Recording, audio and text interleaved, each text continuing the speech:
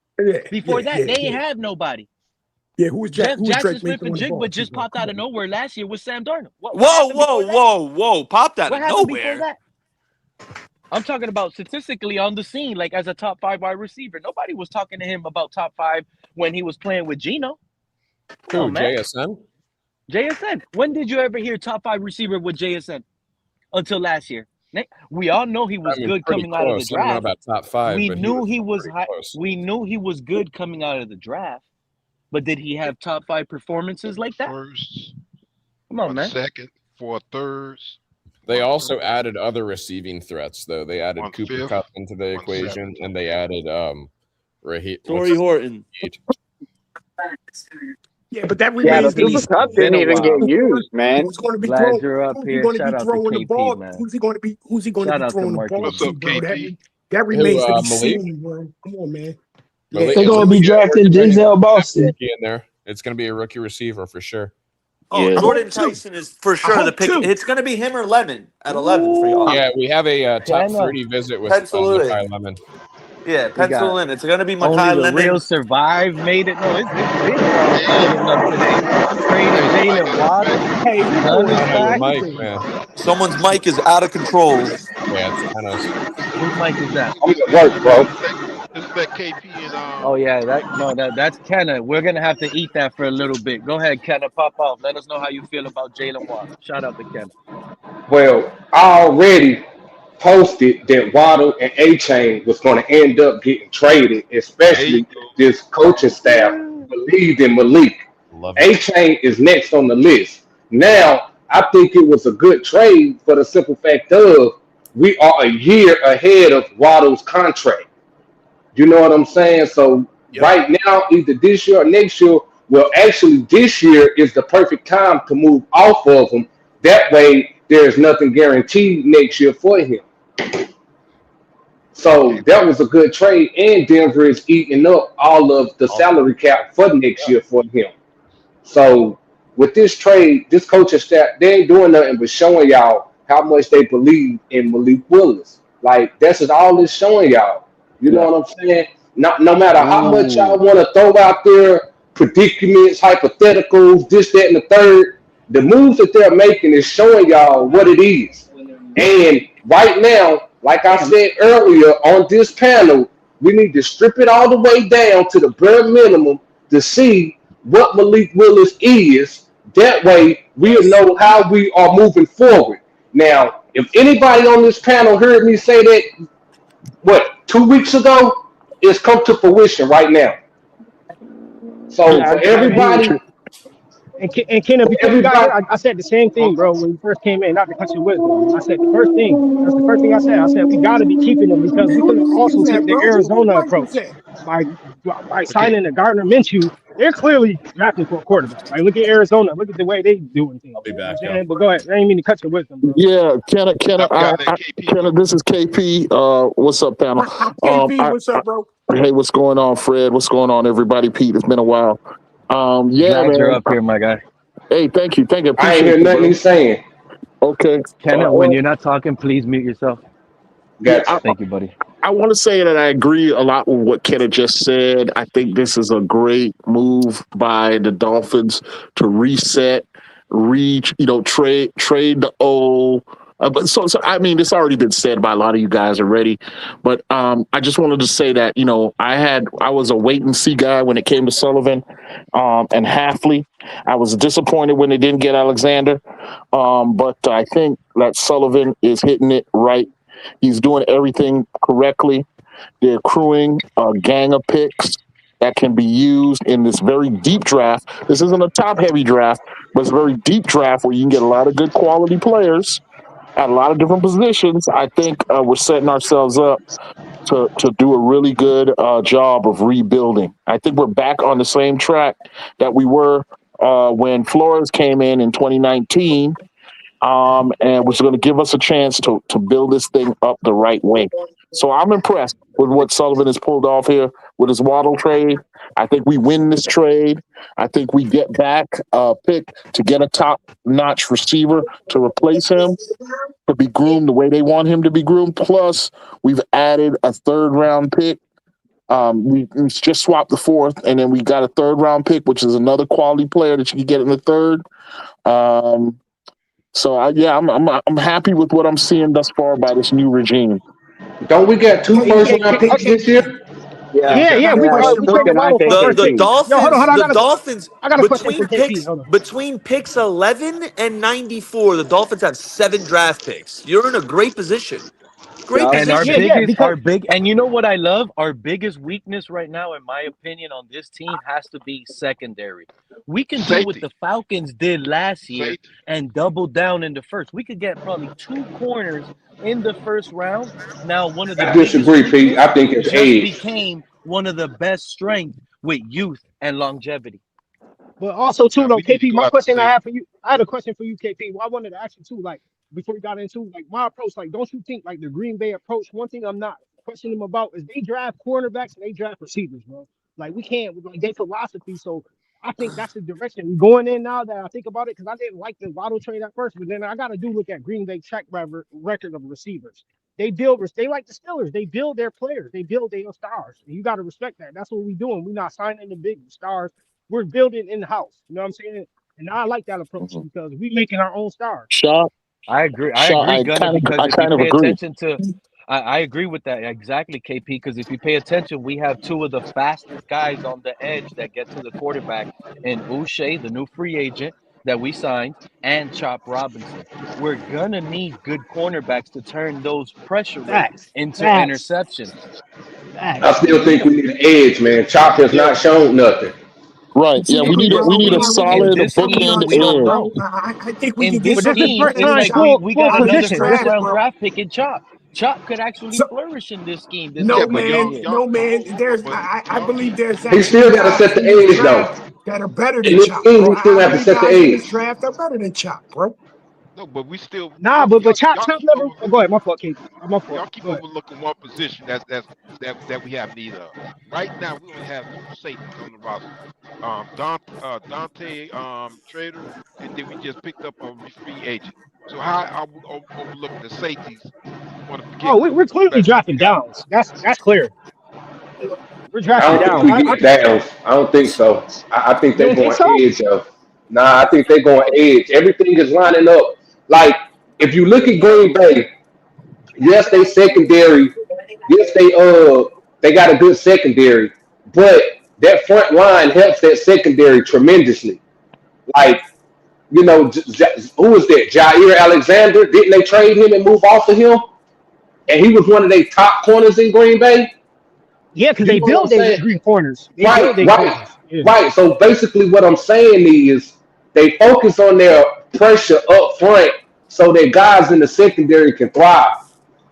And right now, our guys, y'all said we got speed on the edge. Okay, if we got speed on the edge, when we was looking at the game last year, how come we was always a beat slow? That's not speed. I don't give a damn how much y'all want to say Chop is fast. If he's always a beat slow, we need somebody else.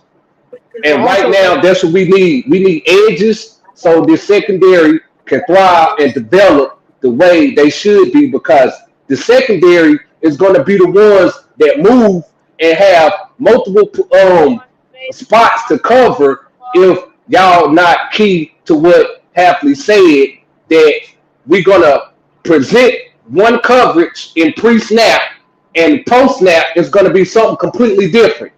The only way that happens is you got to have up front line. yeah, I agree. I agree. And y'all can chop it from there. I believe there are guys in this draft right now. There are edges in this draft right now, bro, that are better I than don't know Chop, bro. if anybody can That hear are me. I can't better hear than Chop, nobody. bro. Yeah, I can hear you, I, Kenny. be- I believe there are guys in this draft, these edges. I believe there's guys in this draft that are better than Chop already, bro. Already. Well, Fred, you know what? I Here's the agree with thing. what you're saying, but to me, it's like different. It's different when you play grown men. Like college is a different game from the NFL versus all pro line, all pro. You know what I'm saying? Versus an all pro. You know what I'm saying? Like all pros. Like I you know going what you're against saying, bro. pros. You know what I'm saying? I know what you're Like saying, man. But guys, No, bro, but guys have that knack to come in here into the nah, I pros, agree bro, with you. I agree with you. no, and just but do their thing, bro. They first year in the NFL, bro. And just hey, I man, want 4 that. or 5 I sacks really is want that huge edge. for a rookie. I want that, Fred, and y'all really want that edge from Miami Hurricanes, but I just don't see Washington. I don't see Titans. I don't see nobody like letting him pass. Like I just don't. think he get to us like edge rushers. You know what I'm saying? So I Nah, think nah, we're gonna nah. be forced to take the third No, best edge but rusher, Well, and the I don't other want that. one, the other one, Mesidor may be there now with that 30th pick. So that's in play at pick 30 with Mesidor. But there are other edges that definitely have a lot of talent and are more conventional in being able to play against the run, set the edge, and also give you some pass rush. Guys like Bailey, guys like that guy Malachi Lawrence from I think UCF. Yeah, he's a So beast. yeah, so I agree with what Ken has said. They're definitely going to use a high pick for an edge because we need another talented edge who's multi-dimensional on this team. Chop is No, he's gonna more be of the a future. He's gonna be the yeah. future. Yeah. Chop is more of a third down guy still, Can I and share he's a one little bit more thing? undersized. Yeah, Can I share one more thing? I used to play DB, and playing DB, the only way that you are able to really focus on your position is if you don't have to worry about the run. That is Like true. y'all I agree gotta with that. That understand is That's a that. fact. true. That's Y'all a fact. gotta That's a fact. understand that. If That's a fact. Yeah. yes, if our DBs is always worried about the run because we got a guy like Chop Robinson who can't set the edge, don't you think that takes away from their focus and covering the pass even more? yeah. I like what Sullivan's doing because I think at pick 11, what he's setting himself up to do is take the best available player, the most Facts, talented player, the guy facts. who has the most NFL impact. And for me, there's a bunch of options that may or may not be there. If Bain drops, I know somebody just put that in the chat. You also got the Malgoa kid at tackle who could also play a guard position if you need him to play. You also got them wide receivers. I think that was a good suggestion, Asha. I think if a guy like Carnell Tate drops to 11 or the guy Tyson drops to 11, you got to look there. And then even the Sadiq. If you think Sadiq can be like a game-changing weapon at tight end, he's also a pretty good blocker. They're saying at 6'3" and 250, whatever he is. Then I think there's going to be, and then you got Caleb Downs, that a safety who's dropping as well. So that mean So his knee injury don't concern you, KP. yeah, and the slow 40 from what I'm hearing. I mean, I But haven't not. been looking at it too close, but it looks like we're going to pick the best possible player at 11, and then now we got that extra first, which is awesome, and an extra third. Man, we cooking with grease right now. I'm liking the way you Remember? set this thing up. I'm Yeah, I Yeah, liking like it. it. if I we like can it. take those two first rounds and trade up and get an even better defensive, more impact player on defensive and the edge, like you Sunny know, Styles. I'm over here thinking wild. I don't know about you guys, but I'm thinking we're set up to trade up, fellas. Yeah, I Yeah, agree. we I are. agree. We I've been are. I, said that. I, They could I I do I it got if a they just third want truly round to. pick. believe we're I set literally up said that. to I said trade that. up. We're I going. Into said the I top don't 10. know. I said that. Up when I'm telling you, I think we're set up to trade up. I'm obviously gonna go with the highest up. I'm thinking number one pick. But this team is No. probably Hell gonna no. trade Hell to no. number I don't four, go that number far. 5, or something crazy like that. I just don't I can think. see us trading with the Titans. The Titans push back. You know what I'm saying? I can see that. I can see us Hey, getting into the top 10. The I'm gonna important Yeah, be thing is definitely. that we respected, could do man. it if we want to. We have the capital to be able to do it now. Hey, That's the But important hey, thing. K, I hey, don't want to KP, trade up. I don't want to trade up. I want to stay where we get and use those two first round picks to get players instead of, I mean, because if we was to trade up with those two first round picks are going to be gone, and there's going to be one first round, and it might guarantee us in the top 10. And we're sitting at 11 now. So I mean, I just don't. I don't see no reason to trade up right now at this point. hey, KP, hey, KP. This would be honestly. Somebody told Let me me ask you that. guys a question real quick. If you're a hot free agent, you're one of the biggest names in free agent. Are you guys gonna charge the worst team more? No, if I'm trying to win, it depends on your mindset. I'll Yeah, I'm answer gonna it give you first. an example right now. Go ahead. Malik Willis. He has an option to sign either with the Raiders or you can Exactly. sign with the Dolphins. Who are you charging more to play with? The Raiders. The Raiders. Exactly. This is why Halfley and Sullivan might pull off the most legendary trade that nobody will ever talk about. I What agree. if What if we signed Malik Willis at a friendly contract like this, only to accumulate this trade capital to trade him on a friendly contract to the Raiders, whereas the Raiders would have had to pay more. And now it's more intriguing to the Raiders for us to go up, climb up, get the #1 pick, and use Malik in the draft like that. I don't think that'll be this year. I think that if something do was to go like that, Pete, because I did say that we could be using Malik for a trade, I think that will go down next year, but not this year. Same thing too. Also, don't sleep. Also, don't sleep on the Justin Fields trade. I believe If Andy anything, Reid's you about to got to get that trade boy back. Malik at his highest value. His highest value is right now.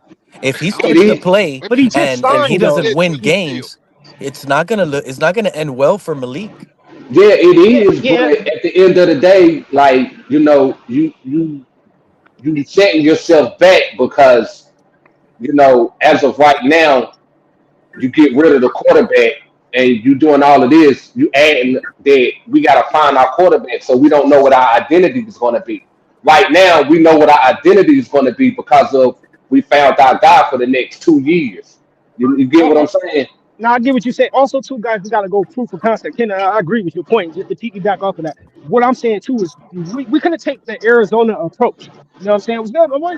We could have took the Arizona approach by not like look at who they signed. Gardner Minshew and Jacoby Brissett. They're clearly going after a quarterback. So by us signing Malik, I knew for sure that was our intentions to not to build him up as a star in Miami. You get what I'm saying? Hey, somebody tell me, man, was I lied to? Was I lied to, bro? They said Sadiq ran a 4.3, bro, at the combine. That who? That Sadiq, A 4.39, yeah. that he ran. Man, that is crazy for a tight end, bro. That's real crazy. Mm-hmm. A 4.3 tight. Oh my god. Yeah. But he only had a 41.5-inch vertical. I don't care about that vertical like that, bro. I don't care about that vertical like that. You got a 4.3 tight end, bro. Damn, wide receivers ain't even doing that. Damn. That's 4.3. I feel like the vertical for the tight end position is secretly important, man. Right? Because like the tight end, like especially if you see how we used the tight end last year with Waller getting the catches in the back of the end zone, you want a guy that can jump up and get those passes in the corner of the end zone. I understand that, man. I don't know, Cat, if you just like your vertical ain't got to be that high if you a tall guy. Like I don't know how tall he is. What is he, like 6'2"? Who that? 6'3"? He's a little shorter than Nah, we're talking about the tight end. Yeah, that's what I'm talking about. Ain't Sadiq is 6'3". 6'3".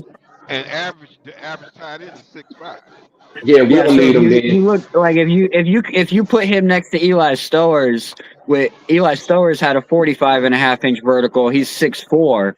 So it's like it's a big difference. That's almost a whole foot difference if you think about it.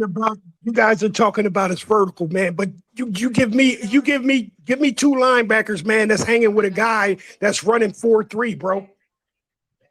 I understand about the vertical, bro, but I don't feel like mismatches, bro.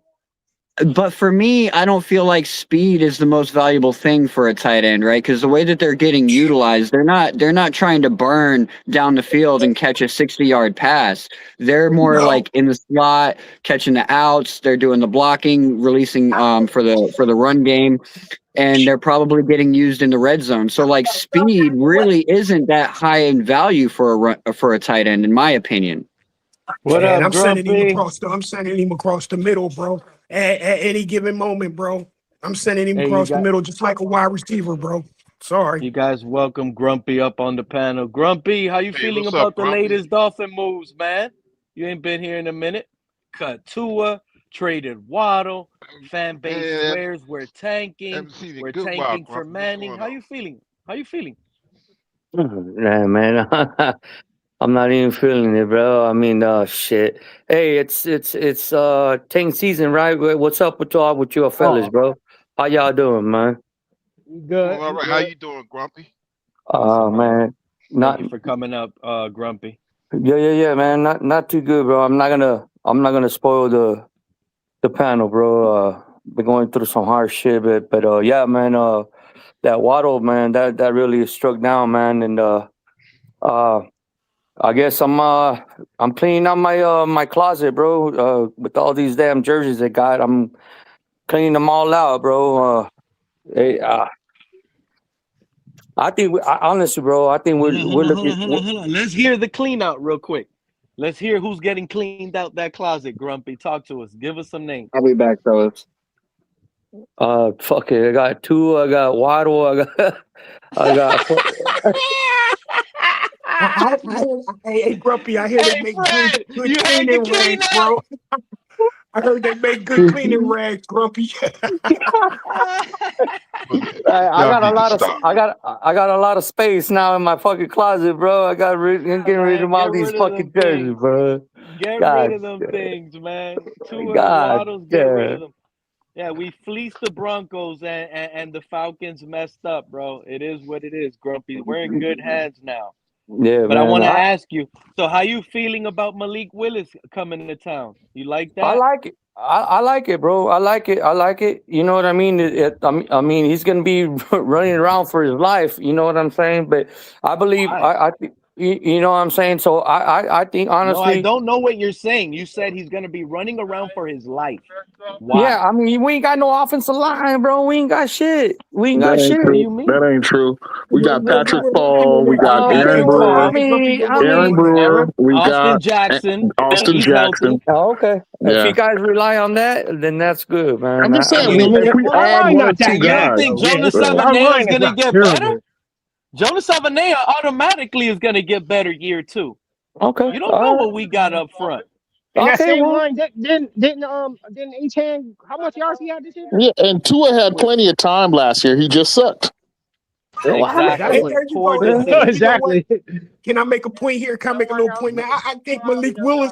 I think Malik Willis himself probably raises Salvania's game up a little bit, man, just by escaping, bro. You feel what I'm saying? That helps Salvania out a whole lot. Okay. Bro. All right. Well. And the scheme changed. You ain't got to worry about getting to a linebacker now. He could just block the man in front of him.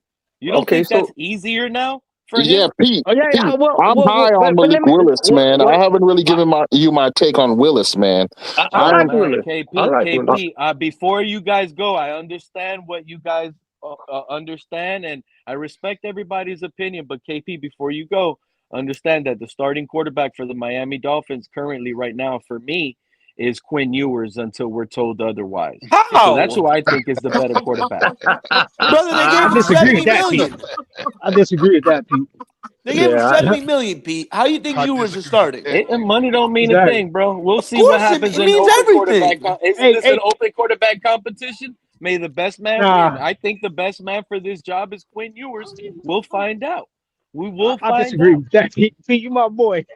But the reason why I disagree with that, because it's like saying, like, J.J. McCarthy still got a shot to sign in Kyler Murray. Like, yeah, right. Like, good luck with that. Like, you know what I'm saying? Like, I disagree. I think it's over. You know what I'm saying? And also, too, not just because the Quinn was some skills, just because he's not Sullivan guy. He's not his guy. So, you know what I'm saying? It's clear, you know what I'm saying, that he's getting all his guys in. And that's one thing I see with GMs. Like, they clean house, man. Like, they get all the coaching staff, players, all they get.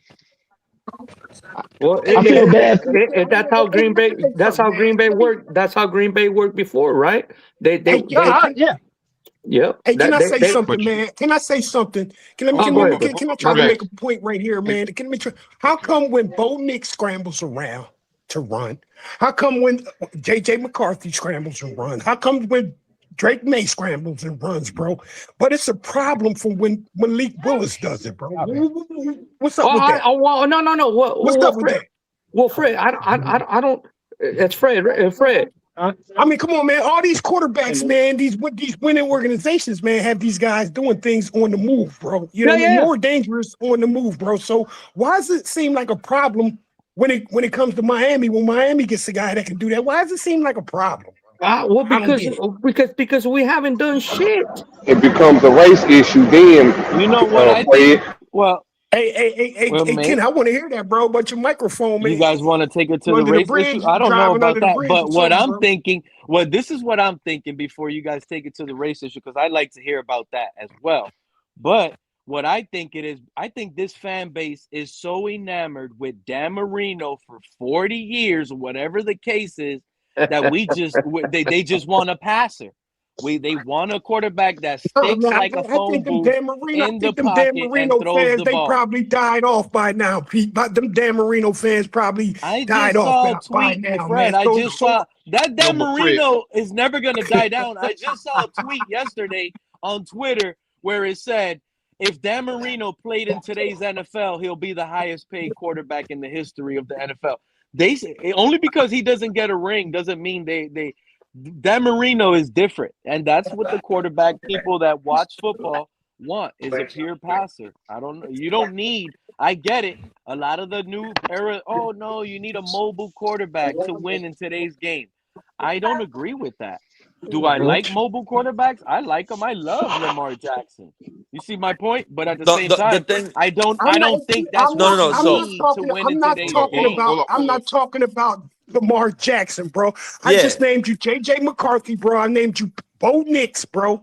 And you know what I'm saying? I didn't even put Lamar Jackson in it, bro. I think what Fred. You see where I'm going with that, bro? Hold on. See I where I'm think what going with Fred is. that? Yeah, I was just gonna say. I think what Fred is trying to get at is the ability to make plays with your feet. He's not saying for him to just drop back and then just one read and tuck it and run. What Fred is saying is to have a quarterback that has the ability, because Malik Willis is freakishly athletic. Like, he's fast, bro. So why not use the strength to your advantage? Here's the thing. Hold on. Let me get in here. And considering we see these, Fred, I'm sorry, Fred. Considering we see these fucking 300-pound defensive tackles run 4.8 40s, you gotta have a quarterback who can move. All right, let me get in These here. fucking D tackles will catch them. Let me get in here. There's an avenue in my head where we can win with both quarterbacks on the roster right now. All right, I think we can win with Quinn and Malik. Pete, I don't think you've watched Malik's game film. But let me break it down for you. There's a difference. Malik Willis' running ability in 2025 is the same as when he was drafted in 2022. Yes, he's dynamic. He can run. But the difference is this. If you looked at his game tape last year, you saw a guy who worked on his passing and is now accurate with great footwork, great placement of the ball, and makes good decisions. In fact, the statistics show in a limited sample size that he is performing at the highest level of efficiency over the last 2 years. Again, granted, a really small sample size. So the question becomes, can Malik Willis perform at that level of efficiency, accuracy, good decisions over a season? That is the challenge for Malik Willis this season, and that's why he earned an opportunity to become the starting quarterback of this team. And if you watch the games, you will sit here and be concerned as a fan as much as I am. When you understand that the game plan was to not put this man in a passing situation, and when you see that Malik thrived in it, in a small sample size, when you compare that small sample size to Quinn Ewers, I don't understand why this fan base is not like dropping their jaw to the floor when they seen it times 3 and they seen even more. Like, you didn't watch Willis's tape. You didn't watch Willis's tape, or you didn't understand Willis's tape. I watched his tape, and what I saw was then you don't understand the tape. What I saw was a child throwing away the most expensive part of the meat right now. He's throwing away. Why are you throwing away all that meat on that That's bone? a little harsh, Pete. When you didn't understand the tape, Pete. I want to know. The man, I want to know as a quarterback. Like, this is the thing. This is what's funny to me, right? We're hearing the experts tell us on their national TV why Ty Simpson, with limited abilities on his arm, why he's climbing to the top is because how he could process a defense post snap and make the correct read, and that is sometimes go what to his Willis third and fourth, showed. right? That's No, exactly this is what what Willis Quinn showed. Ewers showed at a Nah, higher rate. Nah, At a nah, higher listen, rate. man. Come But on, here's no man. the way. I thing, got a though. question. Here's the Pete, thing. why I are got you a so He question. showed it. infatuated with He Ewers? displayed it You even know what, more. man? But people want to, with the small sample size they're getting it from Malik, they want to hype that up. But the truth Well, Hey, what's is, the big hey, what's with the the big small sample sample size size with that Quinn both of Ewers, them bro? got, the small sample Bro, size is still larger because Quinn Ewers threw like 90 pass attempts in 3 starts compared to 30 pass attempts to Malik Willis's 3 starts. So the and man you know got hey, what? 3 times In the a lot pass of those attempts. passing, Now they're passing gonna throw attempts stats. were check downs, But bro. Pete, Come on, man. Come on, man. Make Malik it make Willis was sense. 80% completion percentage. Malik Willis was 30 for hey, Pete. 35. And if we break down the film, we're gonna see how many checkdowns and screen Malik Hey, Willis threw on first read. hey, Pete. Not It's Quinn somebody. It's Ewers. somebody. Hey, Not Pete. Quinn Ewers. Pete. Quinn You Ewers got is one person dropping up back, there. processing, and throwing that ball. He was Hey, Pete. dropping back You and he got was one person checking Time up there and down, that bro. has. Come time on, and man. Cut it time out, bro. again. Cut it out, Pete. He Hey, cut it Pete. out, I'm bro. He telling was you, as a dropping back quarterback and checking processor, down, bro. Cut it Quinn out, bro. Ewers Cut it right out. now is the starter, and he's the better plan at All right, quarterback. Now, Pete. Hey, Here's a who's the challenge. Here's better a challenge runner? to you, I Pete. Who's the disagree. more? I Y'all want to Here's a talk disagree, about Pete. challenge to you, ability Pete. and athlete? Cool. Of Okay, course, Malik. Pete, I Of all right. course, disagree. Malik There's is two better. games. There's 2 games that you need to go watch in total. Then, Pete, go watch the Green Bay versus Baltimore Ravens game, and go watch the Green Bay versus Chicago game. If you And he watch the still won't entire give it to him, game Remember, He beyond still just won't the give it to him, highlights, KP. you're He gonna still won't give see it to a him. quarterback I could that put has up the film. mastered the position. At least that's what it looks like in that limited frame. Again, the question is not these 2 guys aren't in the same league. They're not in the same league in terms of talent. Yeah, Quinn Ewers showed he can manage the game. Yeah, Quinn Ewers showed that he can, pick out the open. He can read Hey, the what's up, field. Eric? He did show them things, but And he if is you not in give the him an same Let me league. offensive use the line, bathroom. we have an elite Hell quarterback. yeah. You know what? Guys, Somebody I'm open you it. know guys, what? guys, guys, hold on. May I just ask one question? No, I'm not a Dolphins fan, but Huh? I tend to think of myself as a football Hey, Eric. fan. You signed Jeff Halfley, Huh? who came from the Packers, and you Oh, y'all brought got a the bathroom? offensive guy Oh, from the oh Packers wow. over here. Did I you mean, I not? never come. This is the furthest I've ever been here. Is it open? Wait, Hey, can hey, y'all No, hear I Pete. me? never knew Go this. ahead, finish. Didn't you Go ahead, guys? finish, It's bro. Didn't Go locked. ahead, finish, bro. didn't you guys bring Halfley and the offensive guy from Green Bay over? Oh, wow. Oh, wow. I don't know about an offensive guy from Green Bay, but they got Slowick over there, man.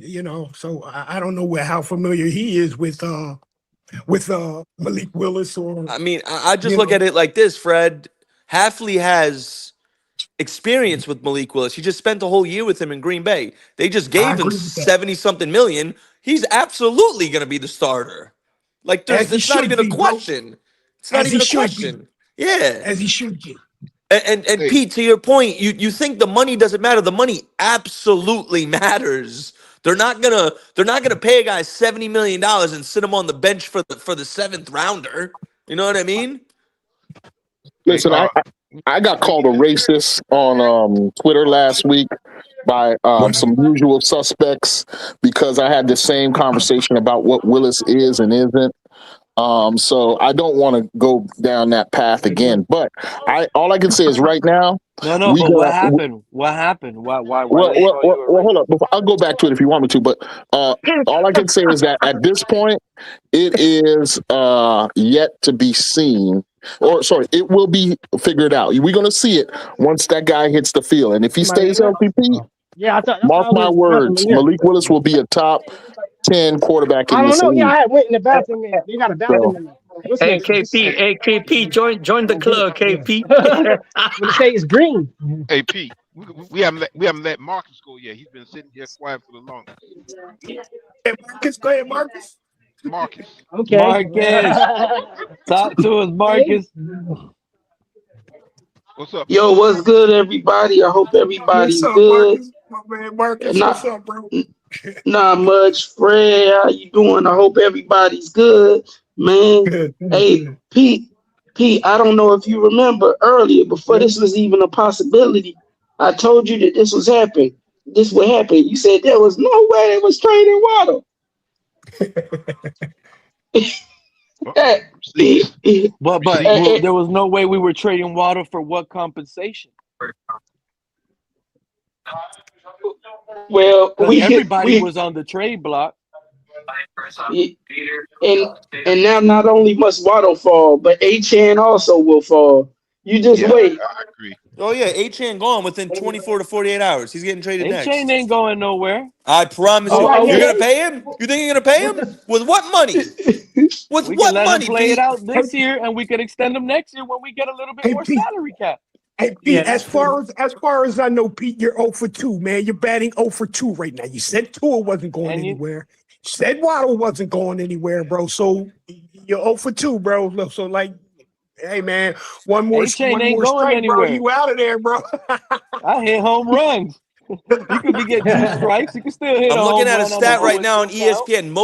Most yards per reception since 2022, minimum 400 targets. Jaylen Waddle second in the NFL. But I heard people in here say he mid. Jaylen Waddle is not mid, bro. Jaylen Waddle is far from mid. He's nice. Hey, man, give me a stats the last 2 years, bro. Give me that. What was the quarterback, Fred? Exactly. I don't care. Fred, here's my point. We all thought George. Wait, let me ask you a question. What'd you think of George Pickens before he went to Dallas? And then tell me what you think of George Pickens now that he's in Dallas. I thought Pickens. I don't know. I didn't really look at Pickens like that, bro. I didn't really look at Pickens like that. Tell you the truth, man. I didn't look at no Pittsburgh like that, bro. I'm focused on what's going on in Miami. Yeah, but I feel you. But here's my thing with Waddle. You put him on Denver with Sean Payton, an offensive genius. He's gonna maximize his potential, bro. He's just gonna, because he's a great offensive mind. He's gonna make sure he gets the ball. He's one of those coaches. Smutting at the edge and him in the slot is dangerous. Yeah, bro. And that's the other thing, bro. That's a great point. That's a great point. Waddle and Sutton, they complement each other perfectly. Bro, I don't see how, bro. Ain't that what McDaniel did for Waddle here, bro? Maximize his potential, bro, or try to. Yeah, but they didn't utilize him enough though, because they didn't utilize him enough, bro. They was doing bubble screens and shit, and like expecting him to take it 90 yards every single time. Like, let him utilize his speed, get down the field. But Nick, that goes to show you what kind of coach we had, and we also they utilize him. They utilize him because we got a first-round pick from guys. That's not no under the water. Like somebody, he was worth a first-round pick. So the stuff he did in Miami, no matter how we see it, it was worthy enough to get traded for a first-round pick. So that's another thing we have to take into consideration. I think this is a huge win for Miami. Huge win. I mean, at first, At first, y'all got me feeling more. I just look at it like this, dude. I said it. I'm gonna say it again. Your first pick is pick 11. From pick 11 through to 94, that means within that 83 pick range, you have 7 draft picks in this draft. And trust me when I say this draft is getting a lot of flack. Oh, it's not a good draft. Bullshit. I follow college football religiously. This is a very deep draft with loaded talent in a lot of different positions: linebackers, safety, O-line, edge rushers, wide receivers. You can get a really good player round 3, round 4 in this year's draft if your scouting department on your team does its due diligence. And one thing I hate is like when the draft is not good quarterback play, they do always downplay the draft. Like, there's other positions in the NFL, lineman, like you just stated that. You want my honest opinion, bro? You guys tell me if I'm wrong. You guys may jump me for this, but this is my personal opinion. I think what Miami's doing is smart. I think what they're doing is they're going to try to get some blue chip caliber players in premium positions. You guys need defensive backs. It's a deep defensive back draft. You guys need another edge rusher. You need a linebacker. It's pretty deep there as well. I think you guys are going into a soft tank next year to try and get your quarterback. We don't need. What do you mean? What? Bro, some fans think we need. What about the players that developed last year that are going to get better under a new scheme? Who's your other off-ball linebacker besides Jordan Brooks? Tyrell Dotson. Willie Gay. Willie Gay didn't even get to play last year like that. Who's your other edge rusher now that Jalen Phillips is gone? Now we need an edge. You're right, Nick. We need an edge. Yeah, we gotta get an edge. We gotta get some safety. We just Yeah, need you got Kenny, what's his face from my Michigan, and you got Sealer, so you got two good defensive tackles. You got a good off-ball linebacker in Brooks. Be on the team long neither. Sealer may be Sealer might be going soon. You're right. So he may be going soon. Sealer and Achane. I wouldn't be surprised if they still take that 11 pick and they trade back again. I honestly, I agree with you, dude. I agree with you. I agree with you. I would do that. I would do that. Why? Because his whole goal. Because my fault. His whole goal was to take. His whole goal was to take the picks that we had, the 6 picks we did have originally, and turn them into 12. How do you do that? So Fred, I mean, I feel you on asking me why, but let me start my preface by saying if the offer makes sense. Like, okay, for example, let's just say for shits and giggles, Sonny Styles starts to fall, and the Jets take Arvell Reese at 2. Maybe the Jets are looking at it like, let's pair up Sonny Styles and Arvell Reese in New York. So maybe they'll from 16 to 11. You're telling me, and the Jets got 33 and 44 in the second round. You wouldn't slide down from 11 to 16 to gain 44, which, mind you, would put you in a back-to-back situation in the second round. You would have 43 and 44. Did I hear That's a that win, right, bro. Marcus, before I had communication issues on that? You talking about trading back and accumulating more picks? They actually no, but the thing is, I know for a fact that the Rams they want to come up to get Ty Simpson so bad. So I'm thinking about going to them saying, "Hey, let's go. Give me what you got." Marcus, the reason I'm sorry, Mark, I don't mean to cut your game, but the reason why I disagree with that is because they traded they had 2 first-round picks in the first draft. Like they really want to go back to the Super Bowl. Them trading that quarterback from Kansas City shows me that they're going back in championship mode. So that's why I think you can still get Step up to the mic. Can't hear you, bro. Can't hear you, bro. Wait, you can't hear me? Nah, you was kind of low. I could just kind of low. On my fault. No, I'm saying basically like the reason why I don't all the way disagree with that, but I just look at the approach. Like my Rams had first 2 draft picks in the draft. I thought they was going after a quarterback too, but the reason why I don't think so is because they could still get like a Drew Aller or the guy from Clemson. Like they can, I think they'll build them up. I don't think they're necessarily looking for like a Ty Simpson. And Ty Simpson to me is overrated. Like I don't know. To me, this is another JJ McCarthy pick. I don't get why. Like, what has he shown that's going to be like a franchise quarterback? Also, like, No, he definitely is overrated. But yeah, go ahead. My fault. He definitely is overrated. It's just that at the combine, they were talking to the Rams were they had an interview with Ty Simpson, and they told him they were definitely interested, and if he was to fall to them, that they would get him. But the thing is, if the Rams wait, they're not going to get him. And what they plan on doing is they plan on getting him and having him sit for at least a year. They're not going to utilize him. I agree with that. Yeah, but you don't think you can do that with like Drew Aller? I think Drew Aller is going to need he's going to need 2 to 3 years. What is it that Drew Aller gives you the vibes of having to sit 2 years? Like he's been playing in college. He had a great year 2 years ago. Last year he played hurt, messed his ankle up, played like how many games? So it didn't look right. I mean, it's funny, right? Because of Drew Aller's injury, he's getting a knock. But Ty Simpson playing hurt and playing bad late season, they're giving him a pass like, oh, you played bad late season because you were hurt. Thank you. Hold on. Bingo. So Ty Simpson is climbing up the board. He don't have size or the measurables as Drew Aller.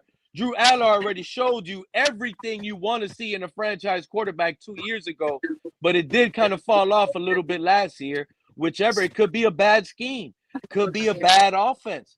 Who knows what it is? But it's still that same player with the same physical abilities. And you're telling me he's dropping to the 7th, 6th round? And Ty Not 6. Who are these scouts? Bro, He's dropping to the. He's dropping to the I got third. Adam Schefter. I got Adam Schefter's tweets. I get his notifications. He just tweeted, the Miami Dolphins dead money for this season is now over $175 million. Yeah. That's what I That's why wanted to. that's why we Because gave Malik the little bit of contract. That's because we don't have no money. We're taking a $26 million dead cap with the Jaylen Waddle trade, dude. And a 99 for Tua. So you 126 million for two players. No, it's not just the two I don't players. know, like, It's a combined. and some We owe there was Tua like another 54 fan million. because But I it's don't really keep combined. We're up still with the playing salary We're like still that. playing a lot of players. Okay, look. I don't really keep up okay. with the salary like that, but Real some quick. fan says we're negative under the cap now Real quick. because of this Jaylen Waddle trade. So Real if quick, we're negative, something else has to get done immediately. We're Real- going to make yeah. another move. Yeah, Pete, look, and with that being said, Pete, okay, we're 174. We're taking a hit out of 174, and out of the 310, we got like 110 to play with like 40 that's real money, maybe 30 that's real money. But let me ask you guys this. Would you rather take that hit now or next year? Because next year we're going to be at full capacity with all our cap. So if we're taking the hit now, that means next year we're going to be full strength at 320 million.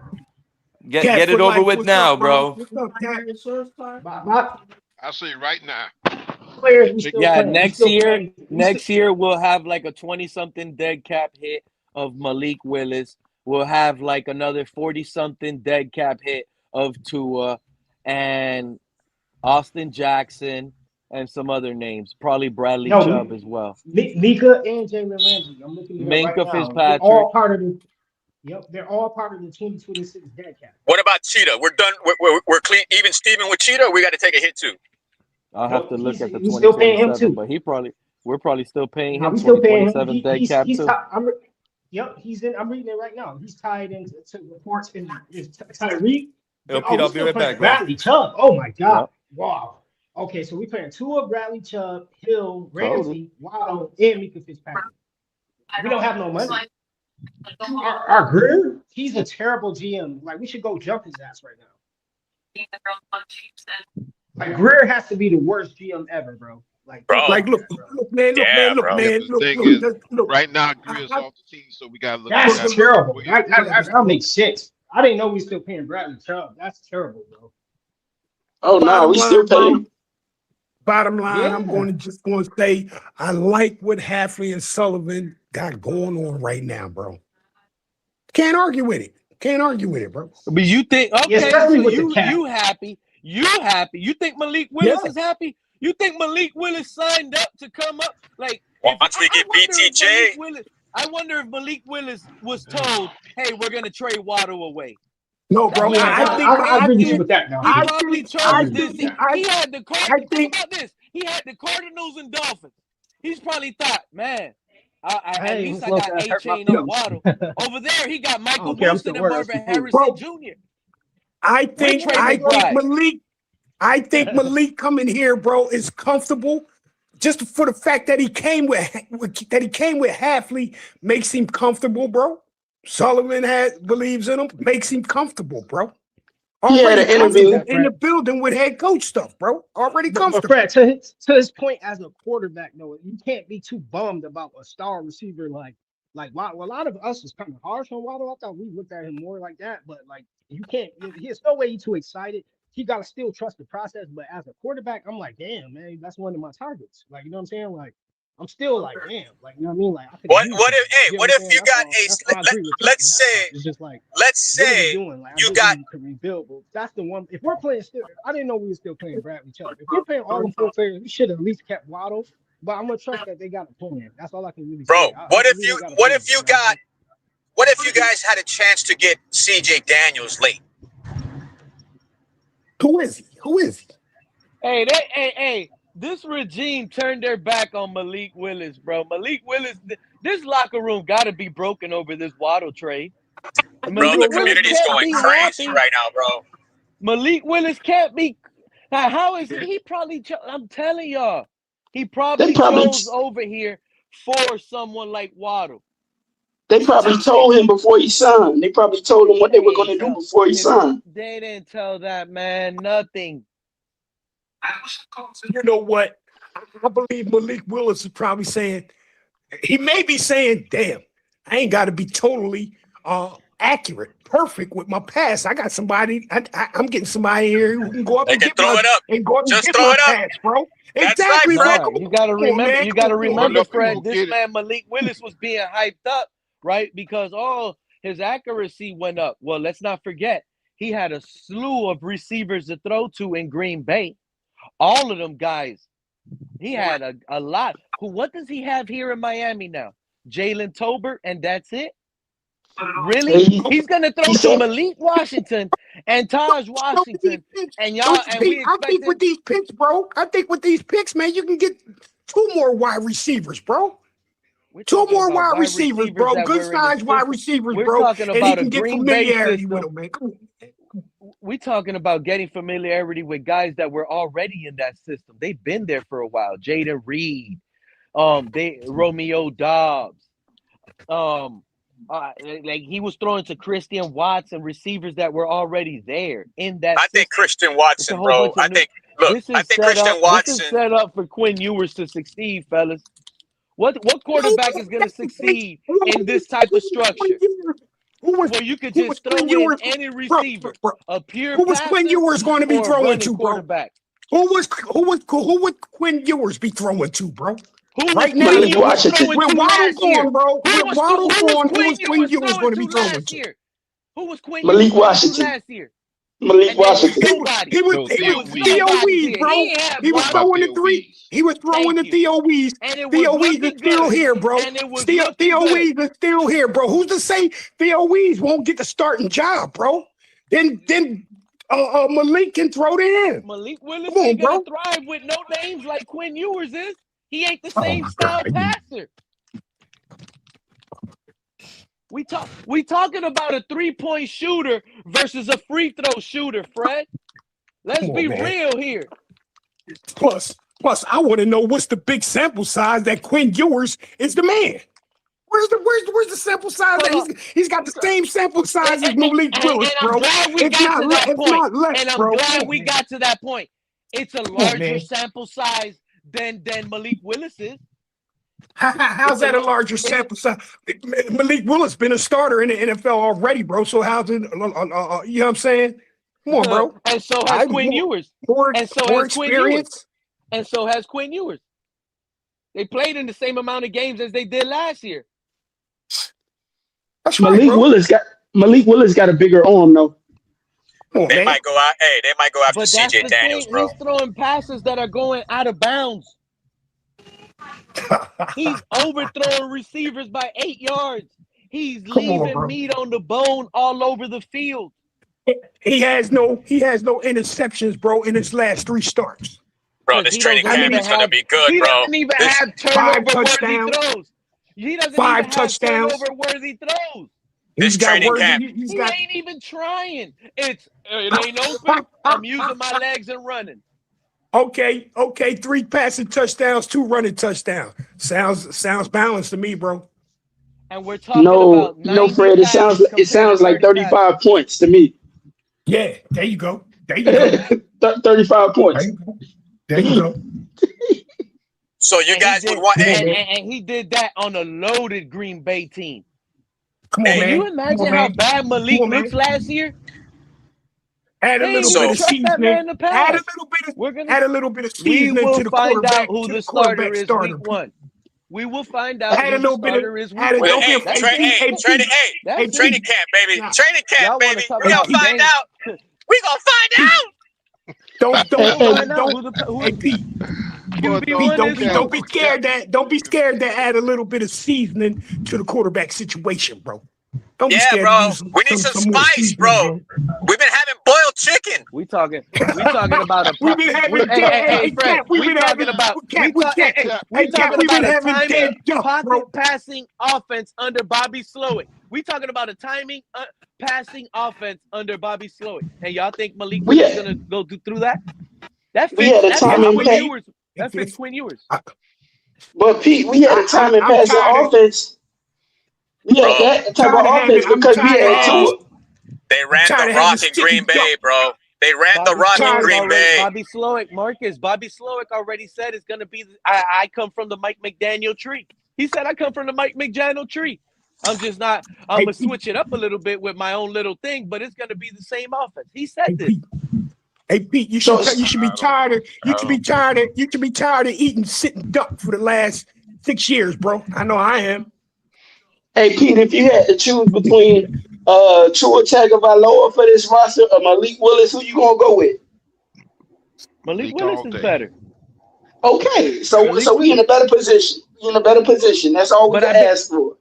You see, we're in a better. I said Malik Willis is better than Tua. We've been upgraded. We upgraded with both quarterbacks, but now we have 2 quarterbacks. Who do you guys think is going to actually win the job? I think it's going to be Quinn Ewers. That's who's going to be the ultimate winner. I don't know if that's going to make this coaching regime look bad. I don't know if it's going to make them look good. But ultimately, I do see Quinn Ewers as the starting quarterback for the Dolphins.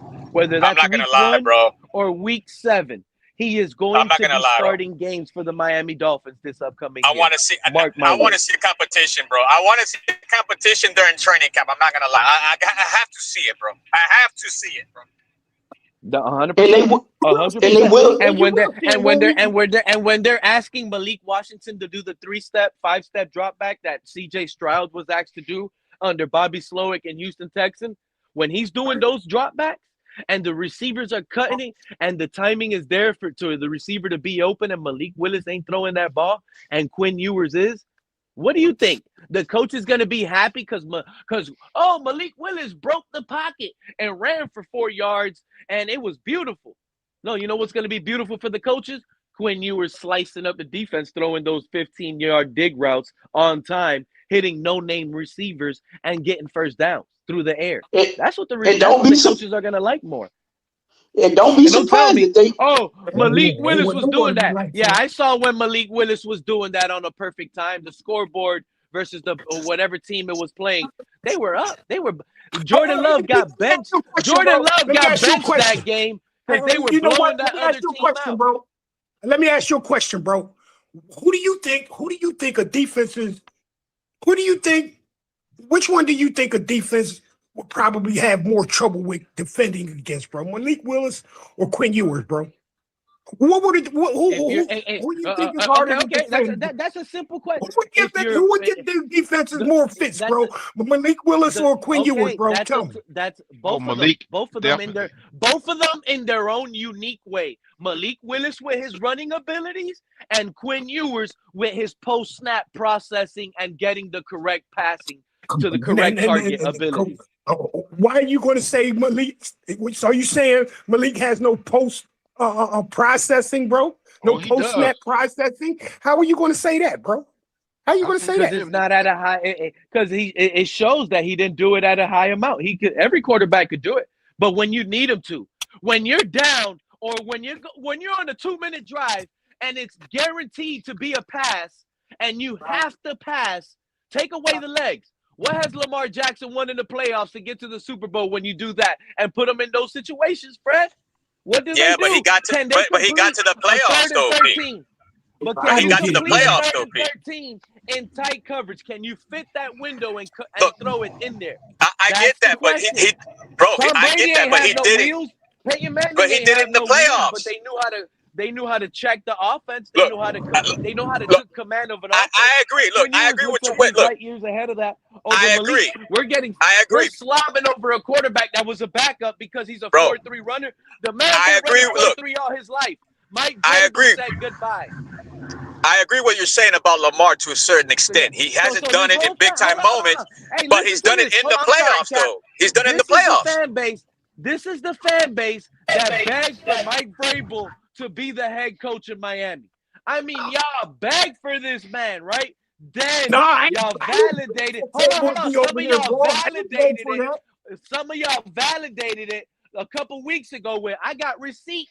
I told y'all Mike Vrabel, we should have got Mike Vrabel. Look, he already in the Super Bowl. I told y'all. That's how some of y'all came at me, right? But check this out. If y'all were so right, y'all questioning his ability to sit here and not get Malik. If Malik Willis was this guy, you don't think Mike Vrabel would have made a play? Why did Mike Vrabel just say goodbye? So Mike Vrabel made a mistake. So we're gonna pick somebody up that Mike Vrabel made a mistake on, right? Because Drake May is there, bro. Because Drake May is there. New England wanted him. New England wanted him. Because Drake May is there. Bro, New England wanted him. He didn't want to come here. That's the difference. He had him in Tennessee, bro. No, they did utilize him in Tennessee, but the only thing is they only gave him a short time, like 3 games, and then they benched him. I was taking any coach over McDaniel, tell you the truth, bro. Any coach. Shit. Well, let me ask you this. Who's the one that drafted the mayonnaise man? Was it Vrabel? No, it was. Man, bro. Who's the mayonnaise man, bro? That's Will Levis. That's Levis. Yeah. Oh, Mayo. No. Yeah, who drafted him? Hold up, man. When they fired their general manager. They hired right? Yeah, they hired their new general manager, and he's the one that picked them. Matter of fact, that was under Vrabel's watch, right? Rand Carthan. He didn't have a say though. That's why they fired him after the fact. Imagine that. We got Malik Willis, but Mike Vrabel ain't want him. So I guess the Dolphin fan base thinks Mike Vrabel made a poor decision. Why'd you leave? Poor decision. You didn't build around Malik. Poor decision. I don't even think Mike Vrabel was even. I don't even think that was in question with Vrabel enough. I don't even think that was on Vrabel's mind or anything like that, bro. For real. No. So I guess Malik Willis couldn't pop out. I guess Malik Willis wasn't popping off in practice then. No, I think Vrabel was just going to New England. Vrabel was just going to New England, bro. You know what's funny? You know what's funny to me? Fans are making excuses for Malik Willis, and this is why I kind of like Malik Willis because he keeps it real, honest, and he keeps it real. Fans are making excuses for Malik Willis, sitting here saying the Titans were a bad team, they were bad coach, all this crap. They're making these lies and accusations on the Titans when Malik Willis, out of his own mouth, is coming out saying, "My rookie year, I didn't even know how to prepare. I wasn't even ready." He wasn't ready. He said he learned from that. So what rookie is ready in his rookie year? Who was ready in their rookie year, bro? Sharif, I want to let you up, my guy, but I can't let you up if you don't allow access to the camera. Sharif, come on, man. You've been here before. Sharif, go ahead, come Fred. on. I'm sorry. Come on, man. Yep, come on up and join the family. What's up, Grumpy? I think we're real competitive in this division now, bro.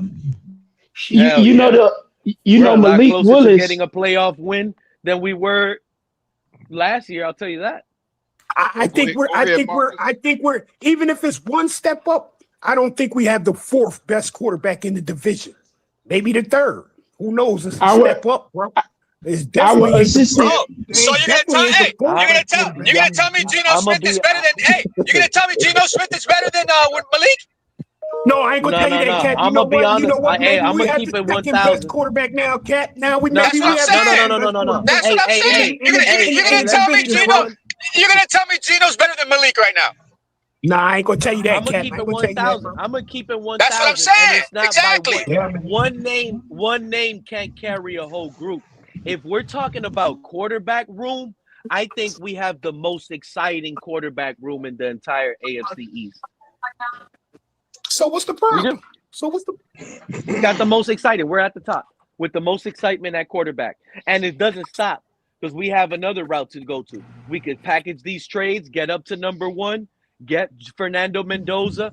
We can sit back. We can draft 2. We can draft 2 quarterbacks this draft. This dude just don't want to see. He just don't want to see Malik Willis, bro. You know what, man? You know, I don't mind Malik. But I just don't see it as much as you got. We need more than Fred. I'm starting, bro. We need don't tease me. You know the thing. You know what? I'm gonna keep it real again, bro. I promise y'all. All I do is just speak facts and speak my mind. You know who has better film displayed in the NFL than Malik Willis? Mac Jones. Mac Jones would have been cheaper. He's displayed more. He's played more games. Like Mac Yeah, but the Jones would have 49 been like. Let's be honest. Mac Jones been to the Pro Bowl. He took 49ers the say they Patriots keeping to him the though. playoffs. Yeah, the 49ers can say they keep him whatever. But Mac Jones would have been a better quarterback. He is a better quarterback than Malik Willis. But y'all won't admit it. I'm just trying to say Y'all won't admit it. this is just Malik hate right here. This is what I feel, bro. Now You it's coming up Malik with This is anybody? preposterous. Mac This is Jones is absurd. Mac Jones This is is gonna absurd. throw more than Malik Blasphemy. at this point.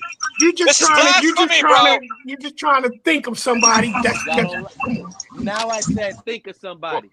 I'm just telling you, his film is better than Malik. Pulling up anybody out of here, bro. You pulling up anybody, bro. And don't be surprised if we mess around and take another quarterback in the 3rd round. No, they still I'll gonna be good draft a with that. quarterback. They should. I don't They think should. Be And in they the With should. all first or those second third round, rounders, like our fan with all base those wants third it. rounders now, we shouldn't even gamble. We should now get that quarterback in the 2nd round.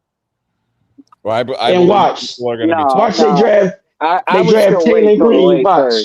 People are Watch. going to start talking about Marcus, Ty I Simpson at think they're going to 30. draft Aller or No, Ty Simpson. Sawyer No, Robertson. Ty Simpson. I know people are going to start talking about though Ty Simpson at 30. You said Eiler or who? Either Drew Aller or Sawyer Robertson from Baylor. Hey, Fred, you really jumped on that Malik Willis train. What you see in him so much that got you so convinced? You got me hot up here right now thinking like you making it seem like we got some sort of franchise quarterback. Bro, I tell you what I see in Malik Willis, bro. 30 I for see 35. him. The man threw I see him 35 Malik. passes in 3 Nah, games. man. So Well, tell let me me what tell you. you Let me see, tell you, bro. Let me tell you. I see Malik Willis is helping the offensive line out, bro. I see Malik Willis where defensive coaches, bro, have to where they can't sleep easy the night before, shit like that. That's what I see, bro. And just ability, you know what I'm saying? I see in Malik Willis quarterback sneak. Bro, I see quarterback option with Malik Willis. So many things you can do with this dude, bro. It's so many things you can do with this dude, man, to keep that defense. We got room for activities, bro. We got the room. Fred, and I just gave you 6 things, bro. Malik, if everything pans out with Malik, Oh, Fred, you forgot one. Fred. So Mike, Marcus thinks we forgot. Marcus thinks Mike Vrabel forgot one. Go ahead. No. Malik Willis is gonna make Jonas Savaniah seem like an excellent offensive lineman. Exactly, bro. Exactly. Guys, we need to stop trashing. Yo, actually hide Salvaniah, bro. He can. You know how McDaniel try to hide to his deficiencies, bro. Oh, okay, right here, Malik, right here is going to hide Salvaniah, bro. But in a very good way, bro. Fred, let's give him guys. Can we not trash the kid? He wasn't like I've been saying this. I feel that all that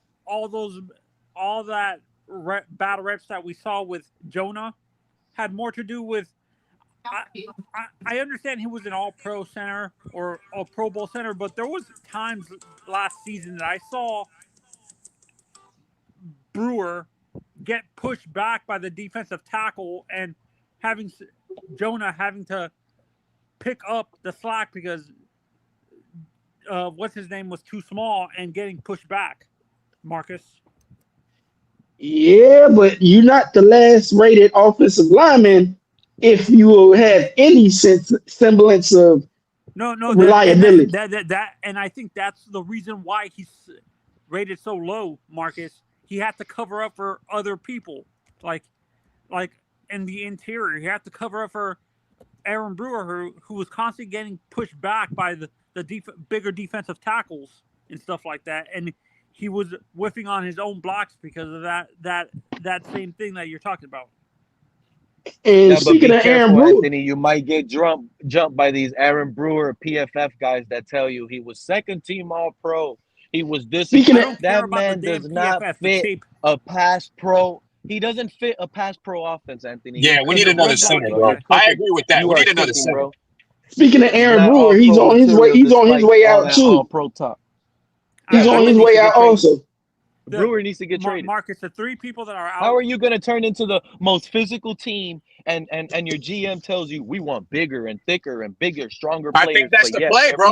That's the play. Every Sunday when your center goes up there to go ahead and flip a coin to see who gets ball first, you got the smallest center in the game. I think that's the trade, bro. Center in basketball. You can't have the smallest center in basketball and think you're gonna win championships. We gotta pay. Hey, don't we have to pay him too? Isn't he like up for an extension?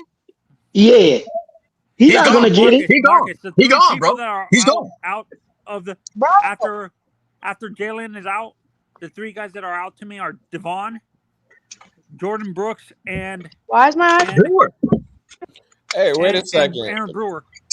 And the reason why I'm saying Brooks is out because you can get a linebacker in this draft that does the same exact things as Brewer, as what's his name, as Brooks, with a guy like Jacob Rodriguez or the other guy that's projected in the top of the draft. Sonny like Styles. No, not Sonny Styles. Like guys who are projected at like 30, like an Anthony Hill or Jacob Rodriguez and stuff like that. Guys like that. I think they're going to draft Vega Ioane. Where I don't think they draft Mark, I Vega hope you feel better. Mark, get well, my guy. I don't think they draft him at 11 though. Marcus, I think they're going to trade down with like the Bucks who need the Bucks have been wanting to get Ruben Bain for a while because that fits the type of defensive end that this guy Bowles likes. Todd Bowles likes. Yeah. No, I said we were going to trade down from 11. I don't believe you're going to pick at 11. I'm saying I think we got to make a move. Right. You got 2 ones, bro. We can go in the top 5. You guys could talk. Yeah, we got 2 ones, but we got no money cap. We got to get back. Correct me if I'm wrong. What's the salary cap looking like? Someone said you're right. You're right. We got it. Yeah. We are dump negative because of the Jaylen Waddle trade. We're negative. We're broke. We're at 0. But don't we get like under the cap? We're not $175 million in dead cap. Yeah, but after June 1st, right? We get more bread. Yeah, we got enough money to sign our draft picks. And I've been saying this too, Marcus. I don't think we draft Delane or McCoy, to be honest. I think we're going with those. I'm going based off what these two guys said with what they like in the corner position. I don't care about their talent. Anthony, if you want to go off of what they said, then you wouldn't believe that Brewer and Brooks are the next ones out of here because Sully said that they're the building blocks that he wants to build upon. I think that was just to please the fans. I think he just said that to please the fans, and he's gonna actually trade them. To be honest, he said Waddle was a building block. See what happened to Waddle? No, he did not. He did not. He did not. That's like when presidents say what they're gonna do and then they don't do it. I'll remind you again. Sully did not mention Waddle. Travis Wingfield mentioned Waddle, and Sully just agreed with him. Waddle was not named in the list of players he was naming for his building blocks. Yeah, but in the future interviews, he did mention Waddle. Not the first one, but the other ones he did. To hype up the number, hype up the draft. Yeah, the trade. Hey, and remember, he also said he had multiple teams interested in Tua Tagovailoa. Yeah, I think the teams that were interested. They were interested. Wait. So let me get this straight, Joe. Let me get this straight. If the GM is caught lying, but it benefits the team, it doesn't matter anymore. It's okay. Yeah, I think talk is cheap. Actions speak louder than words. We've heard all those expressions. It's the truth. It's that look, you say what you want to say, building blocks, we're gonna keep people around. You want to keep people happy in a shakeup. But then once it gets down to, actually start making moves. Yeah, exactly. And that's what I'm saying. He's gonna trade. As much as I like Brewer, he doesn't fit that big physical center. Who was that center throughout his career with the Packers? Who was that bit? Who was Aaron Rodgers' center? Do you guys remember? He was a bit. He got him from what was it? Tyler Biadasz or something like that. He was Biadasz or something. Right. I don't know. The guy was 6'5", 325. They had Munyon, no? Was it Munyon or that was another guy? Runyon was the Jets. John Runyon was the Jets with Mr. Butt Fumble. Who's? Well, you know what? That is a good question, Mark. That is a good question, but I don't want that to be an excuse. I want you, Mark, to keep receipts on these Malik Willeniers when Quinn Ewers wins this job starting. Because, Malik don't have receivers. Quinn Ewers doesn't have receivers either. Yeah, but are they sabotaging? And also, you think Malik Willis would have signed up for this if he would have known Jaylen Waddle's out the door? Mark can worry about Chubb when he goes down. I mean, God forbid, but we all know what happens with Chubb. He doesn't stay healthy the whole season. So you better hope Milano goes back to Buffalo, because if not, Milano might come to Miami on a 1-year deal. Yeah, no, and Pete, I feel the receiver position is the easiest what's it called? Easiest position to draft because they produce right away. So the receiver position is the easiest. Why don't you try telling that to the Titans and all these receivers that teams that never have receivers? The Titans did have a wide receiver. They just messed up when they traded AJ Brown. Now they messed up when they traded AJ Brown. Why did the Eagles have to trade for AJ Brown? They didn't have receivers either, so they desperately had to overpay and get AJ Brown. There's a lot of teams with no receivers out here. We're just spoiled as Dolphin fans lately. We've been so spoiled lately under Greer. It's crazy. No, I'm going based off of what I've seen the last few drafts where these young receivers are producing right away outside. I know you're laughing at Joe's comment, Fred. Go ahead. I'm sorry, Anthony. Yes, so that's why Anthony. Yeah. You talking about Corey Linsley or Josh Myers? Lindsley. Corey Linsley. Yeah, I remember him. Yeah.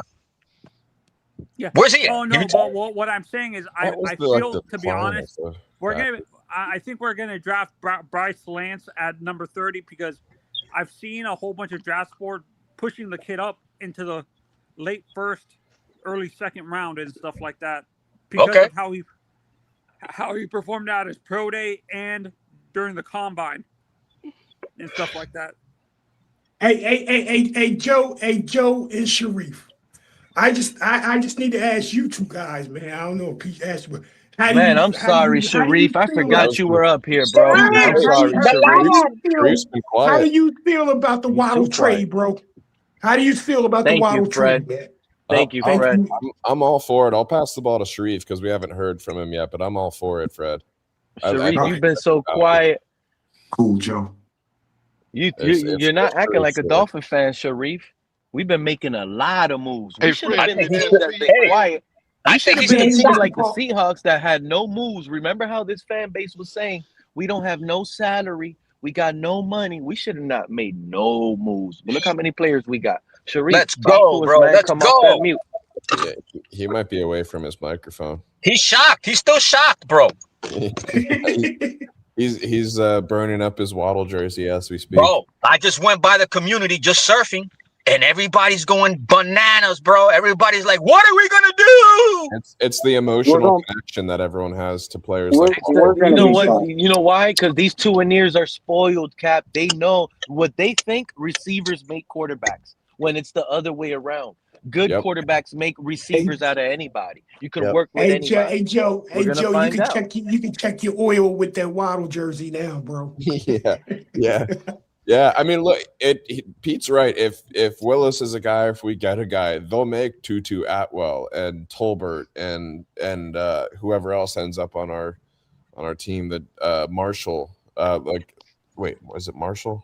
And we're going to draft a receiver. We're in the first one of those top 100 picks, Marcus and Joe. That's going to be a receiver out of those top 100 picks, guaranteed. And we might even get a tight end as well in that top 100. I think we're more likely to go tight end because we lack. Oh, you give me Sadiq. You give me Sadiq, bro. Oh my goodness. Both. We might get wide receiver and tight end now with all those picks, and if they grab a couple more picks as well, that's still possible, man. Yeah, man. I'm thinking, bro.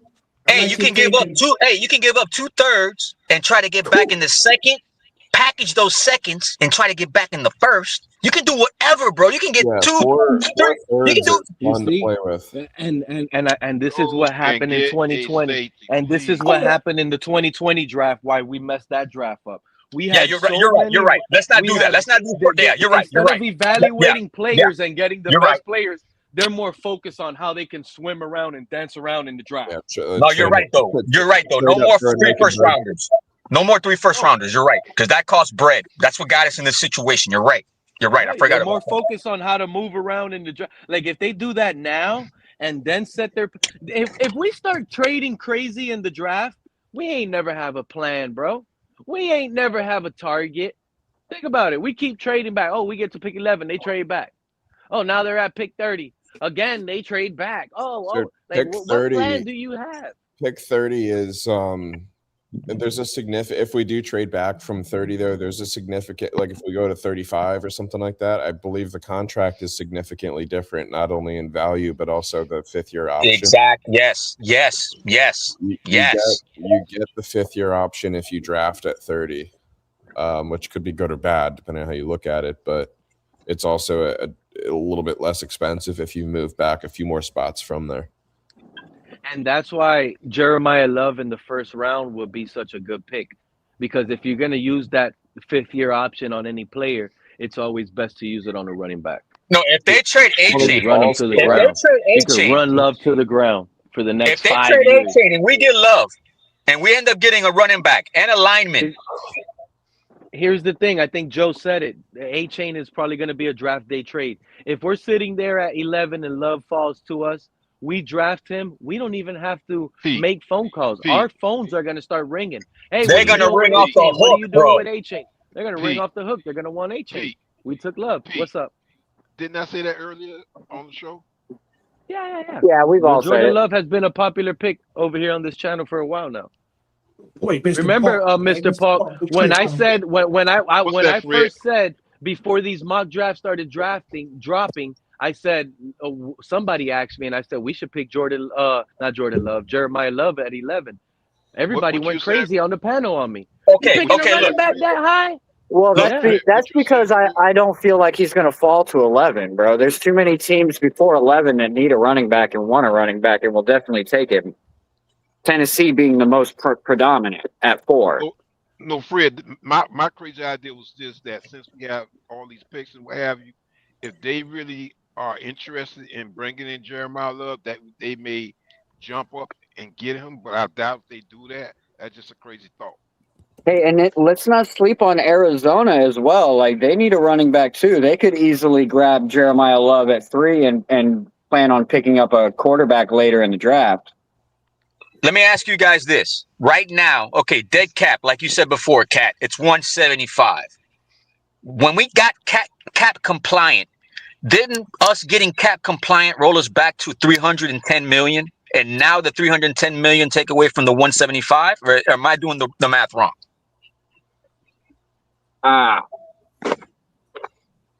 No, the Miami Dolphins dead money for this season is over 175 million. Correct. But we got back when we got compliant 310. So 174.75 take away 310. And then we got to take another hit after June. You still gotta add in all the contracts that are current right now. So it's like we had 28 mil. We had 28 mil going to Waddle, 24 going to Sealer. Yeah. So the rest only have to be the top 51 players. Remember, we're gonna have a 90-man roster. Every team is gonna have it. Especially when especially when we trade Sealer, bro. What's that going to do for us too, bro? When we trade Sealer, that could free up 24. I think he's trade bait too, bro. I think we can do something with Sealer. Why? I think we need to do something with Sealer right now. Why? You see? Why are we trading capital, bro? He's a captain. He's not going anywhere. But he also doesn't. He also doesn't fit the mold. He doesn't fit the mold. Captain my ass, bro. He's old. Captain my ass. He doesn't fit the mold. Ain't Look what they're trying to do. They're it's trying every to man get for younger. himself now, bro. Ain't more captains, bro. It's every man for himself. you go He's ahead the and one trade that's him. gonna Hey, lead the Fred. young guys. And Zeke go ahead and trade Biggers, him while he got some Jordan value. Phillips, Kenneth That's what I'm saying. Grant. You got to And think you know about what? You know what, man? it. I'm gonna tell you, Here's man. the thing about that. Sealer don't even seem. He don't even seem like the type to be a captain. I mean, Sealer ain't gonna holler at dudes, bro, when they ain't performing. You know what I'm saying? Up to par. Sealer ain't getting up in nobody's face, bro. How you call And that a also captain, bro? and also too, Fred, That's he what the a model coach's citizen. job He the is. model You citizen. so spoiled under this Man, soft regime, you forgot what a niggas in coach's my ass, job man. is. This ain't no and Come on, see, man. friendly Come on, stuff man. over here no more. Our Sealer coaches are and don't gonna see do be that, also, bro. chewing on wood, chewing up on Fred, these players. hey Fred, there's Come a on, man. rumor going around that Kenny Grant is also slimming down and trimming down Oh so he yeah. can play on the I like that. Y'all on the new keep thinking our offense. I defense like So gonna that get that. means I soft. that like that. he may Y'all be keep pushing thinking that our Taylor defense may is be gonna getting be ready to go. trash. So that's the Keep rumor. the not Mr. Punk. Don't give him those details like that. Let him keep No, thinking give our him those defense is details because trash. I talked to Kenneth Let them Grant in keep thinking our person and he defense told me is that. trash. They gonna sleep on us. Hey, Week one, we playing what if they Patriots. got Christian Wilkins back on the cheap on a 1-year deal? I love it. I would love that. A cheap 1-year deal, bro. That's great. Yeah, but I And there's feel like he's also caused. I feel like we he's could also caused too much drama in locker rooms. They wouldn't bring him in. They just based Yeah, off that. yeah, injury prone Jair Alexander. You We can could say bring that, him bro. You home can with this say that, Green Bay stuff. but that's what you call getting your defensive line deep, bro. Lattimore's out there, right? Marshawn? Yeah, but it just doesn't fit what they've been doing. They haven't gone out and traded these players to get older, more veteran players. They've traded these players to get younger, bigger developmental players. What I didn't about say that, bro. Do you possibly consider? develop, not anybody that's Hold up, old. And bro. that's why I feel like Steelers on the Hold trade up, block man. because he just Hold up. Do doesn't you fit that consider? mold. You Y'all consider just think Christian Wilkins an everybody on the old trade player, block. bro? You What about consider Yeah. Christian Wilkins an old player? The way that Sully explained it, right? The way that Sully explained it is like there's things that you got to look at. One of those things is like how old are they when they're going into their second contract? If they're over 27, 28 years old, working on their second contract, they're too old. Okay, then what's he doing with Sealer then? And why is Sealer here? That's why I say that Steeler is the next to go. I've been saying this. I said Waddle was gone. I said this last week. I said Waddle was gone. Y'all yelled at me and said no. Why? Why is Waddle gone? I didn't yell at you, bro. I didn't yell at you. Fred, But I like that. I like that. Hey, Fred, when I heard about the Kenny Grant trimming down, what happened? When I heard about the talk about him trimming down to fit the defense that's coming in, that's when I said, okay, well, Sid's going to be on the block. Yeah, I told you. I remember because I was at the DCC and I talked to him. That's when he said that they asked him to trim down 10 pounds so that he can become more mobile. Yeah. If we don't win this year, at least 7-8 games, this whole regime got to go. Hey, nah, they gave Chris Greer how many years, and you're talking about they got to go after 1 or 2 years? Nah, forget that. You gave Chris Greer how much? And you want to go time? and you want to give them a lot of years when they're already screwing up this 1 year when the team got worse. So you want a regime that shows you from day one the team got worse from the last regime. They might get rid of the coach. Regime was trash. If we're going trash 2 years in a row after what we're doing now, they might get rid of the coach, knowing them. But I don't think the GM's going anywhere. The GM got to have at least 4 years. They gave Chris Greer what, 9, 10? 9, yeah. Yeah, no. Don't take the easy way out after what y'all did. No, y'all gonna suffer through this. Talk about want to switch up now. Don't switch up now. We in this together. In other words, stand up on your 10 toes. Hey, Fred. You was talking about team captains earlier. Guess who else was a team captain? 4-time team captain. Who Marcus? Who, bro? Who? Tua Tagovailoa. Tua Tagovailoa. 4 times. You know what, man? When I saw that post and I saw those 3 achievements, I was like, dang. I'm telling you, bro, we got some hardcore team captains, bro. The hardcore dudes, team captains, bro. Jesus Christ. Hey. My team captain, you know who my team captain is? The guy who's ready to fight the other player, man. And I'm talking about Brooks.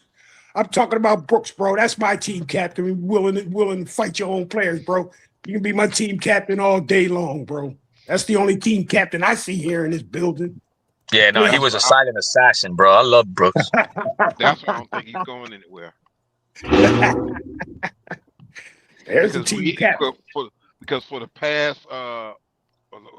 past many years, we have not had this kind of quality of inside linebacker with Brooks and Dotson and what's the other guy named doggone I can't think of. No. Wait. Marcus, you said, oh, you know who else was a 4-time captain?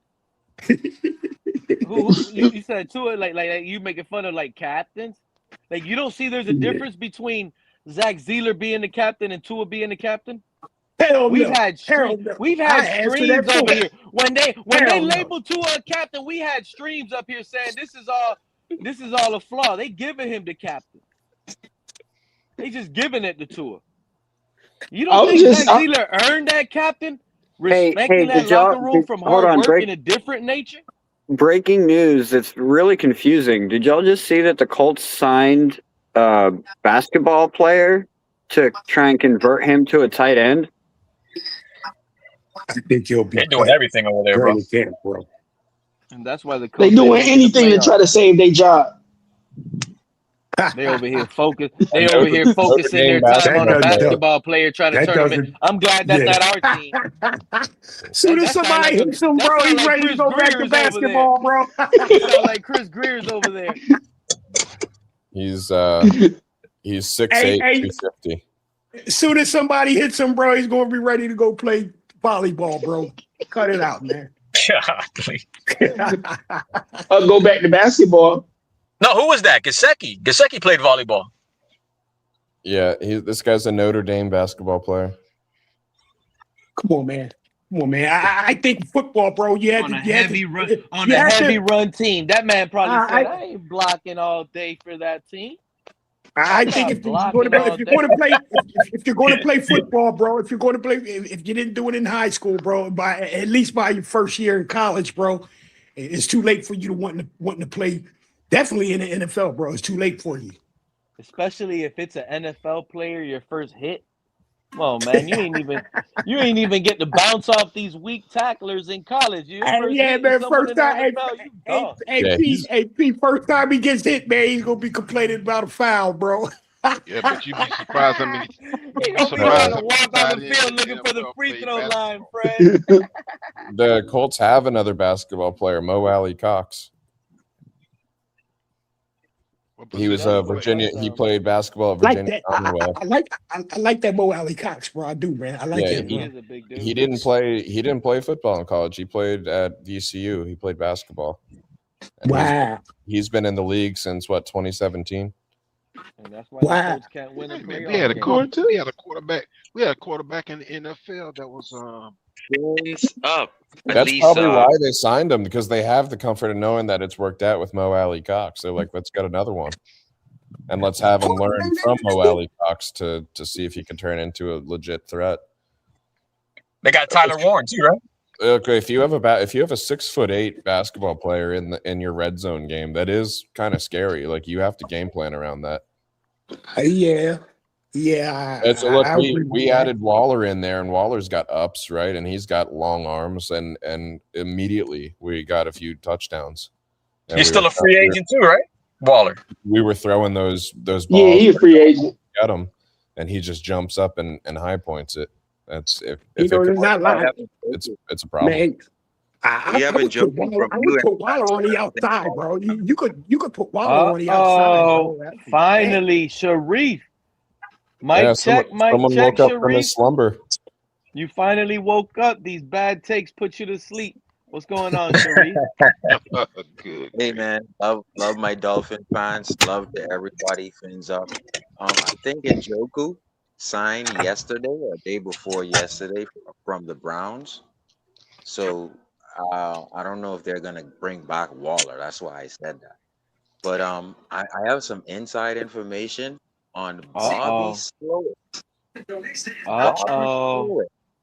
Is going to now. When I say is going to, he already did it from week 11. when Tyreek went down. So when we're talking about the 6 offensive linemen on the field, and then you're talking about Waddle leaving and maybe Achane leaving, that's 2 very small guys. If you have the 6 offensive linemen, which was implemented by Bobby Slowick, from my sources, from what I don't know if he implemented benching Tua, but he implemented, look, Tyreek's down, this one is down, that person is down, let's bring in and let's emphasize more physicality, right?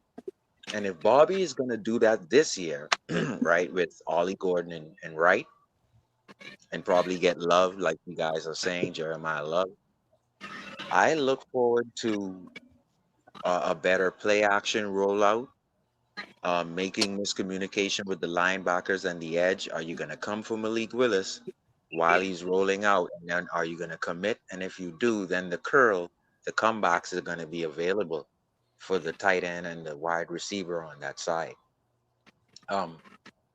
That what we talk about with Tua for 3 years, which is out of the box, off script, right? A defensive tackle is just going to run Tua down and sack him. Now, that's unfortunate. But with a guy like Malik Willis, if you look at the film, the all-22, every time the linebacker and defensive end makes a decision to commit, the over and the under opens right up for Malik. And then all he has to do is dump it off 30 yards or 20 yards, because the safety and the 2 linebackers realize this guy's going to break the pocket and make 8 yards escaping. So, but it's a bigger play for Malik when they do that. And this is the element. So you're another fan assuming Malik is going to be the starter, right? Okay, go ahead, You know Sharif. what I'm saying? I'm just saying that a forced leverage, a leverage, or what they call a leverage multiplier, right? Which was Tyreek Hill, right? A leverage multiplier is like Xavier Howard. 30 plays on defense, you can let him play one-on-one, and he, that's a force multiplier, Tyreek Hill. When it comes to Malik Willis, if defensive ends and middle linebackers have to make a decision to either let him scramble 8 yards and run out of bounds, 2nd and 2, or come for him, I think that's a defensive coordinator's nightmare. That alone, I have to apologize to all the Dolphin fans, because I thought Tua could have bring that to us. I really thought Tua could have brought that type of game to us, where he threatens guys and make you commit, and then he dumps it off to Tyreek. But defenders are saying, you're not going anywhere, and that's just sad. Hey, Sharif, I'd like to add on to Sharif, what Leslie said with defensive tackles running Tua down, bro.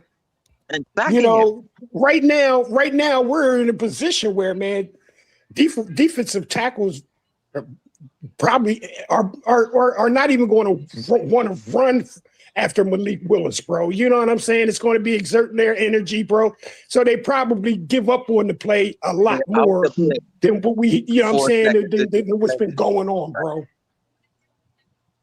But go ahead, Sharif. And on the field, what Warner was saying is, look at the defensive ends and the defensive tackles.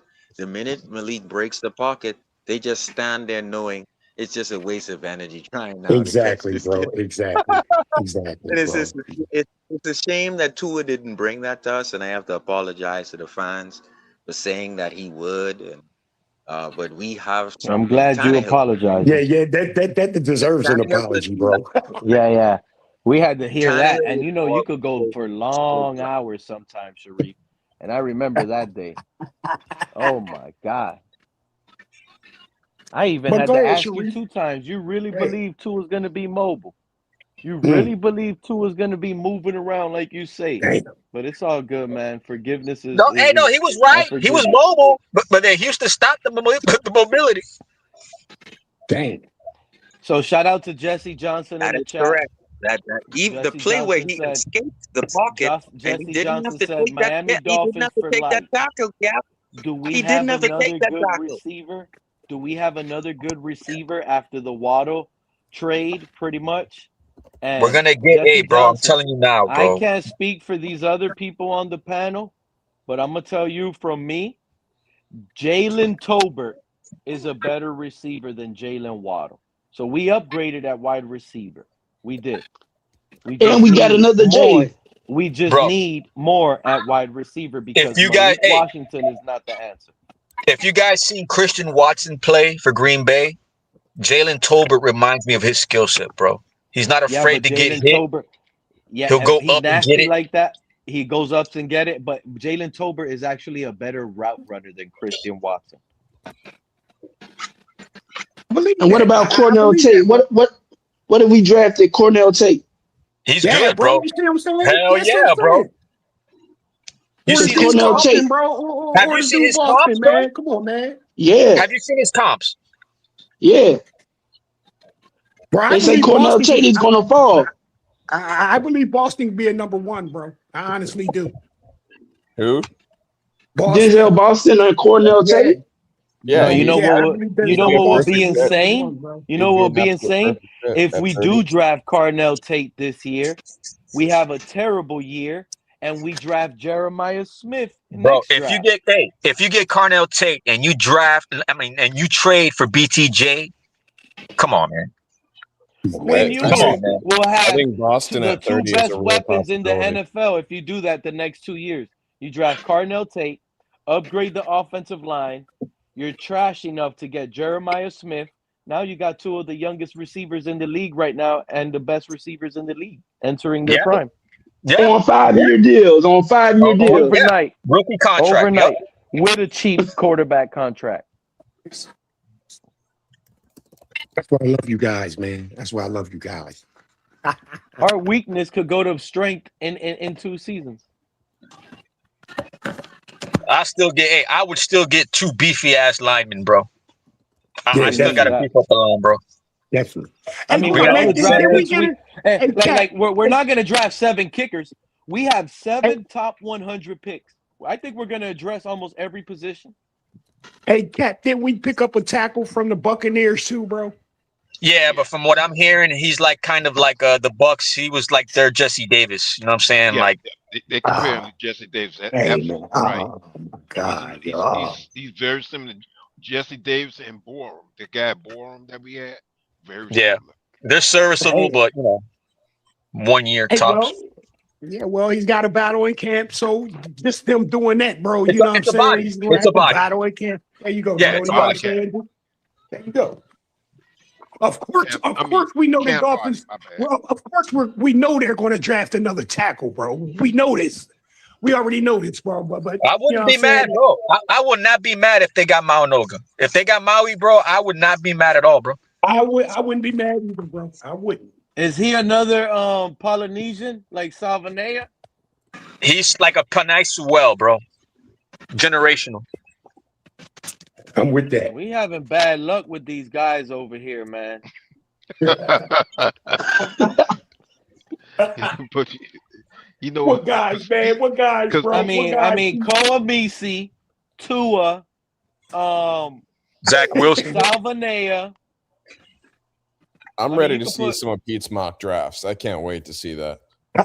I already told you, Joe. We need to trade up and get blue chip talent. All we need this draft is 2 of the best players in the draft. If we could get 3, great. We just don't need 10. We don't need a bunch of camp bodies that are gonna hype this fan base up because we selected them in the 3rd and the 4th round. They're just gonna be other Channing Tindos and Liam Eichenbergs. We need the real guys coming out. Yeah, bro. We need the real deal, bro. Physicality, bro. Tingles in Atlanta too, man. You know, Atlanta's going backwards, bro. Backwards.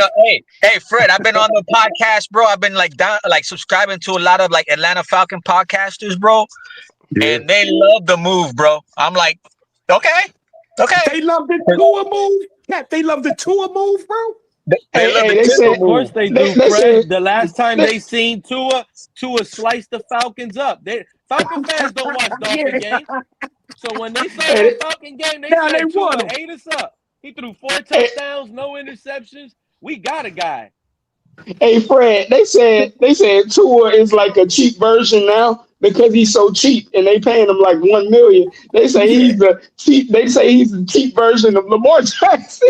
Lamar Jackson. No, I heard Kirk Cousins, the cheap version of Kirk Cousins. That's the last one I heard. Hey man, I want to know. I want to know if the Falcons fans. I mean, you know, if they view Tua as we do, bro, the Falcons fans. No, they love him, bro. They love him. You know when we've said it. We've said so many things about Tua in his game, bro.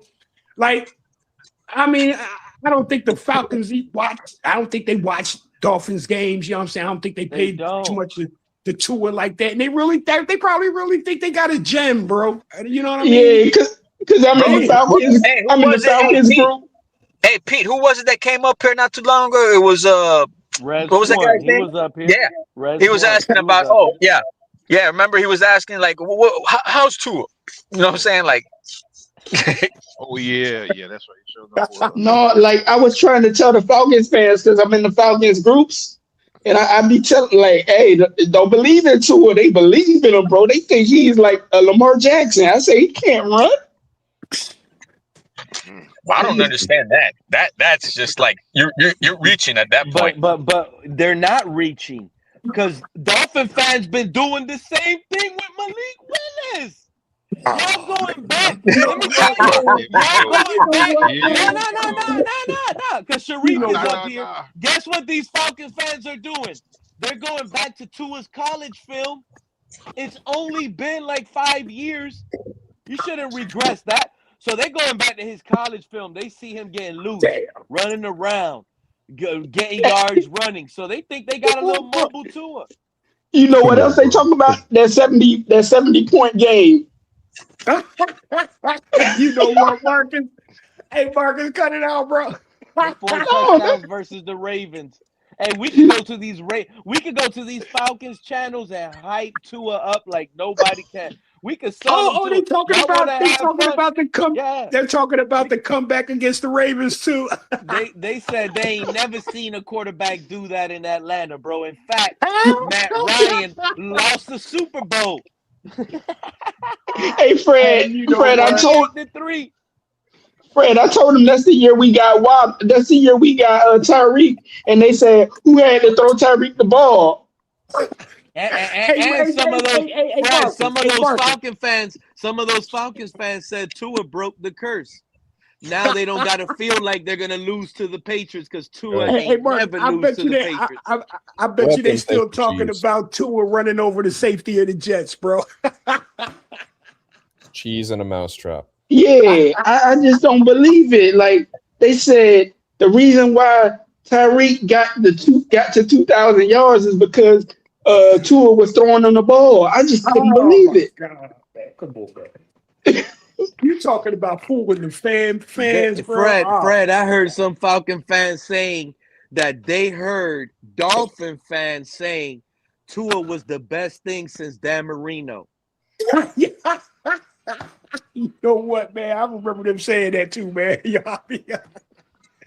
Atlanta! I feel sorry for Atlanta, bro. I feel sorry for him, bro. I really do, bro. You got a hurt starter and a hurt backup. Two left-handed dudes, bro. A hurt starter and a hurt backup. Neither one of them deserves to be running the ball, bro. Neither one of them. You said you feel bad for the whole state of Atlanta. Yeah, bro, when the Falcon fan was up here, I told him I feel bad for Drake London. I feel bad for Bijan Robinson. I feel bad for Kyle Pitts, who's in a contract year playing under a franchise tag. I feel bad for the tight end if you're playing with Tua. He ain't gonna throw you the ball as a tight end. No, actually, the tight end might actually be good because he loves throwing them short passes. I think those wide receivers, their injury insurance plan just went up another notch, bro. With those medicine balls, bro. Hey, they don't got to worry, Fred. Tua won't be able to throw that far. Damn. So let me ask you guys this. Let me talk ask you this, about this bro. real quick. Pete. We got what 11? So correct me if I'm wrong. 11, 30, 43, 75, 90, 94. You know, we gave away 111. So we got 151. No, we got 113, 151, and 179. Bro, that's a haul for Jaylen Waddle. And so, bro, 151. okay, I'm gonna tell you right. There's gonna Excellent be like value, bro. 4 wide receivers, at least 4 of them. Dyson, all of those kids. 3 of them is over 6 feet. Hey, we got that for Waddle. Imagine what we'll get for Achane. Well, the thing is, right? If that's the case, right? Let's just say the mold of the Dolphins will be 6'6" O linemen, Ollie Gordon type, Brooks types running backs, and big guys, right? So okay. Then that means we're gonna get Malachi Fields. We're probably gonna get Dyson, or we're gonna get Trey, the Trey Lance kid. And what else does that mean? That means that you're probably gonna get a guy like Anuega, Proctor. If Fano is there, Spencer Fano, Uega from Miami. Spencer Fano will be gone. Well, I'm gonna tell you right now, because the receiver is open up to us now. If you get Jeremiah Love and you have Achane, I think you can secure a first round pick for next year and still get a second round pick for Achane. Why? Because they would be calling. It's correct. They will be calling, and you would move Achane knowing that you have Love for 5 years. And the haul you would get for Achane would at least be a 2027 first and at least a third for this year. And if that's the case, then you would have Ollie Gordon, Love, and Jaylen Wright. And I'm telling you right now, they're gonna have to change this name. I don't know if you guys remember Bernie Parmalee and Jay Fiedler. Only thing it's gonna be Ollie Gordon, The UPS man, bro. Listen, bro. It was just Bernie Parmalee up your middle. I went to say a bad word, but it was just Bernie Parmalee up the middle of you, and you couldn't do nothing. But you also had Jay Fiedler able to roll out and escape. Yes, he was not prolific passing, but we went to the playoffs every year except one. So with Malik Willis and Ollie Gordon and a guy like Jeremiah Love, Achane gone for a haul of picks, that's a physical Miami team that we probably have never seen since Parmalee and then maybe Zonka.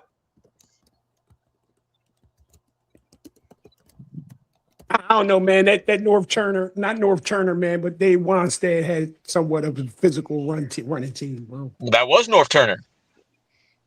Oh, North Turner too. I'm gonna say Dave Wanstead also. Yeah, no, that was he was the head coach, and the Turner was the OC. We know about you. I'm taking you back. Okay, Cap. Okay, Cap. Thanks, bro. Thanks. Yeah. That's when they had Lamar. Was it Lamar Thomas? That was his name.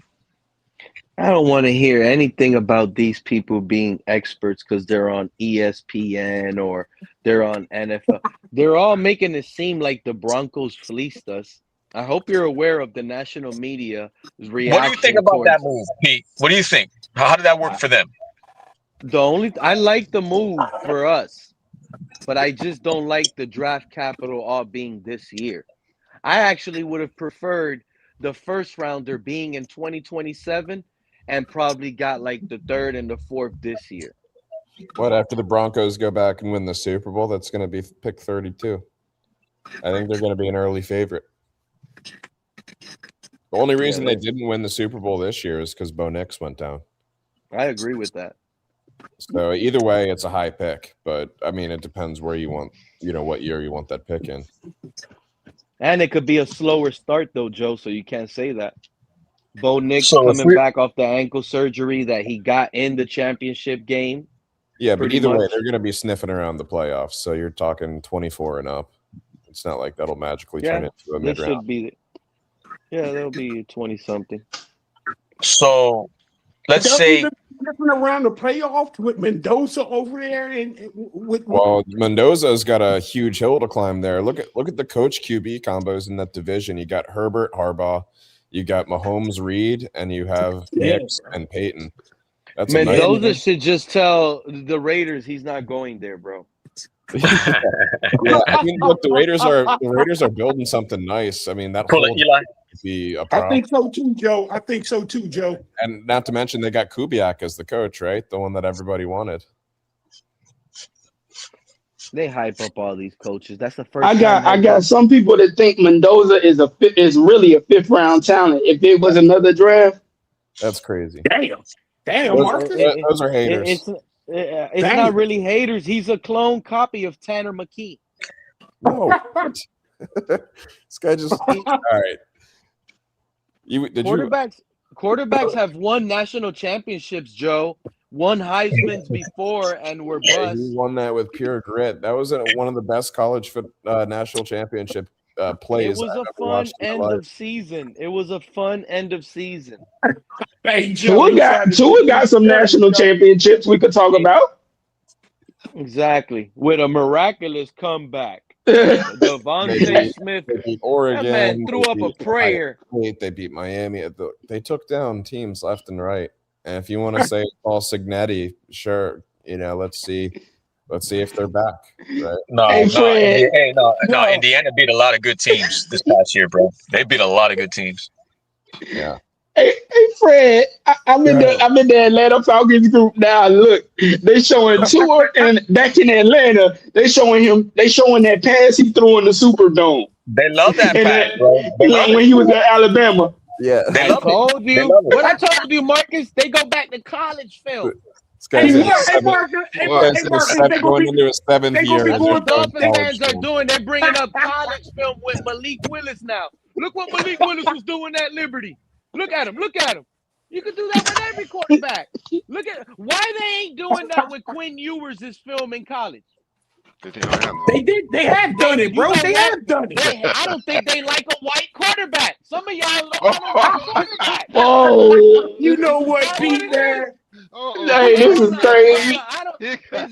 Hey, Pete, man. White quarterback. Hey, Pete, man. Hey, Pete. Don't try to do that, bro. Don't try to do that, bro. All we're asking is for what we haven't seen in years, bro. And that's nah, man. Nah, don't do that, bro. Nah, Pete. I'm gonna tell you, all I'm asking for, bro, is for a quarterback that can create off script. They're going to college film with Malik Willis. Why we ain't doing that with Quinn Ewers? Come on, man. The man They have shown some. I've seen some Quinn Ewers college highlights, bro. I've seen some on YouTube, bro. And so what? Quinn Ewers highlights are better than Malik Willis. Why are we passing that up? Bro, Malik Willis didn't even really play no college football, bro. Certainly hadn't started for any college team. I hear he went to Liberty, but won something over there though. Come on, bro. And it took him a while when he went to Liberty because he was originally at another college. They wouldn't let him play. Matter of fact, Stidham, what's his name? Jerry Stidham. He played for the Broncos now. He was over Malik in college, so they wouldn't even give him a look. Come on, man. We talking about Falcon fans going to college film the same way Dolphin fans going to college film, and they straight skipping Quinn Ewers in college film. Quinn Ewers has been a star quarterback since high school, but we skipping him for Malik Willis.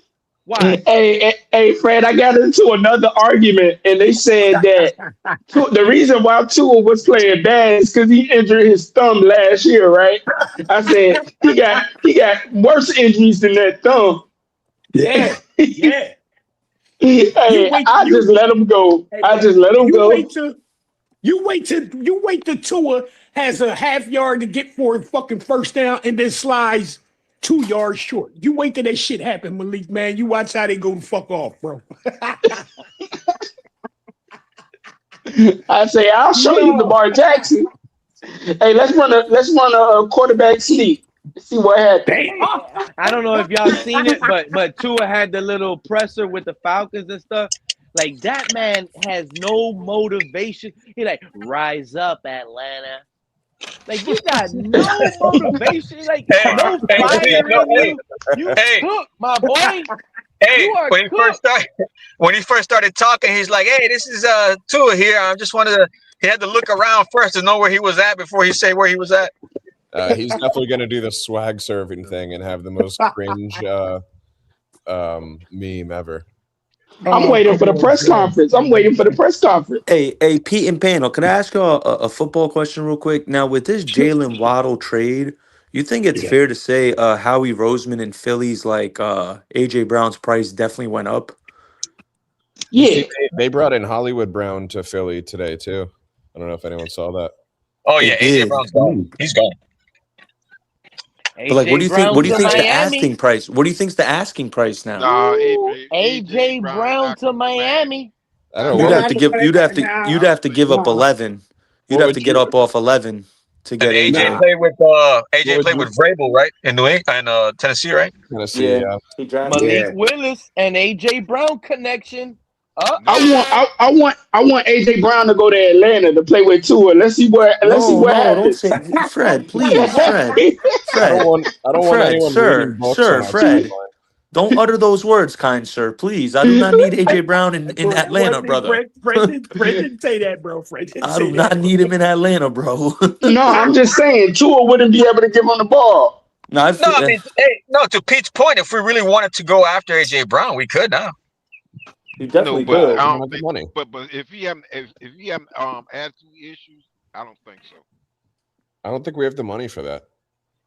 How much he wants? Hey, bro, it's Tua's over in Atlanta, bro. Ain't that He's more expensive than Waddle, is that whole division dome stadium, bro? Yeah, but that's why he went there. No, Carolina's not. But here's the other thing. Carolina and Tampa were outdoor, but New Orleans and Atlanta are indoor. Didn't AJ Brown get mad at the coach because he wasn't getting thrown the ball? This is also the same guy that opened up a book on the sideline. I'd lose my shit if I was a coach and someone's. Oh, that's a good point. And he's here. I think we hired that guy. Yo, Tua got at least 9 dome games this year. And AJ Brown went to Ole Miss, didn't he? We all know he can't read if that's where he went to school. Yeah, that past quarterback coach we got, he's from Philly, right? I think he was Ole Miss. You guys' OC is Bobby Slowick now, right? Yeah, the OC is Bobby Slowick. Yeah. Pass game coordinator is Hondon, and he was Marcus, at you wrong, bro. Hey Marcus, you wrong for that, bro. You wrong for that. What? Saying Tua went to Atlanta because the whole division is domed, bro. Chill. My Panthers are nice, bro. My Panthers are nice, bro. My Panthers are nice. Yeah, he's about to get eaten alive by that Panthers defensive line. Oh no, the Panthers get. Hey, that's my favorite move of all the free agency so far have been what the Panthers did on defense. Thank you, bro. I agree. Especially Devin Lloyd. The pick from the Jags, that dude is legit, bro. Yeah. Hey, I know Jalen Phillips may be considered an overpay, and I understand that, but he helps out in the department of. If you watch Panther games last year, y'all, we could not get to the quarterback unless we blitzed. So we had to send 5-6 guys. But that's the problem we had with Phillips. I don't know how the contract breaks down, but 4 years seemed crazy to me. Yeah, he got 30 million, didn't he? 30. So he got 80 million guaranteed. His cap hit this year is only like 8 million, but it balloons up to like 32 and then 38 the next 2 years. Yeah, that's the problem. Because like, what if he ends up being the same old injured? That's crazy because he gets injured every year, bro. But the Panthers are in their last year to go all in to win with Bryce Young right now. Correct. Last year Yeah. they made it to the playoffs, so at least they sold some hope. If Bryce Young didn't make it to the playoffs last year, the Panthers were probably going to jump off this guy. They still might jump off of I him. can't believe they. Well, why did they move off of Dowdle? Why didn't they keep him as a Dowdle wanted to some be a money. starter. He don't want to Yeah, split. and we're getting Jonathan Brooks back, so he's like our X factor next year. If he stays healthy. I would argue that Dowdle was an absolute monster for you guys, though. Yeah, but you know what's crazy about Dowdle, dude? I did the math on it. He only ran.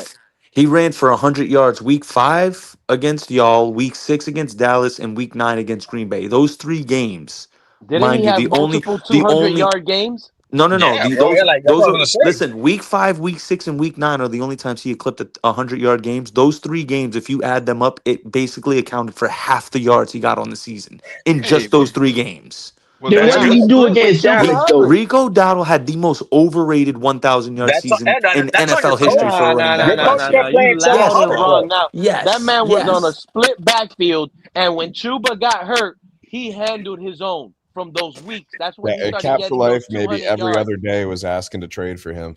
That's what I'm saying. They put in Chuba a lot after that, brother, and Chuba was taken away from his time. That's when he started getting pissed. And you guys want to know Rico Dowdle's stats in the wild card game? 5 carries, 9 yards. Exactly. Did he play the Cowboys? I think they went stale. The Cowboys, right? Yeah, he played for the Cowboys. Okay, that's what I thought. That's that dude. That's where he went. Cause man, he was good. Cause he out. Let me see. He outdid what's the guy that was they running back for a little bit. Pollard. No, Hollard. not Hollard. Zeke. Hollard, and then the other one that ended up going to what's his name? He only outdid Zeke when he came back, though. Zeke, right? Zeke. Yeah. He was all right. It wasn't himself. Where is he now? Is he retired? Good question. Elliott. I think he went to the Cowboys to retire. Zeke been out the league. Zeke Man, hasn't they been on a pushed him out roster the in like league. 3 He was years. trash. God damn.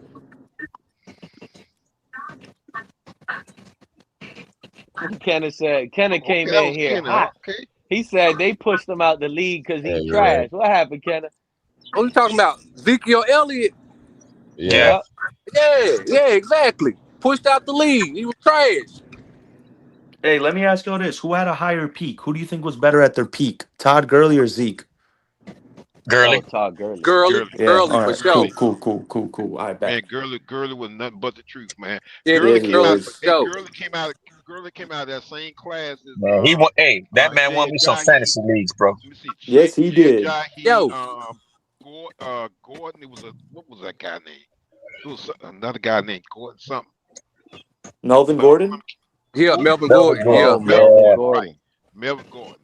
Hey, I'm about to tell y'all running back who put all of them to shame in a little bit of time he had his fame. Priest Holmes. Yeah. Oh yeah. Priest Holmes was good, man, but like this may be a hot take. People tend to forget he was running behind 3 Hall of Fame offensive linemen on that team, bro. He had Willie Rolfe, Willie Shields, and fucking what's his face? Another cat. 3 Hall of Famers on that O line, bro. Like that's fine. But nothing he could do about it. The fact he had the vision to do what he did is like enough. Here's my thing, and I'm not saying this because I'm on Dolphins podcast. I'm saying this because I genuinely mean it. You can't sit here and tell me running back for running back, Priest Holmes is better than Ricky Williams. No fucking way, bro. No way. No way. I'm gonna put it to you like this. No fucking way. I'm gonna put it to you like this. When we look at the stats, because both of them talent was out the roof. Yes. Both of them talent was out the roof. But when we look at the numbers, we can go ahead. We got to give him the Priest got it. Yeah, because he got two. Right, he has 2 seasons with 20+ touchdowns. Yeah, right. He went. So the only reason why I give it to Priest is because Ricky quit early. If Ricky would have never retired like that, the numbers, of course, hands down is Ricky. Hands down. And then don't forget too, we had what's that guy that came after them that went to Chicago, Benson. Cedric Benson. Cedric Benson, yeah. But too bad he got killed in the car accident. Yeah. Cause man, Texas put out some good running backs. They always do, don't they? They always do. When you think about it, what Ricky Williams, Jamal Charles, Earl Campbell, Bijan, bro, they put out some stud running backs. Yeah, man. Yeah. If things don't go good with the Falcons this year, Bijan might be on the market soon. Who's the running back right now? In Texas? Bijan? Texas. No, you talking about Texas. That's a good question. Oh. They want Achane, bro. No. We talking about the For the right price, they can have him. Bro, I'm telling y'all right now, just remember these words. Achane will get traded to Seattle. Trust me. They got money to play with, bro. They do. He's going to get traded to Seattle. Mark my words. I see the 49ers. Hey, I don't mind if Achane go to the Panthers. Hey, he'll light up the division. There's actually some Panther fans who want that to happen. Like, there's one of my homies in the group chat. He's like, yo, I'll trade my second rounder right now for Achane. And, like, half the group chat agreed and half the group chat was like, nah. I want a first rounder for next year, just in case if Malik doesn't come through, we can get back in the top but five. The problem, Achane is super talented. It's just like the running back market. Coming through. A running back's not getting traded for a first rounder unless your name's Jahmyr Gibbs or Bijan Robinson. Those are the only two running backs who will get traded for a first. Job if we go in with Malik, we're tanking. If Quinn Ewers doesn't win this job, we're tanking. So you're telling me you don't think Achane's gonna get a first round pick? Oh wait, no, he's not worth a first round pick. No. Oh, I'm sorry, I disagree. Really? Not right. And it's not. And listen. And I want to make this clear. It's not because I don't think it's talented. It's because I think the running back market is valued not as much as it once was. You know what I mean? Sure. We see it now with the contracts. That's my only reason. Do I think as far as his talent, is he worth the first rounder? Absolutely. I'm just looking at the NFL and how they value running backs now. That's the only reason why I think he's not going for. What did the Eagles get Saquon? Oh, he was a free agent. He was a free agent, right? I know. Yeah, Saquon was a free agent. But we got first round for Waddle, so I'm quite sure it's a team out there who give him a first round pick for Achane. But y'all getting y'all feelings. Y'all not getting nothing more but a third rounder for Achane. That's the truth. Waddle is a wide receiver. It's valued higher than a running back, Mr. Paul.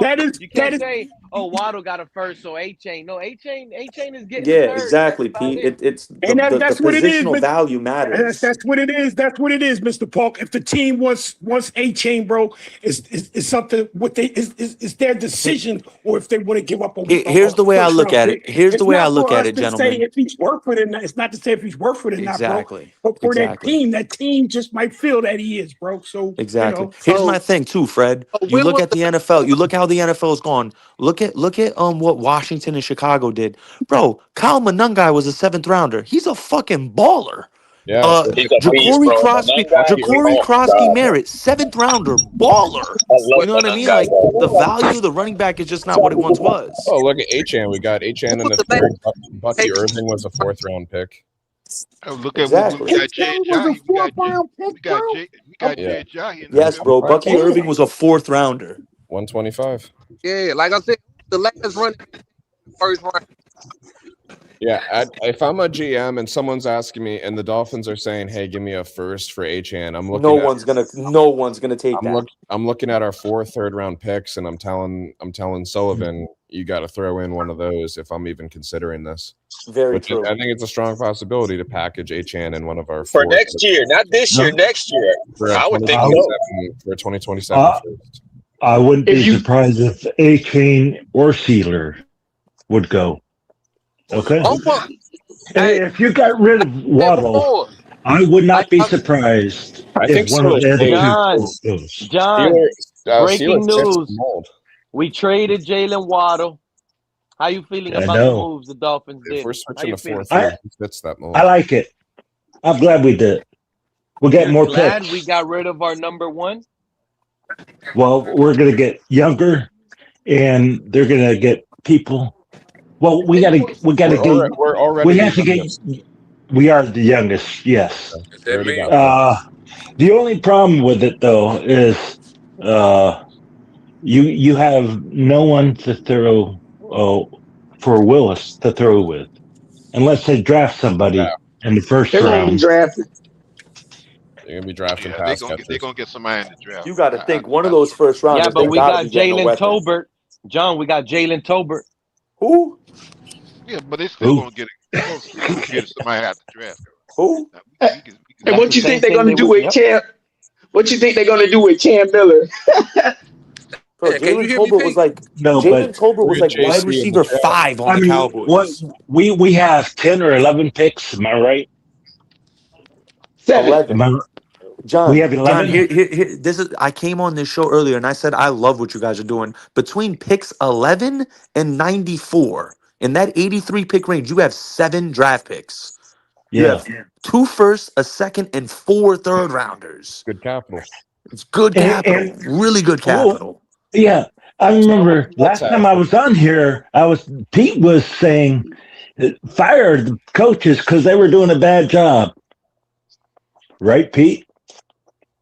When I was up here last, which wasn't long ago. I'm still saying that, John.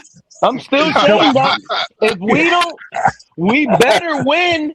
If we don't win this year, it's fire everybody. No, it's next year. Okay, you gotta wait one year because John said so. 1 year's grace. Because John said so. No, because we're so young. Okay. Nah, this year is the prove it year for them guys. Yeah, they got to prove. We only got one 30-year-old. We only got one person in their 30s now. Who is it? Let me tell you what this year is for y'all. This year is literally this year, in my opinion, is like the culture setting season. You want to see how the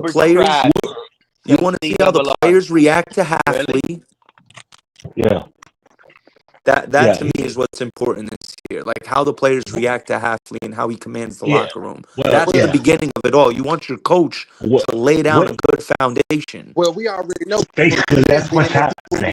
Players Halfley wants his players to do it, his thing, okay? The Packers way or whatever. Yeah, but he wants to bring his own players. Yeah, well, the thing with Halfley is he showed they were a 3-4 defense. He comes in, they switched to a 4-3, and this is even before they got Micah Parsons. They were like a top 10 defense.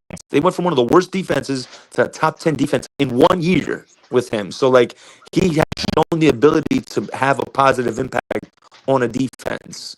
So that's at least something to look forward to. Yeah. And Tri-State, let me ask you a question. If a team has a top 10 defense and they have an elite running game, top 5 in the game, in the league, in running the ball, does that sound like winning formula? Like, are you a winning team?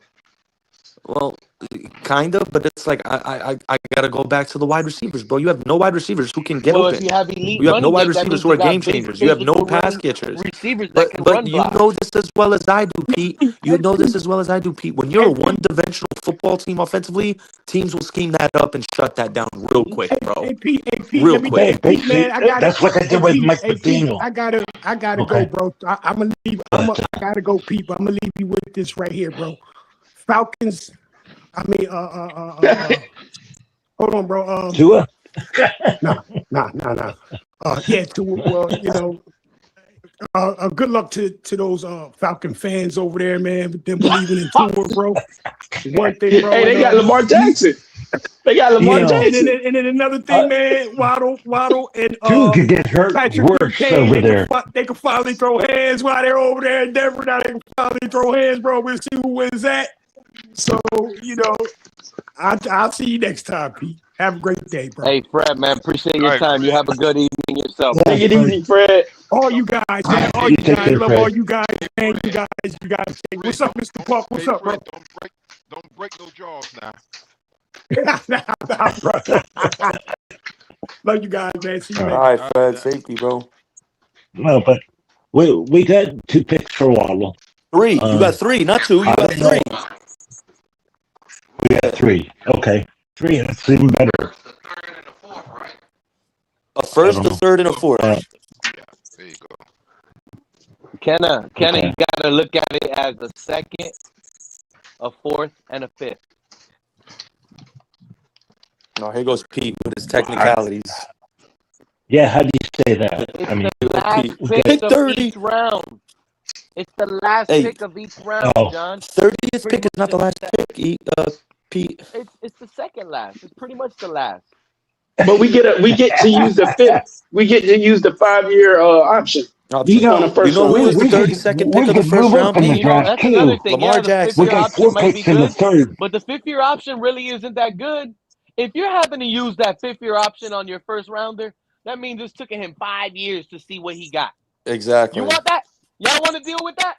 Exactly. Or y'all want a first rounder talking about getting paid on his third year already, going to his fourth? If we pay him on his third year, we get to use that fifth year for extra, to spread the cap out. Exactly. You ain't trying to use none of that. You're trying to avoid all of that. Pay him early because you know what you got. When you start having conversations of should we franchise tag him, should we use the fifth-year option, or should we just extend this player? All those questions just telling me you don't know what you got yet. You still need time. See what I'm saying? No, but if you pay him early, you could still utilize that fifth year to spread the money out, even if you're paying him early. Well, you did because we did that with Waddle. That's why his cap hit was so beautiful these last 2 years. Yeah. Now he done brought us 3 draft picks. He cost us 2 first rounders. And a first rounder. You know what else this is doing? We should have been arrested for that. This is going to set us up pretty good for money-wise as far as next year. I mean, we're getting We're rid going to of be money. better than this year, but it's not going to be as good until 2028. Well, actually, I got some good news for y'all. I'm looking at a graphic Red Swarm sent me in a group chat. Projected 2027 cap space. The Dolphins are at a projected $121 million cap space next year. Yeah. So that's pretty good. That's really good. You could sign a boatload of players with that much money. Right. Hey, but we're not gonna do that again like how Chris Greer did it though. That's what I said. I mean, you got to project a year. So basically, a year. They is setting Malik up to prove it to you, right? Yeah, because he's doing it with nothing on the roster. Like if everything works out, even if we win 5 to 6 games this year, is that not a prove it deal to you with Malik? Good enough. That's good enough. Oh, no. 5 or 6 wins will be good enough. I mean, look how the roster is being stripped down, though. Look how it's being stripped down. Stripped down? It's upgraded. Yeah. 5 or 6 wins will be good enough. Upgraded. With all honestly, the new players I think a 5-6 win season isn't good for y'all because I personally think you guys are tanking, bro. Like you guys could disagree with me if you want. I think you guys are tanking, bro. You're another one loud and wrong with the tank mindset. I don't think we tanking. Yeah, I think you guys are tanking, bro. Let's be honest, guys. This is not a roster constructed to win right now. This is not a roster constructed right now to win right now. You genuinely think you guys could? If you guys win 6 games, no. Listen, I know that. What do you mean? I've been watching football for fucking almost 30 years. I know what a bad team looks like. I look at y'all roster. You do not have good players. The only good player on your team is Achane and Jordan Brooks and Sealer. That's it. This is the funny thing about football, right? Because from one year it could look bad, and the same players the next year they could look elite. Are you aware? It was a bad scheme last year. It was a bad scheme for a lot of players on this team last year, and that's on both sides of the ball, offense and defense. Weaver was terrible. McDaniel was terrible. You guys win 6 games. You guys overachieved if you win 6 games. That's my personal opinion. The GM and coach would have to pick their draft picks perfectly. All right, they would have to hit on them for us to do good. Shout out to Liz making it to the panel. Hey. We traded Waddle, Liz.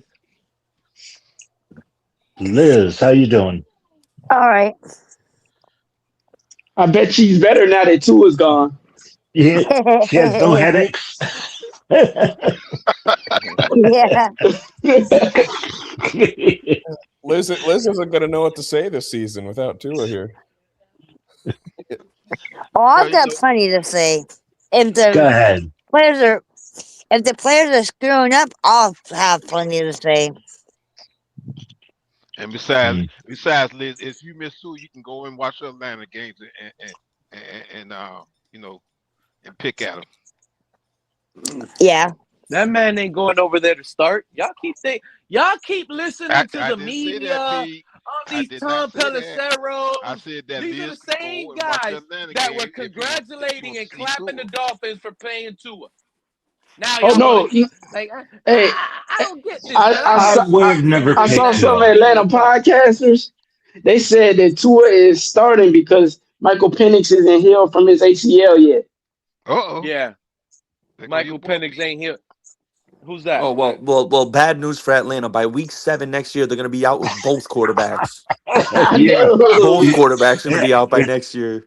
Tua may break a leg or something. They might sign On Skylar that Thompson. turf. Skylar Thompson might be Hey, starting for the I was Falcons just thinking soon. about that, Pete. Did y'all see the picture? It said And Tua. They ain't Algier getting left. Quinn Ewers, I'll tell you that Algier's much. gone. Tua put his house up for sale, and they're showing a picture of the blue tent. Oh, did he? Oh yeah, Did they he did put up that to his? him on Did he Twitter. put up his boat for sale? Yacht. Did he put up the yacht? Is the yacht for sale? It's not a boat. It's a yacht. What's up, It's a Pete? yacht. It's a yacht. Yeah. It's a What's little up, boat. Pete? What's What's up, going Crazy on, Dog, Lakers man? all day? What's up, man? Hey, how about them Not Lakers, much, man. huh? Still battling Thank you. these new Tuaneers out here trying to tell me Malik Willis gonna take us to the Super Bowl. But it's all Who the good. fuck? Wait, Who the fuck thinks that? Wait, hold up. First of all, right? Let's talk. I'm gonna talk about Malik. I like Malik Willis. I think the dual threat quarterback is gonna be good. But guess what? He only played one darn game against the Ravens, and everybody trying to blow up all this steam and like, oh, he's the guy. He just played one goddamn game against the Ravens. You know what No, I'm saying? Like, And you know what's funny? He put out some good tape against the Giants as well. yeah, those two things. But other than that, that's it, right? You know what I'm saying? But You know He what's played against funny? the You know Bears what's as funny, well. Lakers He all put day? out some good tape against the Bears too. And you know what's funny, Lakers all day? Here it These comes. are the same fans. These are the same fans that hated on Tua, right? And we're Tua Yeah. haters up here, loud and proud, right?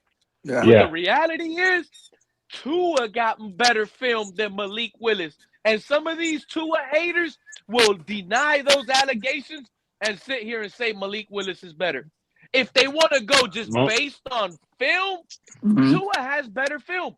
So why you have? So if you want to go Atlanta based on Falcons film, fans, why we let Tua go? Atlanta Falcons fans, I hope you're listening to this. I hope you take this all in and enjoy it because it's not true. That's good. Highlight. You know what you know what they're saying? They're getting highlights and they're calling that film. Let's get the highlights of the player and let's break down the film. Hey, Yeah. I always So saw. But hold up. This is But what they doing. Pete, but hold up. Check. Okay. So now for like this, for like this Waddle thing, bro. For me, bro, it was shocking because I was like, what the heck? Why the heck? You know what I'm saying? Like, I mean, I don't know what we're gonna do now. I think low key we might be trading away Achane too. Yeah. Oh yeah. The He's whole gone. team. Yeah, I wouldn't be surprised if Sealer goes. I'm serious. Everybody might be gone. Yeah. Everybody's on the chopping block right now. Pete, real quick. I think you're right about Tua. He's put out better film, but if we're going, I think Malik Willis is more talented than Tua Tagovailoa. At what? You Way think more Willis upside. Hold on. Willis I've is never bigger, seen Willis, stronger, so I faster, can't stronger say arm. that. The only Every thing NFL quarterback right now, if y'all want Tua to is say better that than about Malik at is he's more accurate. That's it. Now, Tua's bigger, What do stronger, you and want as a fast. I mean, quarterback? What do Malik you is want as bigger, a stronger, quarterback? faster, An and a accurate stronger quarterback? arm. You want an accurate quarterback or you want a fast quarterback? Which one would you pick? I'm gonna obviously choose the accurate one, but I'm gonna take into context I'll everything. take the fast one. I'll take the fast one. But Malik Willis yeah. he could throw the football, bro. He throws a nice football. If you look at Tua Yeah, and he throws a Willis nice side by football 5 side, yards out of and bounds. you said, who 3 do you yards to want? the dirt. I would take Willis over Tua. Just by the, but I looking at him. Okay. The only thing Tua is better at is spot throwing, and we all know what happens when you spot throw. Yeah, But you you get guys act intercepted. like spot throwing isn't important for a quarterback. That's like one of the most important things. Hey, Marcus, ask the former Green Bay wide receiver Du Bois about Tua spot throwing. That's probably the reason why we got rid of Tua. Oh, you mean Atlanta? Atlanta, what they love his spot throwing. They're like, he's so accurate. So He's rested. always throwing with pinpoint accuracy. I got to take this thing off it. Okay. Hey, What's wait up, until everybody? Tua messes that locker room up, guys. He's gonna tear that locker room apart. The boys. What's up, Wait until Pete? Tua walks up in Atlanta and starts talking about, that yeah, sound like Drake Craig. London. What's up, Craig? Drake London. What's What's up, up, Craig? Drake everybody? London isn't in that meeting. How you doing? Craig, we're doing good, man. You see the title? We traded away Jaylen Waddle. How you That's feeling? okay. That's Yo, okay. it's Hey, I'm point. tired of these Oompa Loompas on our team. And he's a good wide receiver. Is he a number one? Far from it. No. And the Far beautiful from and it. the beneficial thing for him is he's going to Denver. They're not asking him to be the wide receiver one over there either. Cortland Sutton's the one. Absolutely. I agree So it's actually 100%. benefits him too. Exactly. It's good for both teams. I mean, we get picks and they get Waddle. Yep. Hey, I love we got 4 threes. Boy, there's a lot we can do on that second day in that third round. Craig, you're spitting the gospel right now. I'm trying to convince these guys here that this draft is loaded with deep talent at linebacker, DB, edge rusher, offensive line, wide receiver. Bro, they're calling. Hey, Pete, I got a name for you. Go look him up. His name's Ted Hurst. They're calling him Baby George Pickens. He's projected a 4th rounder right now. Go check this kid out. Go check him out, Pete. And get back to me on Twitter. George Pickens. What position is he Ted playing? Hurst. You know who Go we look him got up. that's Ted gonna turn Hurst. it up here? He had We a good got Super Terrence Bowl. Marshall Look Jr. up Ted Hurst. I know he Oh might my not God, be good Terrace in Marshall, Carolina, really? but he's gonna turn it up in Miami. We got him He in his stink. prime too. He stunk stink. in everyone stinks in I love how Carolina. Pete just He stink. gravitates to the most ridiculous Take ever. Yeah. Terrace Marshall. You know, and the thing is, what do we have? Terrence 6, Marshall Jr. 7 picks in the top 100? Yeah, man, Pete, it's let like me tell you 6'4", something about Pete. bro. Pete, let me tell you something about Terrace Marshall Jr. We put him in a No, situation where you're gonna tell me about Terrence Marshall Jr. and the Carolina Panthers. Wait until you see who Terrence Marshall Jr. with a Dolphin uniform looks like. Okay. All right. God bless. Wow. There's God a bless. difference. There's a difference. He was in a bad Yeah, team in Carolina. We got Malik Willis. Hey, I like we got Malik Willis. I think he's going to be a good quarterback for us. I love him. I love it. Yeah. My thing, it's not my thing is I don't think you guys are gonna be able to stop anyone next year unless Halfley proves he's just because like at least when he went to Green Bay, they had talented pieces. Like no disrespect to y'all don't really got that many talented pieces on defense like Green Bay did. Like even before they got Micah, they had Edgerrin Cooper, they had Xavier McKinney there, Rashawn Gary, Kenny Clark, Exactly why but we Quay got a lot of Walker, 1-year Jair guys. Alexander. Like they had good players. Like y'all This got is why I said Sealer, it's going Kenny to take a Grant, year, okay? and fucking Jordan Brooks. Well, let's say 2 years. He said this is gonna take 2 years. Another one. No, just a year. 2 years. I don't It's know, gonna but take 2 years for what? For what? For what it's gonna exactly? I like a bunch of the guys we picked up. I think we did good. 1 year 2 grace. years for what? To win the Super Bowl? I think we did good. I think Sully's done very good, and Halfley. I like the guys we picked up. So all I'm hearing from everybody in our community here that clicks on this link, we're doing good. We're doing good. All the moves we did are good. But all you same people that keep saying we're making great moves and we're doing great and we're doing this, then hey, how many games are we gonna win? Oh, we're winning 3 games. We're tanking. So how are we doing good? Yes, I don't get it. What is good? You're setting it up. We're setting it You're up for setting the long yourself up for term. the future. Exactly. You're looking at the big picture. You're You gotta accepting look at the defeat. big picture, Listen, Pete. Pete. You're accepting defeat. You're looking at this roster. We're eating $175 million in cap space, right? You have to pay all these people this dead money. You don't have that much talent on the roster. So what's the best way to do it? You gain draft picks. Yep. You put yourself in a position, like I just said, you guys are projected to have $121 million in cap space next year, on top of 11 draft picks this year. If you don't like I said, to me, what's important for y'all this year is to see if the players buy into Halfley. If the Yep. players buy into Halfley, that's at least you're Then you've setting got the a good foundation. You're setting a foundation. foundation for the turnaround. That's where it Halfley might have starts. already lost the locker This is room an right now. observation year coming No, up. he hasn't, Pete. No, he hasn't. Observation. Pete, Wait, you keep saying that. I don't understand. We haven't played John, one down yet, and already he's lost the locker room. Yeah, right? That makes the no locker room sense. right now is looking at Jaylen Waddle's locker. Wow. Oh, Halfley my really goodness. did that dumb trade. Bro, I don't like this as coach. talented Jalen The Waddle players is, right he's now not even a top texting each 15 other. receiver in the league. A-Chain, Exactly. all the players are texting A-Chain, bro. You might be next, bro. You might be next, A-Chain. And That's what they're A-Chain saying, probably I hope. texting A-Chain. Yeah. A-Chain want to get out of here. A-Chain want to get out of there, bro. He's going to be Yep. He asking wants for to money get out of here because regardless. this is a So broken locker room. This guy has lost his trust with the players. And I wouldn't be shocked Well, he hasn't. if he Oh, my lost. goodness, Pete. He already lost Pete, you're Malik out Willis, of bro. control right now. He already lost Malik Willis. He might not even get Quinn Ewers is the starter at this that's point. wild. No, he's not, He might Pete. have lost What are you Malik smoking, Willis. angel dust? He might have lost Malik Willis. Y'all paid him $70 million. You don't think you're going to fucking pay him? Play him? Of course you're going to play No, him. bro. Yep. That's a Taysom Hill type contract. Those numbers are all played with. 3 That man's years?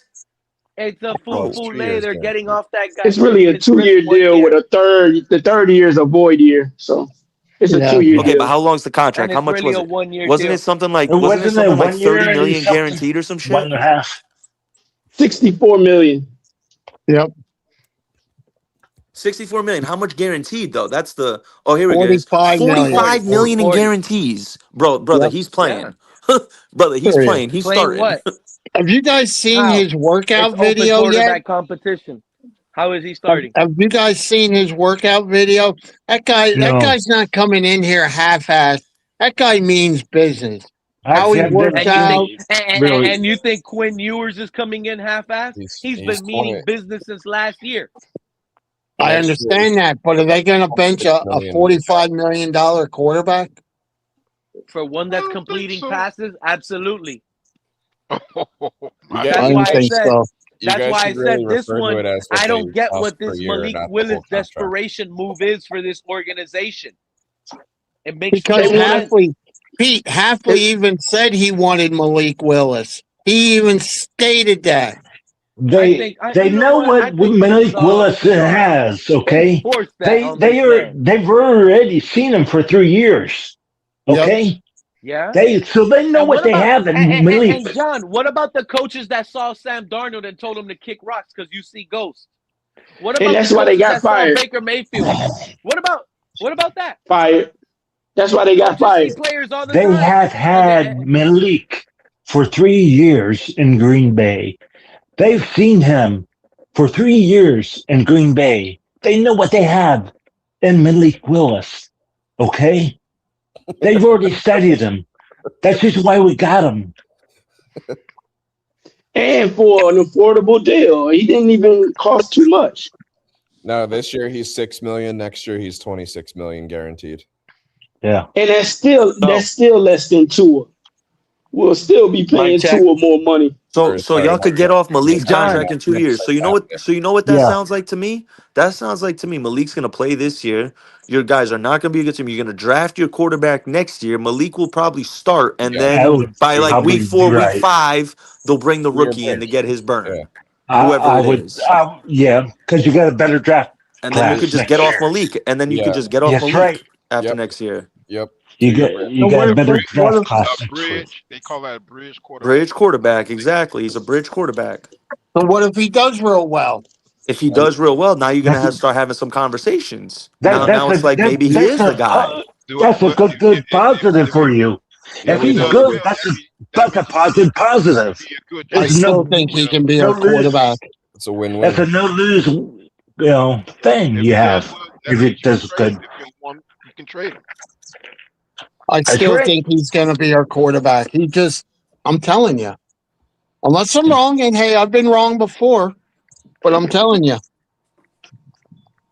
I'm with you, Craig. I'm with you. I'm just saying, if he does good, that's good for us. If he does bad, we're still going to draft a quarterback next year. What's For sure. Sully said we're going to draft a quarterback every year. That's Listen, right. but and I know He a did say lot of that. people I don't a lot care of people what were he said. He's skeptical. already gotten caught in multiple lies. Now that the lie benefits He's been us steady. because He's been he steady on said what he he's wasn't been going to trade saying. Waddle. Craig, he said he wasn't going to trade Waddle. No, Bye bye Waddle. he said, you So know what? When he went to the draft, he went. He was listening to people. He goes, if the the right Packers haven't even drafted person that quarterbacks came every along year. and gave him a good price, he would trade That's him. off. Okay, Yeah. but he would listen. But he wouldn't trade right now. But if somebody gave him an offer he couldn't refuse, he would trade him. Okay, Exactly. You got it. everybody's I hope trade you bait. guys are aware that Sullivan and Hafley are smart guys. They're going to continue to tell you the things you want to hear. They're smart. You're going to But continue he saying, like, hasn't oh, said I any like what he lies. said here. I He like has what he said, said there. But none of that is going to mean anything. These guys but are. you're I don't telling trust us them that at all. you just told me that he said a lie, and I'm telling you he hasn't. He's been consistent on what he has been saying all Yeah. along. He just He's told Bro, us this the never. is four guys they're going this to is the build with wild are Waddle, Achane, Brewer, Patrick Paul. Now what? bro. Jordan Pete and Brooks. panel. Listen to this stat, Pete and panel. And you tell me if this isn't a sign of rebuilding. The Dolphins are paying more for players to not play for them, 175 million, than the Florida Marlins are for their payroll for the last 2 years in baseball. That's Let that right. sink. If that's not Yeah. signifying a rebuild, I don't know what is, brother. I don't know what is. But I Yeah. don't think Yeah, I agree I with don't you, think but it's going to be bad as the rebuild from 2019. I really don't. So here's the thing, though, Craig. You guys are going to be in the market for a quarterback. Everyone was asking me earlier and telling me earlier, oh, you don't know what draft classes. I understand that. But I follow college football to know long enough Yeah, to yeah, know, yeah. and I really do this studying shit on prospects. Like I'm big on Hmm. the draft, bro. Next year's draft class is going to be beyond epic. Not Yeah. only just for the fact that there are probably 5 to 6 quarterbacks that are going in the Yep. first round, but you're going to have 2 to 3 elite cornerstone edge rushers. You're going to have a couple corners, a couple safeties. KJ Bolden from Georgia, he's like the 17th player on the big board. Bro, if he was coming out in this draft, they'd be liking him more than Caleb Downs. And Yeah. he's the 17th player on the big board next year. There's like Yeah. 25 guys who can go in the top 10 next year. Well, and the thing is, I don't know if you knew, what's the first thing Sully and Hafley said when they came in? They're going to build through the draft. Yeah. Of course. And now we got 11 picks. So there you go. And you got 7 in the first 94. Yep. I like that. I like that. I like we have 4 third rounds. I don't think you need to. Some people are saying, oh, we got to try. No. You got Stay 2 in the first third rounders round. on day 1, and you got 5 picks in day 2. That's a beautiful situation. Hey, Beautiful.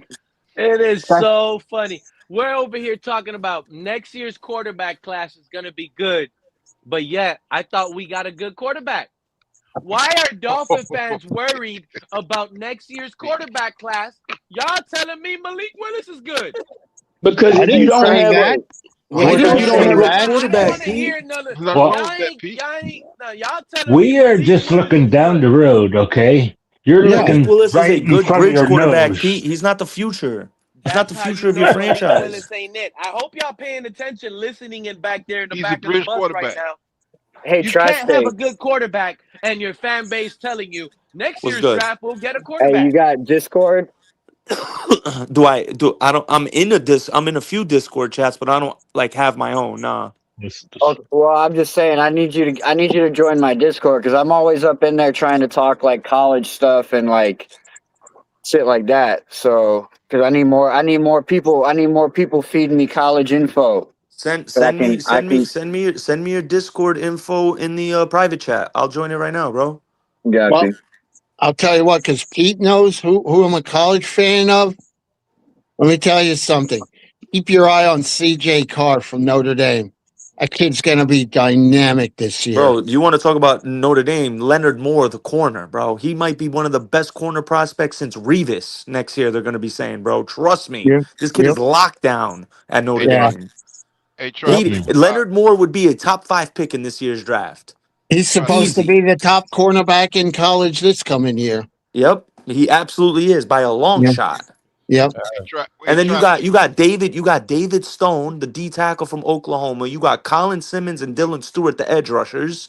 Bro, fucking monsters in next year's draft, bro. I like the kid we got from Oregon.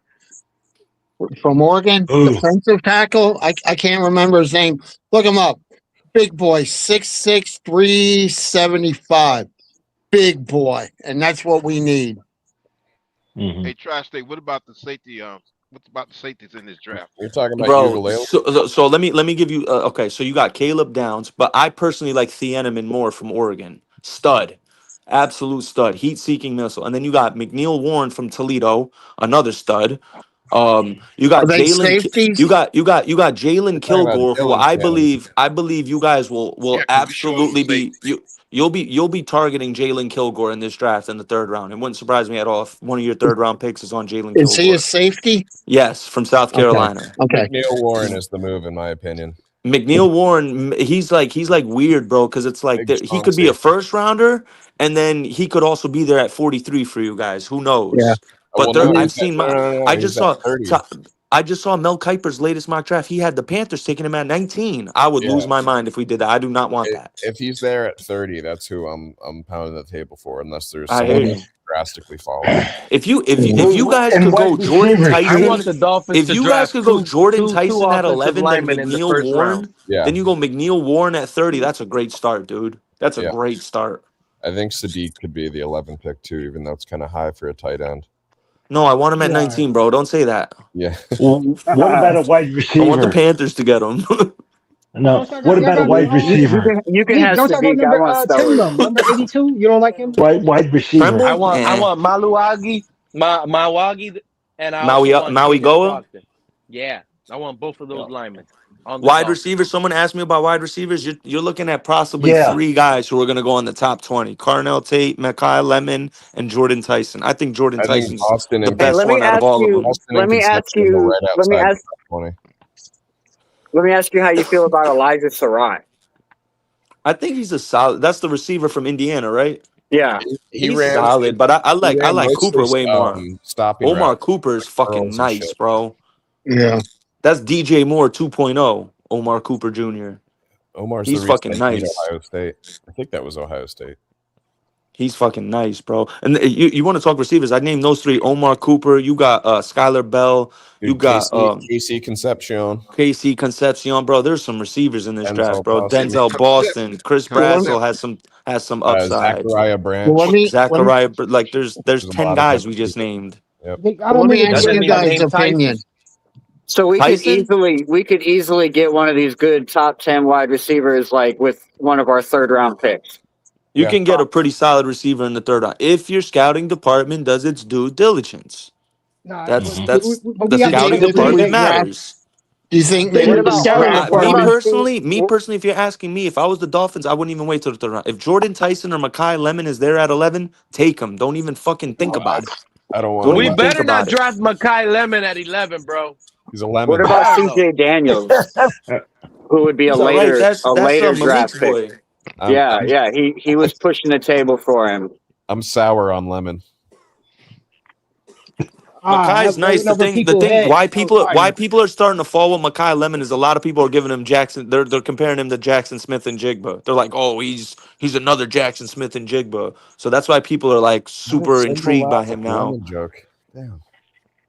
Do you think the Dolphins should take a wide receiver now that they traded? Oh yeah, we got to take a receiver in the 1st round. One of them. If you don't take it at 11, you better take it at 30. I think but I would take it at 11. Get it out the way right away, bro. Craig. I agree. I agree. We got Jalen Tolbert now, Craig. Oh my God, who? Who would we end up taking at 11? Tutu now. We got Tutu. Pete, I hope And you we know got Jalen Tutu. Tolbert was wide receiver Terrence Marshall 5 in Jr. Dallas. But He was the how 5th many wide touches? receiver on the depth chart in Dallas. But Pete, Nick, how many Jalen touches is Tolbert. we really getting with Lamb and George Pickens? You got to think about that too. And How you many? shaking your How we titties really? for Jalen Tolbert.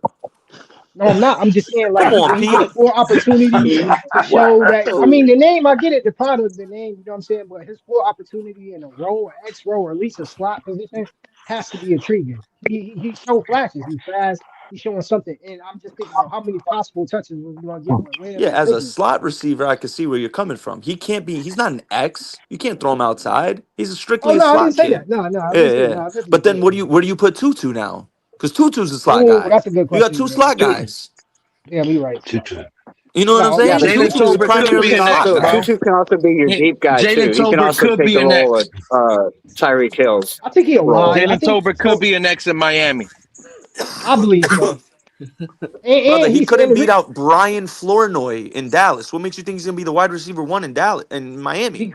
Ryan because he Flournoy said beat him out of his spot. He because did beat out Tolbert, Flournoy. No, but Flournoy Tolbert, beat him out. Shaking no his fist. Tolbert, but Tolbert reason to come here was not our GM, wasn't our coach. It was Malik Willis. Not talking to Liz, I don't think. So for Malik, so for him to want to go with Malik, I think they got. I don't know. Did they ever play college together? I didn't understand that connection either. I'm like, why did he want to? Maybe they friends or something. But I don't know. I think they got. I don't know. They know something we don't know. You know what I'm saying? I think I at the don't. That's Senior Bowl they were together a lot and they got along oh pretty good. okay yeah because that's Shaw, he said that was his strongest Oh, suit why in is it Dallas, cold in Miami. Shaw, I'm Florida? What surprised they they're not have? still pounding the I was table for interested Shadur about that. I Sanders. was like, okay, they Hey understand. What Pete, happened when with you Shadur guys when Sanders? you guys draft Kyle Lewis in the 3rd round, bro, I'm gonna be on your live the next day gloating for you guys. Who's That that? kid's gonna end up being a steal for someone in the 3rd Mikhail round. Leonard? Where does he? What Who's the position? name, Nick? Kyle Lewis, linebacker from Pittsburgh. Ah, okay.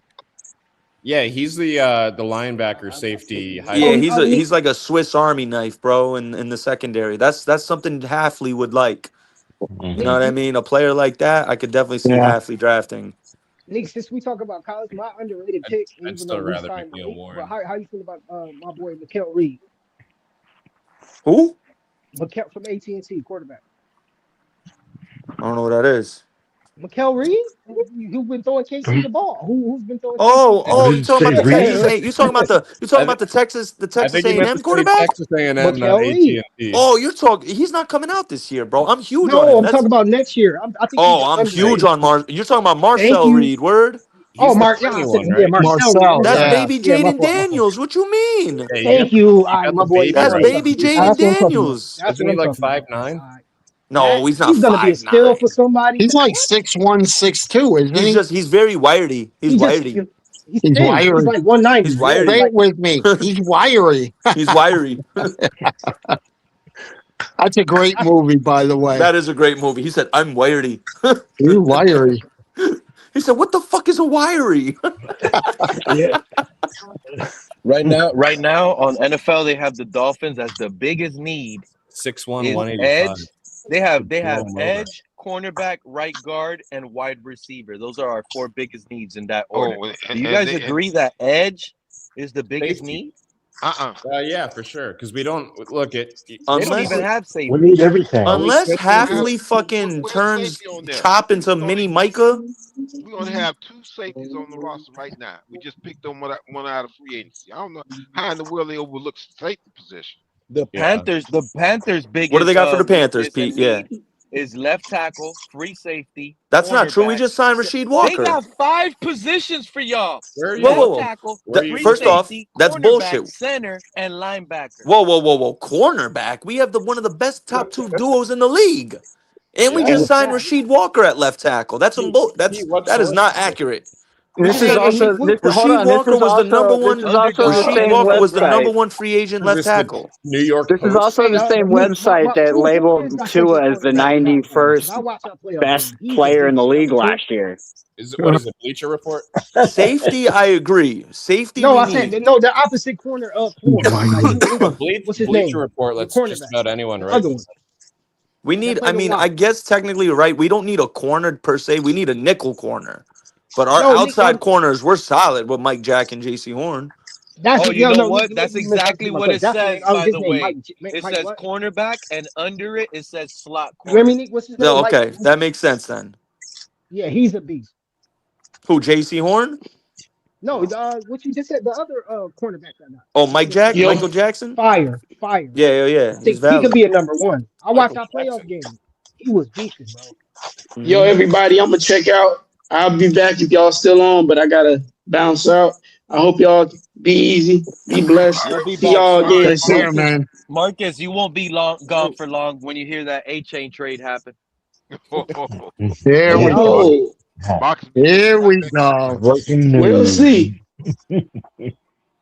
Well, let me That ask ain't you happening this, Nick. till Hey, that Kevin, ain't happening It till really slowed down after Waddle today. That was about Hey, it. what would you guys think if Jeremiah Love from Notre Dame, if he's there at 11, would you take him? Only if you trade Achane. Okay. Yeah. I was just wondering. Yeah, you'd have to trade You Achane at that could point. do If you don't that. trade Achane, that's a waste. You don't do that. If you trade Greg 18 Loves and get is Canadian Love, Irish. you get another pick or two. I'll tell 18. you what, and I know I'm going to sound like a homer on this, Nick, but I'll tell you what. Micah Fields from Notre Dame. He's the guy now. Does he make Oh, a lot of Malachi catches? Fields? No. Yeah, from Notre Oh, Dame. he's cold, bro. That motherfucker's nice. He's slow though. He's He's extremely slow. nice. Yeah, but I'll that tell you don't what. matter, bro. So was Vincent Jackson. So was so many wide receivers were slow, but they were still good. Yeah, but As what I long like as he has about good him hands. is he can jump up there and he'll get the ball when it's a key Yeah, he can third high and point that. 6. He knows how to high Yep. point that motherfucker. And Yeah, that's what I like. That's what we yeah, need. yeah. So now, Malachi if Fields we is don't nice. trade, away Achane, is Halfley not going to lose the locker room by not trading Achane and doing the No, right thing? no, No. because he may just look at it and be like, "Oh, hold on, I have a tweet here. The Dolphins. Oh, here we go. I'm about to send this to you, Pete. If you want to pull this up." You just traded him.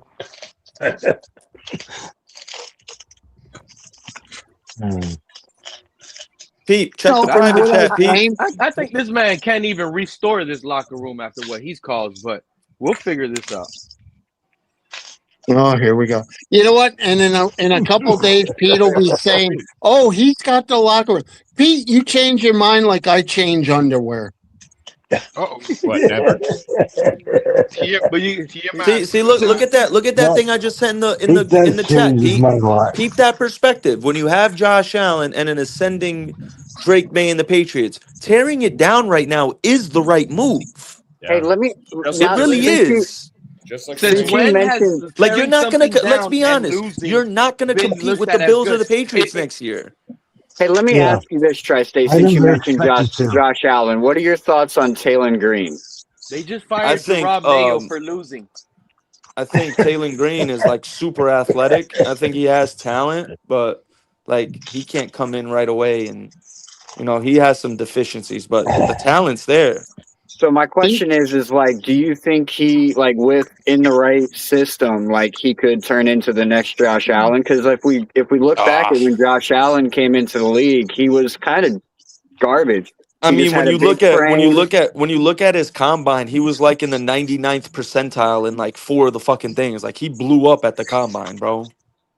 Taylor Like Green. Taylor Green went nuclear at the combine. Yeah, he really performed. He was in the at elite combine. percentile in every single category. So He like the broke the talent and the vertical jump, bro. ability is there. Bro, he had like a 43-inch vertical, like out of nowhere. Like, bro, Yeah, what? You're 6'6". 43 and a half, yeah. Yeah, like, bro, you should be playing basketball if you're a wing defender. You think maybe somebody?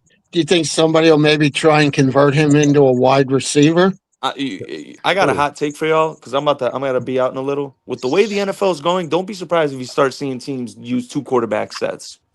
Don't be surprised. Soon. Yeah. If it doesn't happen soon. Mm-hmm. We're gonna start seeing it soon. 2 quarterbacks gonna be out on the fucking field. Were you up I there when tell we you. talked about the Colts signing a basketball player from Notre Dame? Yeah, I saw that. Yeah, he's When you start seeing 2 quarterbacks on the field, that tells you there is no quarterback on the field. We did that a few years back. If y'all remember, we signed a Dominican player who was a Dominican basketball player from the USF. and we signed him to our practice squad or something for like a few weeks. Oh, yeah. What was his name? I think every NFL team has to like hire a player that's international or something like that, right? Yeah, it's the pathways. Pete, you can't pull up a mock draft, Pete. I would have to connect the computer and stuff like that. Yeah, I'll do one tomorrow. Hey Joe, was that player on defense? He's on his phone. Yeah, no, he was an Look at him. offensive lineman. He was offensive lineman. Yeah, I forget his name. And he was a big guy, wasn't he? Yeah. I think I I got y'all. I'm about to do y'all a solid, bro. I'm gonna pull one up and I'm gonna read it through for y'all. Byron Matos. If you know how to share screen, I could share it and you can control it. Yeah, just make sure you don't copyright now.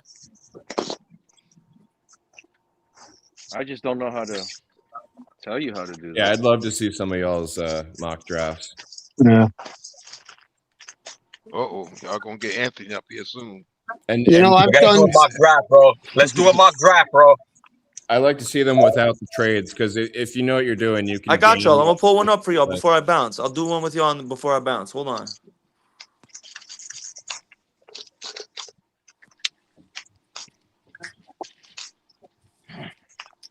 Where are we at now? 11 and 30. That's where we're at. Yeah. First, I want to double check to see if we get it accurately precise, just like the way the draft is in real life. Draft positions, everything. 11, 30, and would that be updated right now?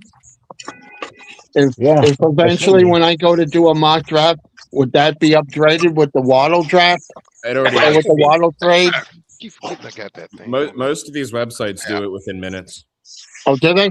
Yeah, because we're so close to the draft. We're only a month away. Yeah. If the Jets call, you don't pick up the phone. Okay. So, can I ask you guys a quick question? Change the subject. Anybody got an interest in March Madness? The Canes are in, Hell right? yeah, go Darius Acuff. I can't wait to see what he does in the fucking tourney. That kid is special. Yeah. I call him Damian. I call him Damian Marbury. He's Damian Lillard and Stephon Marbury rolled into one player. I like Gonzaga. I'm just sad that Brandon Huff can't compete this year. Hey, can somebody check down there in the chat because I see something breaking news? Is that true or not? I can't look in the chat. What did I say, bro? I told you it was about to fucking happen. I don't believe What- him. what I've seen happened? Shit like that before. What happened? The last chat down there saying that Achane to the Seahawks. No, it's not legit. Yeah, I've seen him do that breaking news thing before. It's very annoying. Okay, got it.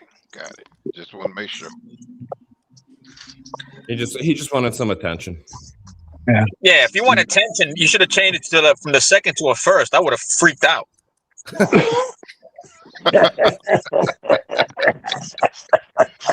Good grief, Cap. Could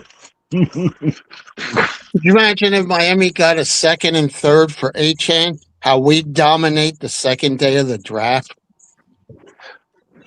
What would you get for Sheeler? No, but I think that would be for next year.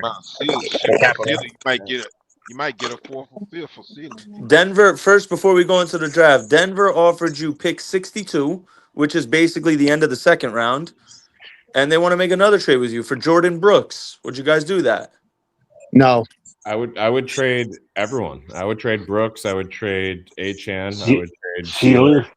Yeah, I'd flip it all into the future instead of trying to. That's going to take too long, so we're just going to go to the draft. Oh, man. Yeah, no, I agree with you. That's going to take way too long. Maybe another time we Yeah, can definitely do that, but I'm going to just go to the draft for now because, yeah.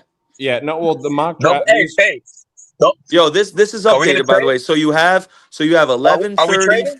43, 75, 87, 90, 94. Oh, yeah, we about to go nuts. Watch this, bro. Nah, Watch. I'm not trading the first round. Listen. I'm the draft guru. Watch how quickly I'm about to turn this around for y'all, Loki. Nah, Watch hell this. no.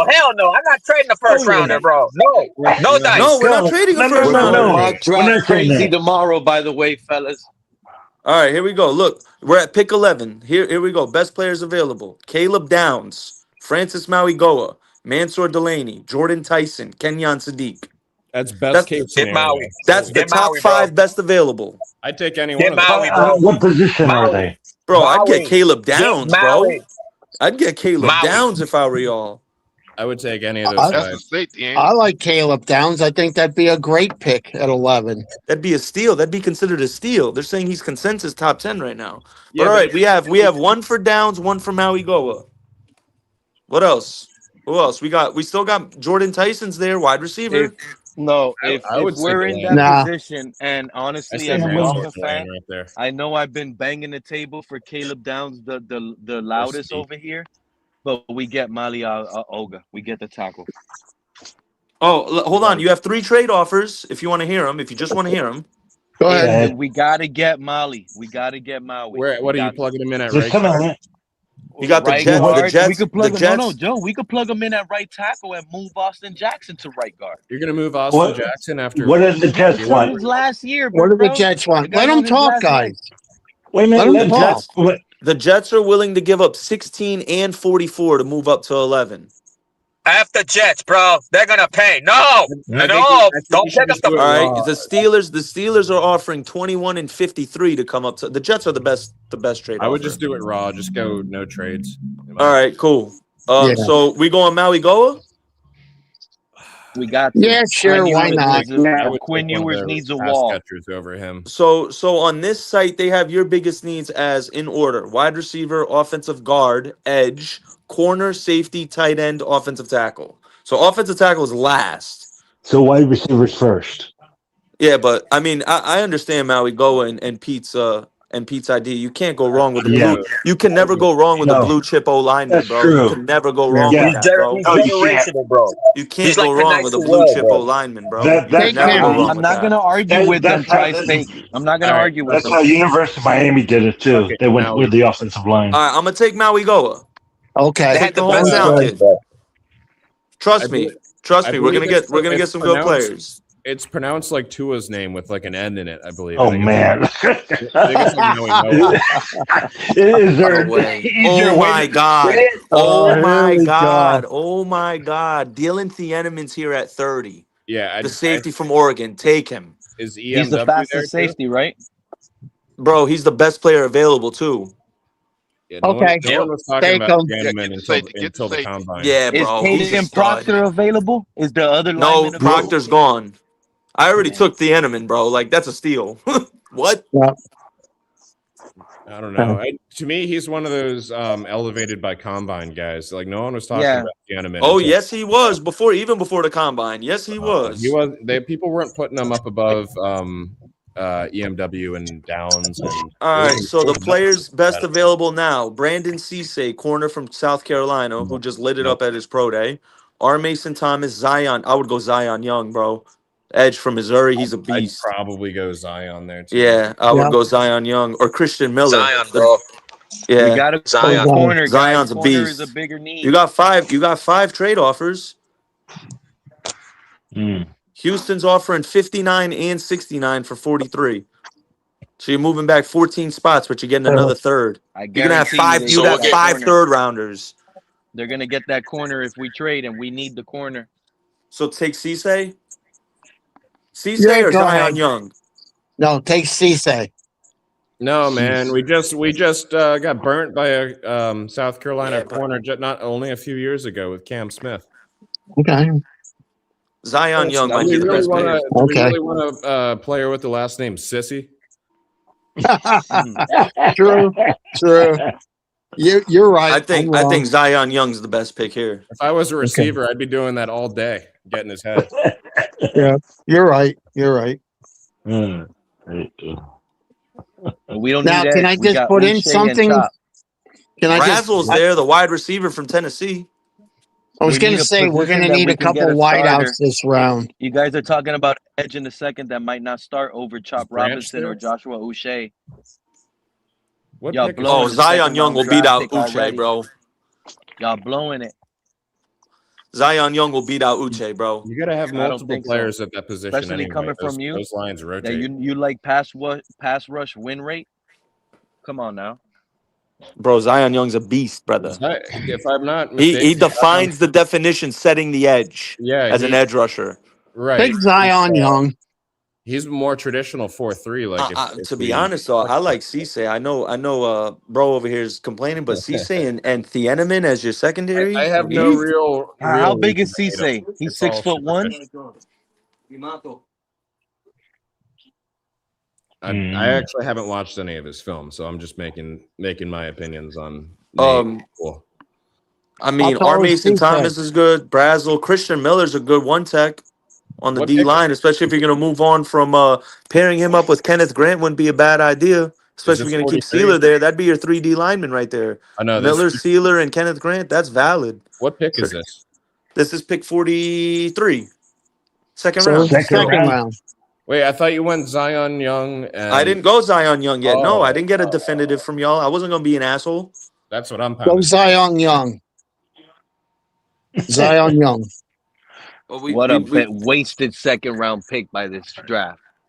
I mean, it depends. It depends how highly y'all view what type of contract y'all gave Josh Uche. Let me see. It's a 1 year. Everyone's on a 1 year. I don't know. None of Uche's on a 1 year, bro.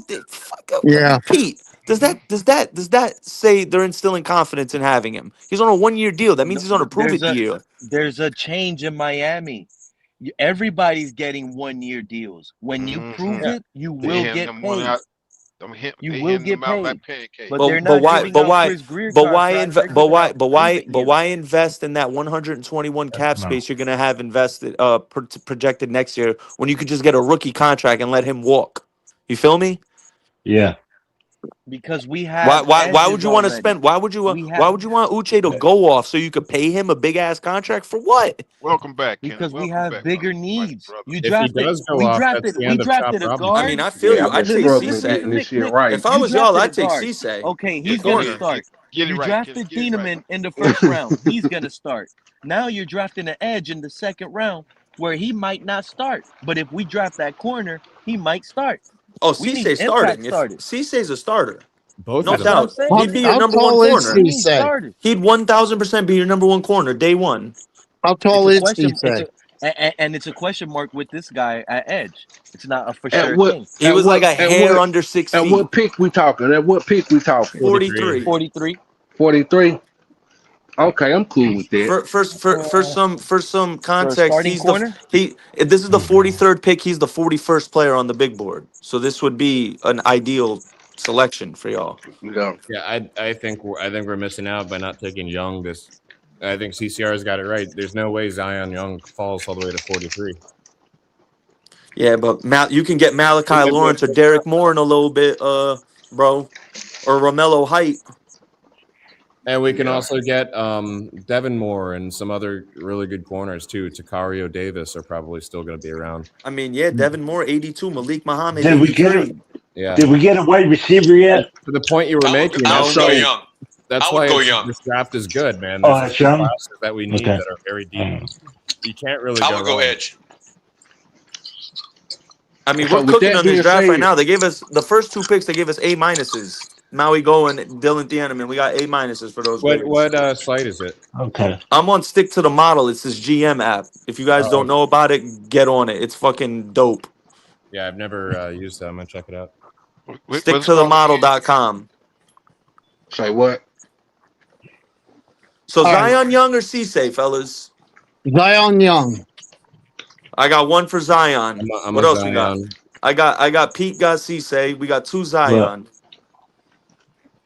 I really don't know the player, so I'll have to go with what you say. Yeah. I mean, I have to go. Really, John? Really? John, what helps the team more? A starting corner or a depth edge? Yeah, no, I honestly like the Cisse pick, especially Hafley's specialty is the secondary. If you get Cisse and Thieneman, woo, you guys are cooking. Oh, you already got Thieneman, so we've he's a safety though, but he's a safety. I know, but still. Yeah, but we need a safety. We can get Keontae Scott later. You could possibly get Keontae Scott. You could. That is absolutely. He's at 67. Who's at pick 44? Can we trade up and get Cisse and the edge? Yeah, you could. You can move up. If they're 2 good blue We chip got players fourth, there. third trade or Minnesota's offering 49 and 82 to come up to 43. That's because they want Cisse. Man, Brian who playing Flores with knows some what he water in the sees. background? Who, me? Somebody Who? playing with some water back there. Sound like something else, but I ain't Nah. gonna expose that. Maybe they flushed the toilet. Pete, I'll let What you was pick that here. You're something saying else? Tell us what Cisse? tell us what you It thought might it be my was. fish tank. Pete, you're saying Cisse? Say what? Yeah, I don't think you want that on your channel, Pete. It sound like somebody was squirting and they was just a rubbing. Whoa. What? He's a squirter. I got out of control. Yeah, somebody was playing with some water in the Well, make a background, and pick it sounded like already. somebody was squirting and they Anyway, was just a rubbing. You got who's fans I took Cisse, bro. Okay. Cisse. We got a corner. So Yeah, that's because the we got second 4 round, right? picks in the 3rd round. We got 4 third rounders. This is Well, that's what I crazy. said. We got 4. This is crazy. Yeah. We Trading got 4. Stoops. Kyle Man, we Lewis got is here. don't we And got 7 picks we in the already top replaced 96? we Yeah. already replaced Waddle with Jalen Tolbert, but we could find another replacement of Waddle in the 3rd round. If Branch Oh, is right here, bro. The kid I was telling y'all about, Ted Hurst, baby George Pickens, Ted Hurst could Georgia be State. I like Ted Hurst. He's I one of don't my like favorites George in this Pickens, entire so I'll draft, matter of pass on fact. him. so what you're saying? We could Where's have he 2 wide from? receivers. Who are the other receivers? The top receivers available: Ted Hurst, Brennan Thompson, Deion Burks, Jacoby Lane, Skylar Bell, Bryce Lance. Yeah, which one of them get? How many of them got the big body? Tyler Bell's nasty, but I would Hurst. use like a 4th on Ted him. Hurst is 6'3", 205, And he got 4'4", vertical leap. Get So him. which is 4'40". That's how baby many? George Pickens, bro. Yep. Well, I don't want him then. Nope. You don't want a George Pickens? I don't That's like what we George getting right Pickens. there. We can That's get one of my we can favorite get CJ receivers in this Daniels. draft. We can get George CJ Pickens, a Daniels later. top 10 receiver in the NFL. What are we doing?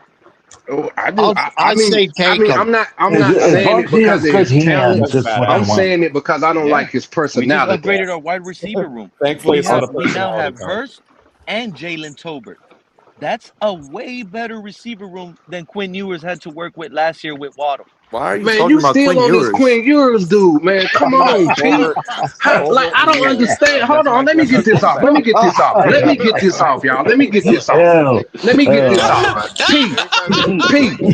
Let me say something real quick, y'all. Pete, you talking about Quinn Ewers that's a 7th round draft pick Quinn Ewers over is our Malik guy. that's a 3rd round pick.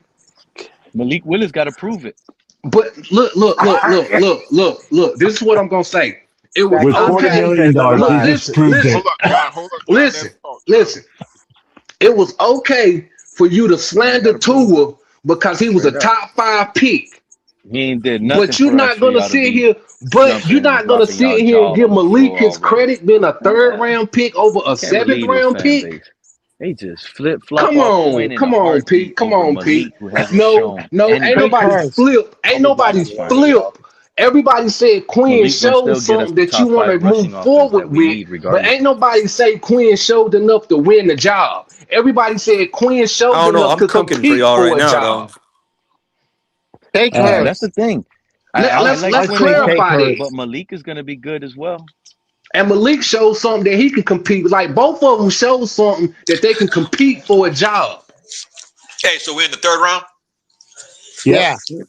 I say take Hurst. No, we're going into the 4th now.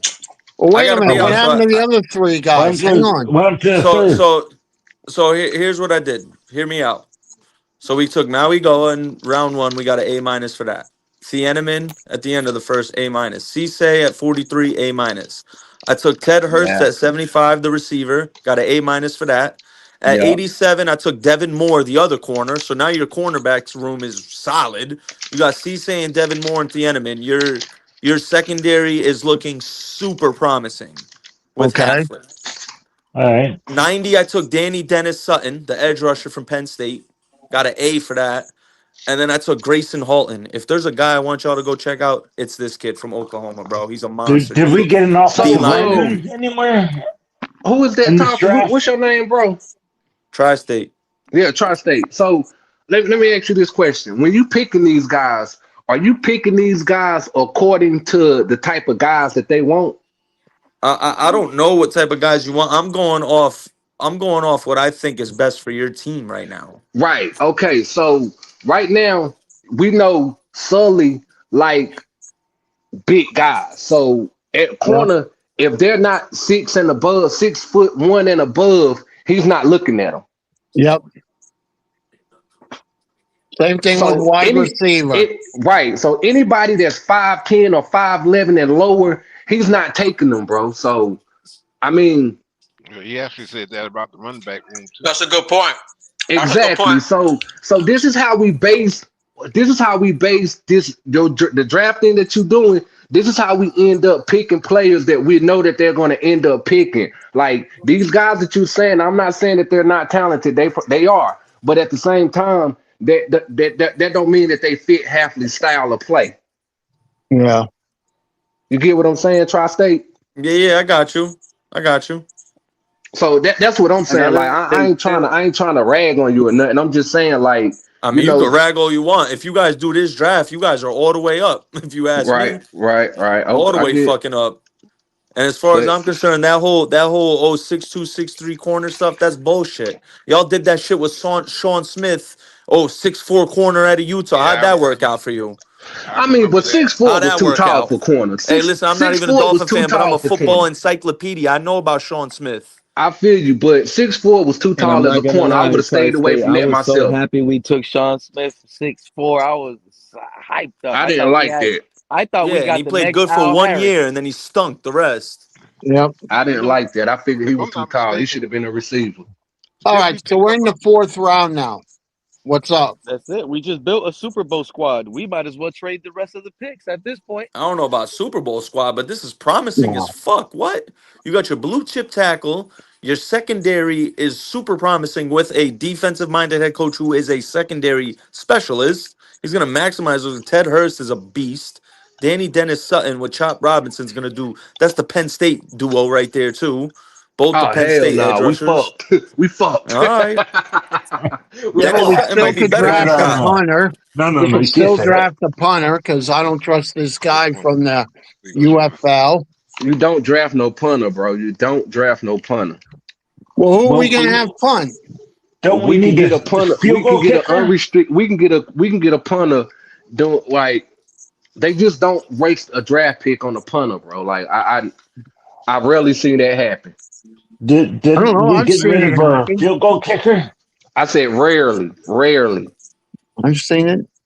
How many times? Miami did it. They had a punter named Reggie Roby.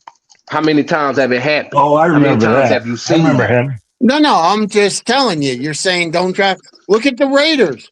Reggie Years Roby ago. was a Is you trying to be like the damn Raiders? Is you trying to be like the Raiders? I'm not saying that. I'm telling you what they did. They drafted a guy named Ray Guy, Hall of Famer. Oh, I remember him. How long ago was that? It doesn't matter how long. That was with the Raiders. It does matter. It does matter. Oh my God. I'm getting a fucking headache.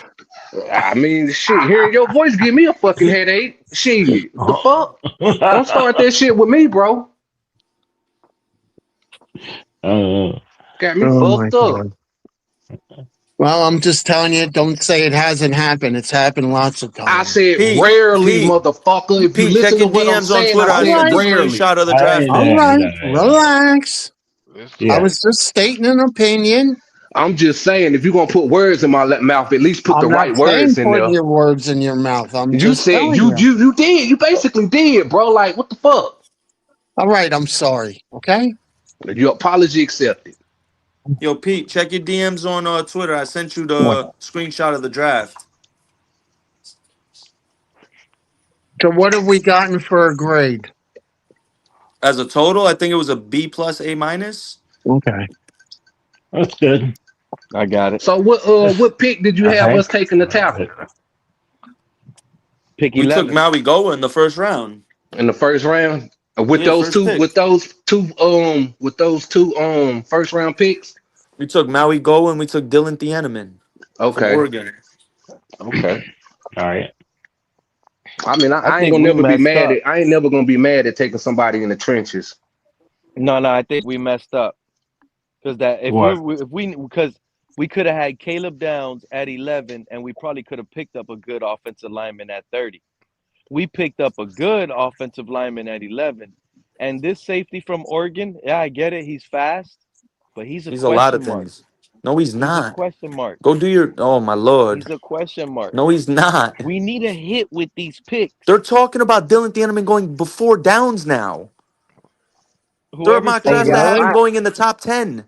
I'm sorry, Pete. I was watching some tape on Downs yesterday, and I actually fell off on him a little bit. He was like, I saw him missing some crucial sacks and stuff, like the quarterback able to get away from him. That man like, has one of the lowest rates in college football at missed tackles. Wasn't he hurt a lot in college? I know he got a busted knee. That's because he plays hard. Well, that's hurt. That's how hard he plays. That guy plays with like he has heart. What do you get, a busted kneecap or a busted knee? I don't know. I'm not for sure exactly what it is, but I know he had surgery on his knee. I think it was a busted kneecap. I don't know.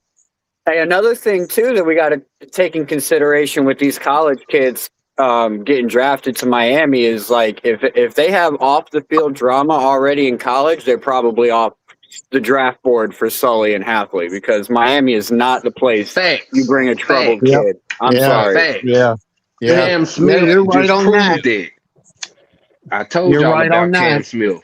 That guy came from South Carolina Gamecocks. Down there in South Carolina, there is nothing to do. It's like the fucking desert down there.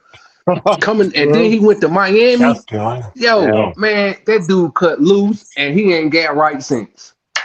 Absolutely. Yeah. And that's something when you have to worry about when you come to Miami. And Kenna, being here in Miami, you're absolutely right. It's a lot to get into. Hell yeah, I know. Come down here, you know, if you got off-field issues where you can't, got to go clubbing and partying, this is not the place for you. Although I do feel like it will die down over time because now that like the college kids can get NIL money and shit, they may be able to get it out of their system before they get into the NFL. Because a lot of them now, the way it's been is like they don't get money until they get signed into the NFL. Now you got a big check and you're down in Miami with all kinds of stuff to do. You know, it's now they can get money in college, so they can. I get what you're saying, but look, what you're saying has a lot to do with the mentality of the person, what they're attracted to. It don't matter if they do get it in college and be able to splurge and do whatever. If that's what they're attracted to, they're gonna do that shit in the NFL too, bro. Yep. Hey, Pete. Yo. Bro, that draft is a cook session, bro. Yeah, because that shit's a cook sesh, brother. Because the Honey Badger in college, I think was LSU you went to. I'm not sure. The Honey Badger, y'all remember him? Yeah. Oh yeah. Yeah, because he got into a lot of trouble in college. Whatever. He didn't straighten up until he got a little ways into the NFL. Then he did it at 360. Yeah. Like it took him. But see, this is what we saying about playing the game of football. It is. The game of football is nothing but another way of life. If that makes sense to y'all, if I'm making sense to y'all. So football is a way of life. But go ahead. But how you live your life is gonna show on the football field. You know what I'm saying? Yeah. If you out here doing whatever the fuck you want to do, wilding out, having a ball, this, that, and the third, some guys are talented enough to mask that up. A lot of guys is not talented enough to mask that up. You know, we look at Antonio Brown. We look at Antonio Brown. No, I got one for you, Kenny. It was a guy named. They're not educated enough to. Hold up, John. It was offensive lineman. I think his last name was Prince that we got from another team, and we brought him in. Next thing you know, they showed him in the newspaper on the news, standing on top of a car. Really showing himself. Yeah, but see, that's why. See, this the whole reason why I'm so like kind of intrigued about this Henry Ruggs if he was able to get a second chance, because I don't think he really meant to kill them people. It's just he's being punished for it right now. You get what I'm saying? And I actually don't know what you're talking about, but okay. No, I don't want it. Go. Oh, I ain't hear nothing he's saying. But Henry Ruggs didn't he get into an accident and kill some people because he was driving fast? I don't know. Let me look that Yeah, up. yeah, he did. He I'm was thinking that's DUI, it. got into an accident, and See, yeah. and tell me who don't get a DUI nowadays. You know what I'm saying? So I'm not sitting here saying the DUI makes him a bad person. That's what I'm saying. Just because he got DUI, that really don't make him a bad person. It makes a bad decision, yes, but you know what I'm saying? He probably sitting there and turned his whole life around off of that. And you know what I'm saying? Like that's just how I look at it. Versus somebody like Cam Smith that was out here and gotta ground himself on his own, but he's still out here partying and fucking up. You know what I No, mean? well, we did this whole draft thing right here. If they all panned out like they said he said it would, coming into this year's season, do we have are we going into it as like hitting the playoffs? Nah, I don't think the draft gonna work out like that, bro. Like I said, man, you I don't gotta know. pay attention to what Sully and Halfley want in players, and if some of Exactly. those Yep. if some of those players don't fit the mold of what they want, no matter how talented they are, they probably gonna pass on them. John, what's gonna suck this year? We're gonna be that team that we're gonna go back and say, man, if we would have won this one game, we would have been in the playoffs. We're like that Well, 9-win actually, playoff fringe team if the draft goes well. it's either that or we won't be. And next year we'll have more draft picks. I understand, but that's right. Yeah, it'll be a Or successful season we'll just have if more, we're that. or we'll have more money to go to the not draft, but Now, let's say we do win that game that we weren't supposed to win on the road in the cold. Everybody had us as an underdog, and we snake up like 2 games like that. Oh, we're a playoff team. We are. We'll have 11 wins. With 11 wins, that gets us in the playoffs. So let me ask you this, Pete. Would you be mad if we make the playoffs with Malik this year coming up? Hell no. That's what I'm saying. I got 2 routes in my head as a Dolphin fan on why we should make the playoffs. I got it in my head. With Malik Willis as the starter, Kenna, I guarantee you guys, we will be a top 5 running team in the league. Malik will have like 900 to 1,000 yards rushing, plus the touchdowns. Achane, another 1,300 to 1,500 yards rushing. That's elite run game. If Halfley hits the draft with these corners like Tri-State did, and we have a top 12, top 10 defense, we're making noise. We're in the playoff, guys, and that's with Malik Willis.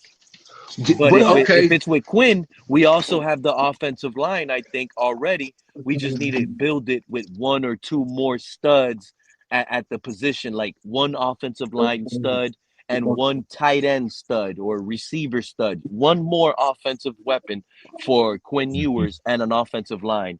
And we could obviously be looking at this team in the playoffs with a top 10 defense. If Halfley comes through and we come through in the draft with Halfley and we build that defense right. Come on up, fan. I've never seen Willis run, but remember last year when we played the Jets and Tyreek Hill got hurt? I was there at the game. And the Jets quarterback, I don't know who he was, but he was Fields. Justin Fields. Is that who it was? Yeah, okay. It was Justin Fields. He was a runner, and he was a good runner. Yeah. And he ran like an 80-yard run. I mean, he bypassing all the Dolphins. Yeah. And I'm just imagining Willis would do that or something. Joe. Yeah, Joe, that's pretty much what we have. We have a project like Justin Fields. That's what we have. And Malik Willis. This is the hell no. Willis was more consistent. No, Only Pete, say don't be legs. disrespecting that man like that, Pete. Don't Justin Field disrespect him lost his like job that. to Brady No, Cook in New York, no, bro. I'm no, just That's saying, what's gonna Pete. happen here in Don't Miami when disrespect Quinn him Ewers like takes that. it. Pete, don't disrespect that man like that, bro. That I man just, has worked on his passing game. He has worked on yeah. his passing game. You Yep. can see Yep. it. I'm not taking anything away Agree. from his I passing. agree 1000%. He has worked on his passing. You can see his workouts. Yeah, And bro. Like I like that, Well, and that's what I'm saying, bro. Like I get what they saying about Quinn, how he can intrigue you. I understand that. Yes, that is yeah. true. But at the same time, if Quinn intrigues you with his draft position, how can Malik not intrigue you with his draft position? yeah. Yep. Yep. Well, I And don't he's even. I don't. already I and also and like. he's already shown you that he has the ability to learn. Well, he's shown. Yeah, I know he's shown the For GM me, and for coaches. me, So I'm not looking at it from the draft position. I'm looking at it Yeah. like the moves that these guys have been making, Sully in particular, and so far he's been making the right moves. So why should I Yep. doubt that Malik Yep. Willis is the right move? Yep. Thank you. That's And I all want to that's say, all I've been yeah, saying from the yeah. jump. Like, just trust these guys and what they're doing for the simple yep. fact of Yep. the fact that when they came in this Nah, Kenna. organization, they had a blueprint from the start. Mm-hmm. If you can't trust nobody that got a blueprint from the start, then guess what, my friend? You do need to go back to West Boo for. And Los Dos Fanatics, I'm sorry, I Kenna. Steelers like These that. guys fans, I not like lost. that. Achane. Kenna, you might call me crazy, but I really think they already lost the locker room. No, How? No. How are the you fans haven't gonna lost the trust them? locker room. How are the fans gonna trust them when the locker room can't even trust his coach? So tell me, how did they lose the My locker goodness. room, Pete? Yeah, Exactly. This that's man what I already want to lost know. Malik Willis. You think Malik Willis picks the Dolphins knowing they're gonna trade Waddle when he could have went to Arizona and had Michael Wilson, Trey McBride, Wait a minute, Marvin wait a minute. Harrison Come on, Jr., Pete. We So hold just on, the hold finished. on, running hold back they on, just hold up, hold signed. up, hold They on, We just hold got on. just had a Tyler mock Algier. draft Hold yet, on. okay? So you mean to And we tell got This me? man two So probably hold Malik on. vacancies. Willis is Hold up, Malik John. Willis Hold is up, John. probably mad at these I'm guys. saying, Y'all Hey, trading Waddle away so from me. hold Come on. on now. If we go back to Malik Willis's presser, right? His opening presser, they asked him if he had any kind of knowledge about coming to Miami, and the way that he answered it, he answered it very PR like, but you could tell He already that knew. he knew he was Yep. coming, Yeah. even He when already knew what was up. before Halfley got here. Like they Look, the Yep. probably fact. all had a meeting. Sully was like, "Listen, I'm going to take this Dolphin job. I want to bring Halfley. I want to bring you with me. We're going to bring Willis there over you here. go. We might bring a couple other guys. Like we're going to make Yep. it happen. It's not Yep. all going to Yep. happen right away, but it's going to happen. We're going to go over here. We're going to build this team like they built it here in Green Bay, and we're going to be champions." Not only that, the fact that he did not mention the other teams that was involved in getting him Yeah, yeah. says Those it other all. Teams, teams, what those other teams teams. wanted him, by the He way? didn't say. They didn't Arizona, say. They didn't. He They didn't Arizona didn't wanted say. him. say. Yeah, but he didn't say. No, he He didn't. like Gotcha. he. It Gotcha. did not come out of his mouth at all. So that like Gotcha. right there, he already knew where he was going. When Yeah. this offseason hit and Sully got fired and Jeff got fired or they walked away or however y'all want to put it, when them Yeah. two and Green Bay parted ways and Troy Aikman recommended them, like he really told Steven Ross who to pick without telling them who to pick. Yeah. This guy, Jeff Halfley and Eric Sully, these Yeah. my guys. I really like these guys. But I Yep. got some other guys over here that you can look at if you want to pick these guys. Yep. Like that's how it was played out for Ross. And he went What? with it, and he went with the You blueprint. know what I Yeah. find fascinating and weird as hell? Hey, We really drafted Waddle for Tua, fellas. The We year did. we cut Tua, Yeah, you're we right. We well, got did. rid of well, Waddle. we did. We didn't even Yep. get to see Waddle in the new scheme because he's gonna go and enjoy the rest of his career with Bo Nix Well, now. hey, Well, and I'm Pete, that happy was a for him as trend. At well. that time, Okay. that was a That's trend. crazy. We At that Yeah. time, really that Yeah. was a drafted trend, though, So Waddle for Pete. Jalen Tua. Hurts Yep. It got was Devontae all for Smith. Tua. That's what Yep. I'm. Yeah, Burrow that's got what I'm Jamar saying. It was a Chase. trend. Yeah, Two it was a goes with trend at that Waddle time. goes. Devontae, Yep. That's you can feel wild the to difference me. with It was a trend, so everybody knew that. So if you just not catching on to that, Pete, hey, you exposing yourself, bro. No, we were actually saying that, Kenna, at the time. We were talking about that. How we drafted Waddle just for Tua. That's his buddy. Woo woo woo. But when it actually happens, like today, how we just traded Waddle the same year, like it's a fact. Now there It is no made going back. it made proof. I Can mean, I but it ask was you? already proof when they got him though. Yeah. Like Joe Burrow got Jamar Chase, There you go. Jalen Hurts got Jalen Hurts got Devontae Smith. Smith. You know what I'm Yep. saying? And they Can even can I tried to like who was cause wasn't Justin Jefferson with Joe Burrow too?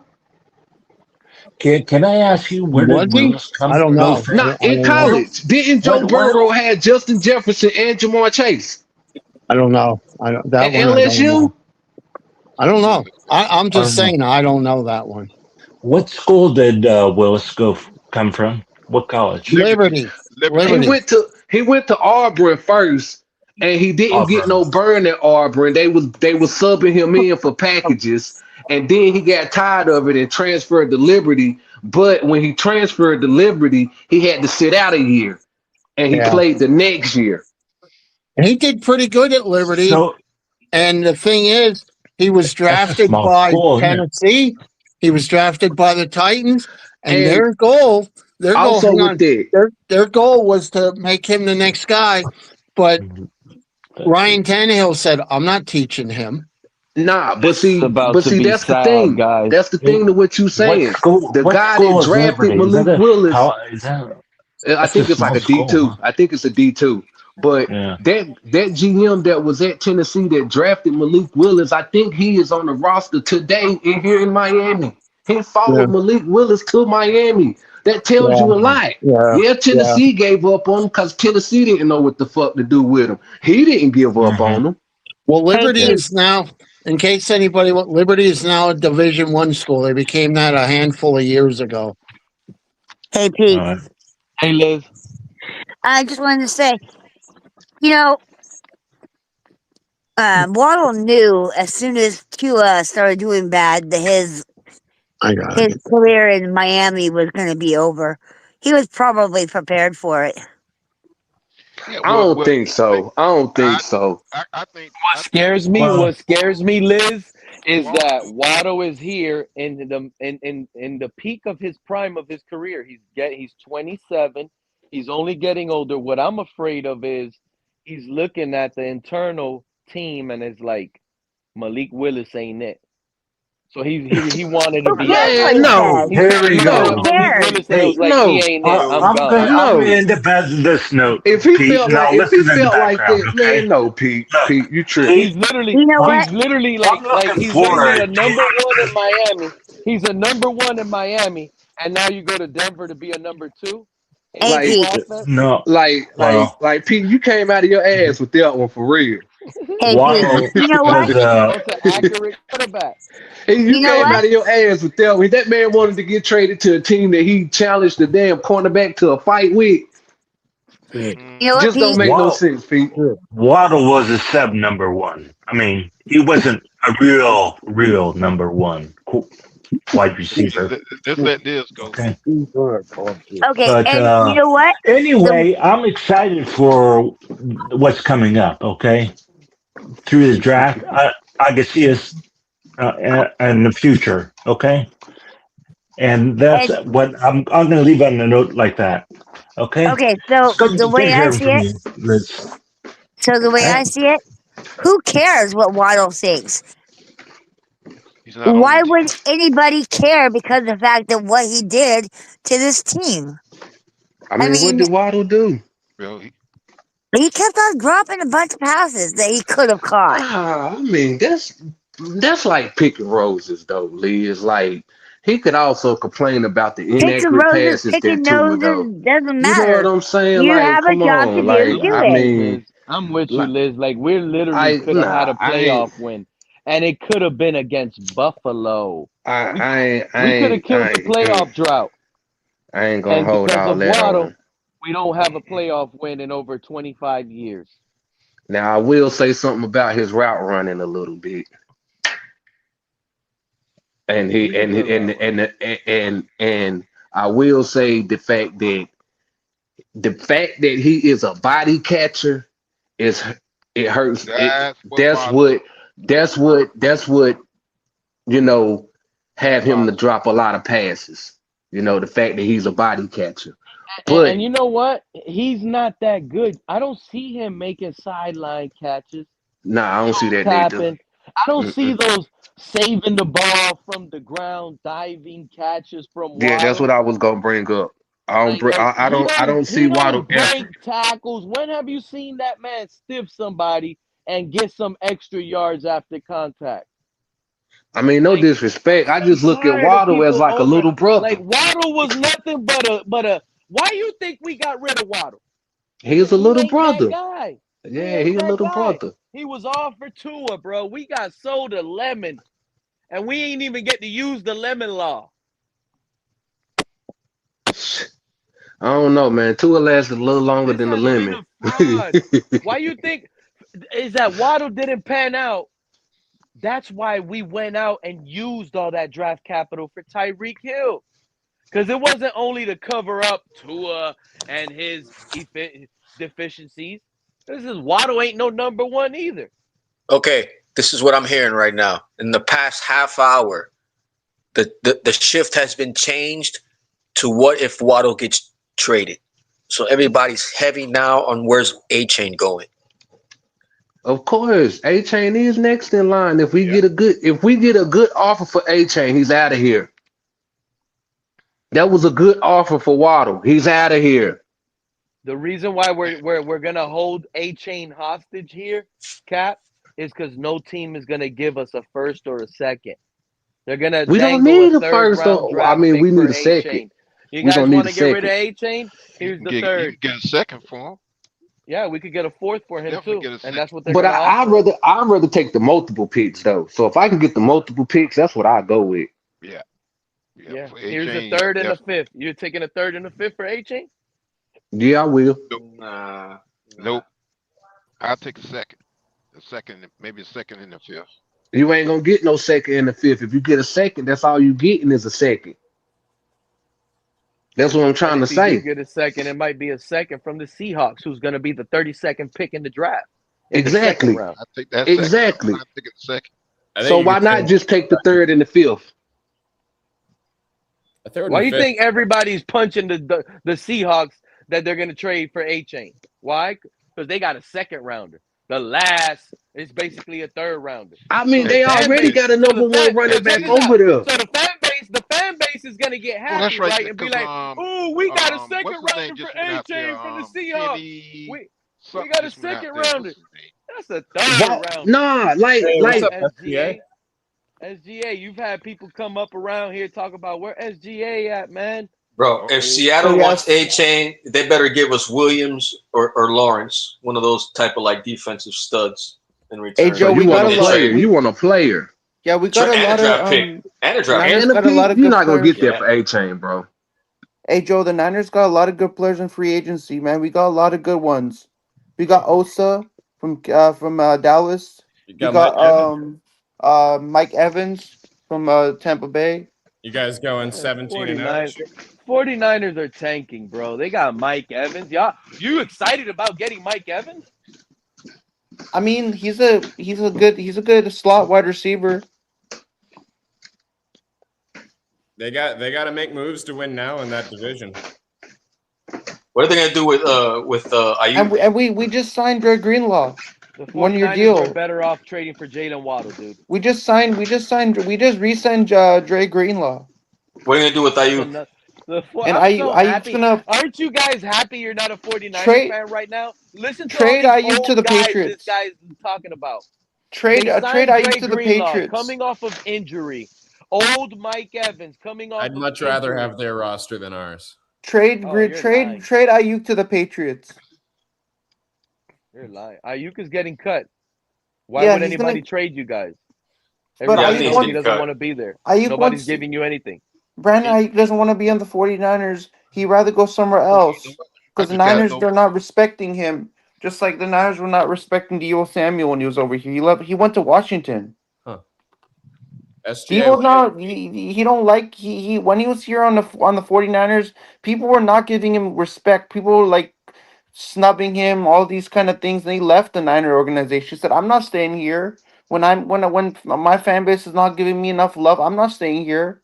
Well, it was also a contract issue, right? He wasn't getting his But like That's what when I'm you don't saying. respect You your heard what you players, just SGA. then You they ain't heard what gonna you stay on just the said. team, right? When the Let's just organization is not giving the players it's enough common love, sense, right? It's just common exactly. sense, you know? That's what It's Malik common Willis is sense. probably. Malik Willis, the new Dolphins quarterback, is probably feeling unloved now because they just traded away his best weapon. Oh my goodness. Man, get the fuck He out of here, probably don't Pete, even man. like the coach no There you more. go, Pete, man. There you go, man. In life, I'm pretty sure. So I'm again, pretty you sure gotta Devon use Achane. I'm again, pretty sure Devon Achane texts Malik life. like, "Yo, It's who you all when throwing in the life. ball It's to, all about bro?" using common sense. That's what life is again. There about. you go. You can't be So in other words, illogical. You gotta make the What? right SG ain't saying things. that? now, Okay, my so in other brother, you words, if must he have was done with learned you, some it'd shit. be all right. If he Repeat was what you when he just was with said, John, it'd be SGA. all right then. No, in life you gotta be like you can't make illogical things, right? Like I see all these NFL analysts saying illogical things. I'm like, you guys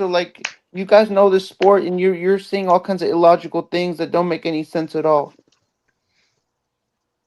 Speaking of illogical things, SGA, I know you predicted 17-0 last season. What's your prediction?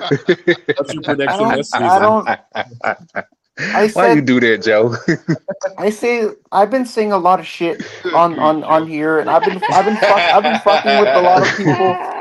I've been Where have you been, man? We've been missing you. Where have you been? You disappeared. I don't know, man. I don't think I think we suck this year. I think we're not gonna go 17-0 this year. I think we're gonna go 0-17 this year. Wow. I Oh said some shit! Hey, I said hold some up. fucking shit. Hold up. I You know might I just say some take the fucking opposite of shit. what he say with them. 0-17. Yeah, he's They're gonna doing the go reverse 0-17. They're psychology. gonna lose every game. Hey, you know what? The 49ers actually won a lot of games last year, even with Mac Jones. He came in, he started flinging. Yeah. Mac That whole Jones, damn roster hey, was you hurt. know what's Yep. So crazy? We were like 1-5, 1-6. Mac Jones only played like 3 games. There was like Hey 7 Joe, you games know in the who the season, and Mac Jones already almost had more passing yards than Hey Joe, Tua. you know who the 49ers are gonna select it with the number 27 pick in the draft? That's what I want to They're know gonna from select Trey Lance's brother, Bryce Lance. in the first round. The 27 pick in the NFL draft. I want the Niners to select Bryce Lance, the brother of Trey Lance, North Dakota State. Oh, but Why? he's a wide receiver. He's Because like I a want. third or fourth round grade, I think. So you know what they should do? If the 49ers sign Bryce Lance in the draft, Trey Lance has to leave Los Angeles and come to San Francisco. Wasn't he there What? before? He's got to come back. No, but I want Bryce Lance and Trey Lance to be brothers on the Niners. I want that. What? Has there ever been a brother QB wide receiver duo? Would that be kind of? I want to see Bryce Lance and Trey Lance on the 49ers, I don't know if that's just ever like Nick Bosa I don't think that's ever and happened, Joey bro. Bosa and Yeah, Joey yeah. Bosa. Joey Bosa will sign. You know, Joey Bosa will sign up with the 49ers. It's not oh, official I yet, forgot. You got to be pissed I off that think your that rival won the Super Bowl. I think we but I had want to see. the Jones But brothers were on the no, but same I want team to at see one Nick. time. I want to see Nick Bosa and Joey Bosa as brothers. You know, like they both played at Ohio State. You They know, both Nick played at Bosa St. played at Thomas Ohio State Aquinas. University, and then Joey Like They Bosa like both also played played. there They both played at the at same high Ohio State school. University. like the Both of them. Blackwell brothers with the Miami Dolphins years back. Who? Who?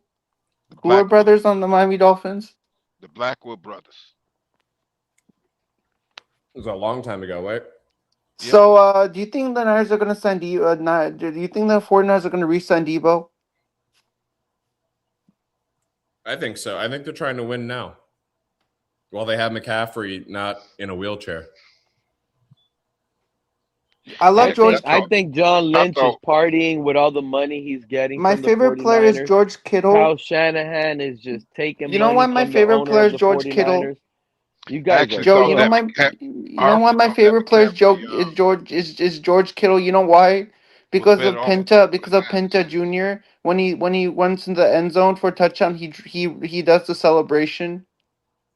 SGA. You know what I'm talking about? You guys have to rebuild, bro. You don't know what I'm talking about? Penta Jr., the wrestler from that when George Kittle does the celebration. Do you know Penta Jr.? Yeah. Do you watch wrestling? Yes, I do.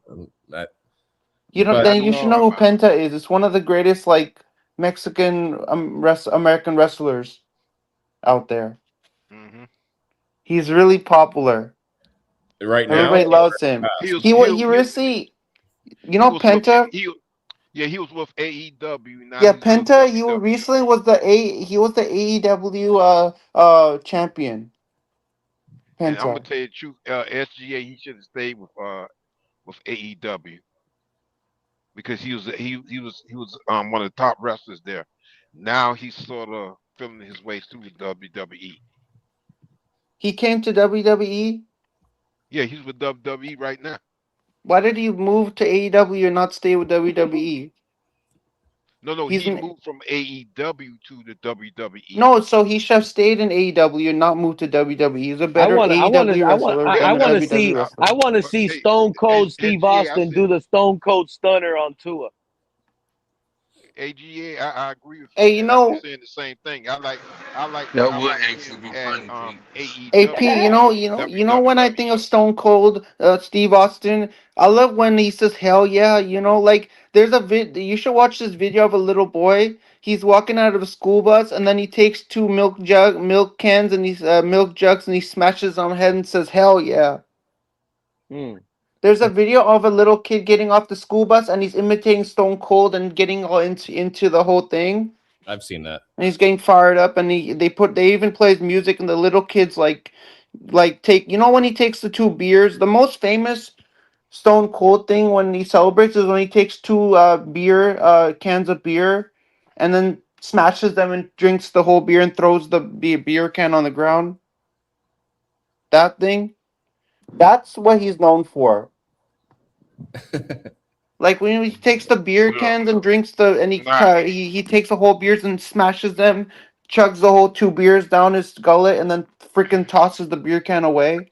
That's not the only thing though. The other thing is he likes to shoot up when he stands up on the ring post and he gives a middle finger up, both middle fingers. And 316. That's the other thing makes him famous. I think AP, my favorite wrestler is Rey Mysterio when he does the 619. You know the 619 kick when he catches people off guard and he gets up on the top rope, swings his leg around and knocks the other guy out. I'm not gonna lie to you, SGA. You bringing up wrestling over here right now makes me want to power bomb you. I just want to power bomb you. Yeah, like, but how you? I want to do it like the way the But how are you Undertaker, telling me I lift can't him talk up about even wrestling higher, and I just and then somebody just I mentioned it and somebody went on it. So you're telling me I can't talk about wrestling? Then everybody else I started bringing up wrestling and everybody else started like contributing and starting like telling because they didn't want to be rude to you. I'm just I telling guess you it what was I just time wanted to to be do to you, rude to bringing you. up the wrestling but it's all good. No, but you How do should you- make, you know, if this is a dolphin show, you should make this like everything, like a full show. Like my show, I just talk no, don't man. like when I Listen, go on bro, my you show, I don't just talk about sports. I talk about like wrestling and But this football all talk different though. kind of stuff. I This mix it up football on my talk channel. I though. just don't talk about sports. I want to This talk about like football talk wrestling though. too. People This want to talk about football talk wrestling on though. my channel. I don't. I'm not gonna say like don't talk about wrestling on my channel. We I'm ain't not gonna saying say don't that. talk about it, but we I gonna just keep it told at a you what I minimum. felt like doing. No, but I'm saying on my, you know, my channel is a sports channel. But you know, if people want to talk about wrestling, I'm not gonna But say this P let's not channel do though, it. you can't run his channel. He run his channel how he run his channel. SGA, I've watched you play some Madden on your channel, and it's pretty funny. I'm bad. You throw a lot of interceptions, man. I'm bad. We gotta work on your passing. Am I really bad at Madden? No, man. I usually quit before you get too far in the game. Am I that awful? Wow. I'll be watching him for He like 3 quit, minutes, bro. and he goes to And he's quit. playing like an opponent online, and he quits on them, Joe. No. I think it's the computer. You quit on the computer? Hey, Pete. No, I'm playing against the Wow. CPU. No, I'm playing against the CPU. Look who just came in the chat room, Pete. I haven't seen him in a long time. Aquavision. Oh yeah. Aquavision. What you mean? Yeah. Aquavision is here always in the chat. No, He was so here if Joe, if Aquavision was the Seen first him one. lately. So Aquavision was the first one in the chat on the last stream. Hey Joe, so when I play Madden, I'll play a full game and not quit. I won't rage quit. I'll play a full game, even though if I'm just getting my messing. ass whooped, I'll SJ, still continue playing. I'm just messing with you, man. It's not that big of a deal. Sorry about But, that. Pete, I wanted to bring up. You play Madden? There was another Yeah, person that we had a sighting of that you posted about. What was it, yesterday or the day before? You caught Jermaine commenting on the. Oh yeah. Kurt. What's his name? Jermaine. Yeah. The Kurt Warner breakdown Malik Willis video. You're right. Yeah. Jermaine is very pro Malik Willis. We gotta lure him back in. Hey Ryan, Pete, I remember Joe. Ryan, we heard him in a minute. Came on my hold channel. on. Ryan, if you want to come in, you gotta go down a TSA checkpoint. Yeah, you better back out. Hey Joe, I remember you came on my channel. There you go, Pete. Hey Pete, Joe came on my channel one time. Joe? I did. He came on my channel on a stream. Your buddy in Utah that does I forget his name. Coleman. Been in his channel too. Hey Pete, you have to come on my. You have to come on my channel too. SGA, you know what I don't understand, SGA? What? Imagine fans saying the team got a better coach. It has better players. It has better this and that. But on their other breath, oh man, Ryan, is that you, Young 3K? Oh, my bad. I never knew that was you. All right. That's you, Young 3K? Yeah, my bad, Pete. Okay. No, that's fine. I wish you would have told me in the chat. I didn't want to. I'm sorry for saying your name on the internet. You good. I don't care. I didn't know who it was. It wasn't saying Young 3K. But SGA, imagine fans telling you the team got better coach, better players, and on their same breath, they're saying, oh, we're tanking. We're losing. Does that make sense, SGA? A team that got better players and better coaches got worse, and they're going to start losing now. That don't make no sense to me. Can you tell the people why it doesn't make no sense to you? I think they want to hear it. So if you're a good team and what was your question again? Like what I'm trying to find out is how does a team get better stuff, but they're gonna tank? How? What team are you talking about, man? The Dolphins. Specific? The Dolphins? You just said Dolphins? I guess crazy as hell, yo. I don't know. I'm trying to throw y'all, I'm not a man. Dolphins Pete's so fan. special, yo. You're asking me a Dolphins question. I don't know anything about the Dolphins. But No, does just it make be sense? honest, SGA. But does it make sense? Imagine honest. getting a better quarterback, better Tell Pete coaching. he's wrong, SGA. SGA, How tell are Pete you he's getting wrong. better things and your team got worse and they're tanking and they suck? That doesn't. All right, bro. It doesn't. It doesn't make any sense. Like if you get a good player and you get a good team, you should continue to win more games. You shouldn't tank. There is no such thing as tanking. We had a bad team last year, and according to these guys, our team was bad last year. And that bad team won 7 games last year. We got better than last year. So how are we not going to win more than 7 games? It's just like in sports. If like your whole team is suffering, is plagued with injuries, and you still end up winning 8 or 9 games. This is the kind of same thing, right? Yeah, some of them are. You know, like when your whole team, like if the Niners team was all injured and everybody was injured on the Niners, and they end up winning like 10 or 11 or 12 games. Good shit, SGA. Good shit, boy. Yeah, that's what it is, man. Like if that would be something, if the Niners the whole team was Pete, injured and they still end up winning the whole thing and end up getting a 6th Lombardi trophy and winning the whole Pete, thing, that would be special. you let that man son you on your own question, Pete. He killed it. He killed it. Good stuff, SGA. Good shit, boy. I Good kill shit, every boy. single time. I don't know about that, but you did that time. No, I hope I. Hey, Pete. It's a What up, master Liz? of disaster in the friggin' chat. Michael K. Oh, what? doesn't he just make you sigh, Liz? Like, ugh. He's the master of disaster. Michael K sighting in the chat, guys.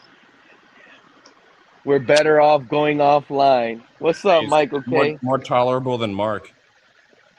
Oh no, you can't Oh, compare both Mark of to them. Michael.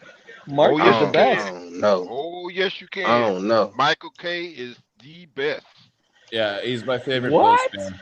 I He's think my Mark favorite. is the That's best my favorite. compared to Hey both of Joe. My them. favorite Bills fan Hey Joe. You know what? is You know what's Michael so K. sickening? Then What's that? Sean Joe, you Kugler know what's right so behind. sickening to me? Justin Fields went to the Chiefs from the Jets. Why is that You know sickening? why? You know why Why? you guys like Michael K more than Mark?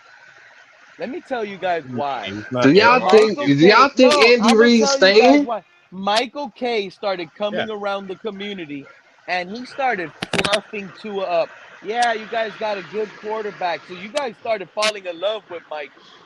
Mark was like, no, Tua sucks. Don't buy into Michael K's fluff. And that's why I like Mark. Because he was So never a Tua guy. Michael K is a Michael was two-near. one of those Tua-nears, Yeah. but he was Exactly. just He is he a was lying. 2-near. But I the don't know what thing Pete is, talking about. yeah, but Michael K wanted you guys. He was lying the whole time. Oh Come come on. on, man. He Okay, Pete. lied the whole Okay, time. He Pete. fluffed you guys up.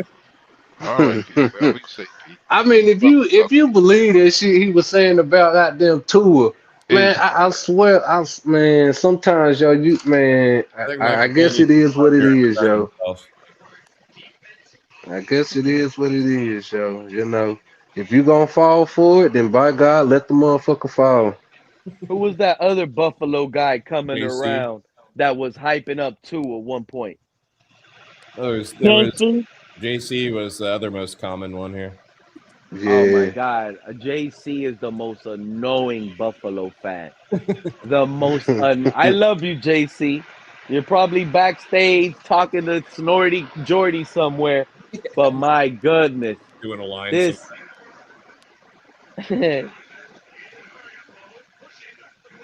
there it is. I knew somebody would remember Yeah, and that Amicus. Amicus. he fell off the map. Amicus. Yeah, of course he fell off the map. Hey A Joe, I lot of think these they're Tuaniers mistaking. fell off the map. Hey Pete, I think you're mistaking one guy because that Michael K. There's no Michael K with the Dolphins. That guy. What are you talking about? The right Michael K? Because I looked at Michael K, but there's no Mike. He's not affiliated with the Dolphins. What are you talking about? Some other Michael K? We're talking about a guy in the chat Uh, right now, a you know suicide what? Yeah, hotline. I'm not even gonna talk. Let's not even talk about that negative guy. He just talking about Michael K gets me upset right now. Yeah, JC was in your chat earlier, but he didn't come up. He was too Oh, scared. he was. Shout Yeah. out to him. Shout out to Tyrone. OG, yo, what's good, Pete? In the panel, the Tua hate was Hey Pete, you don't justified. have to talk. Hey Joe, when I'm telling Pete, you don't have to talk to those people. Those shitty people don't wait. You not waste your time on those people. Like those shitty people come in this You chat. You can't don't have to say that, fuck around with those SGA. You people, can't man. Those say people that, can go. SGA. Like You I can't got say trolls. that, sir. Yeah. No, Like that Buffalo Michael K guy. no, How but you Talking I feel about got about that? shitty no, people no, like no. Bills Like fans. when I go on my YouTube channel, I get I'm trolls all sorry, the Pete. time on my I channel, man. Like I disagree with get you. all these random I people got coming in I my got chat. I got Michael K as number one, and then I got Sean Kugler right behind him. Oh, I forgot about Sean. You Yeah, I got haven't seen him in a while either. But I seen him not long ago. Hey Pete, Michael. what were your thoughts on Jaylen Waddle going to Denver? Do you think that you miss Jaylen Waddle? You miss Yeah. him? It was Yeah, a I do good miss deal. him. It was a good deal. No, but Very you Very good good miss deal. deal. Jaylen For what Waddle. we got, Yeah, I no, I miss him. miss him. No, I I'm miss saying, him. do you wish He's a he great stayed player. with your team? Do you wish he stayed with your team? No. I do wish he stayed with our team. I would have said yes 2 years ago.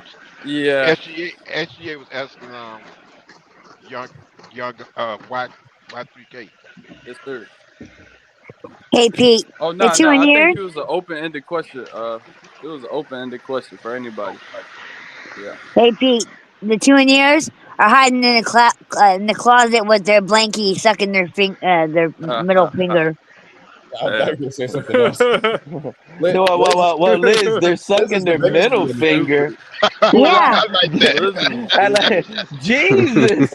Wow, they done sucked the thumb off. They done skipped the thumb. They done went straight to the middle finger. Biggest She finger. says, sucking the middle. I like that, Liz. That was good. That was a very good one. Hey Joe, how do you know y'all when feel people when the Falcons feel? babies do it, babies suck their thumb. They don't suck their middle finger. Why are you telling me specifically? I know that SGA. It was a statement. No, but the babies Young suck their 3K. thumbs. Young 3K, thank you for coming up, my You guy. How you suck. feeling about this Waddle trade and Hey Joe, everything you going on suck. in Babies Dolphin land? I'm happy, Pete. suck their thumb, You're and then happy? teenagers stick out their I middle love finger. Jaylen Waddle. Jaylen Waddle has started his career out with 3 straight 1,000-yard seasons. His second year, he had 1,300 yards, 8 touchdowns, and this is with Tua as his quarterback. So I think Jaylen Facts. Waddle is a great player. I think Speak to him, he bro. gonna be the number 1 for Denver, and they could go win a Super Bowl this year. But Hey Joe, for where we are in our rebuilding process, I'm happy with what we got. We got a Oh, first you're a round pick. Rebuilder. You're Well, a fan that it's thinks we're called the rebuilding. reality of the situation, Pete.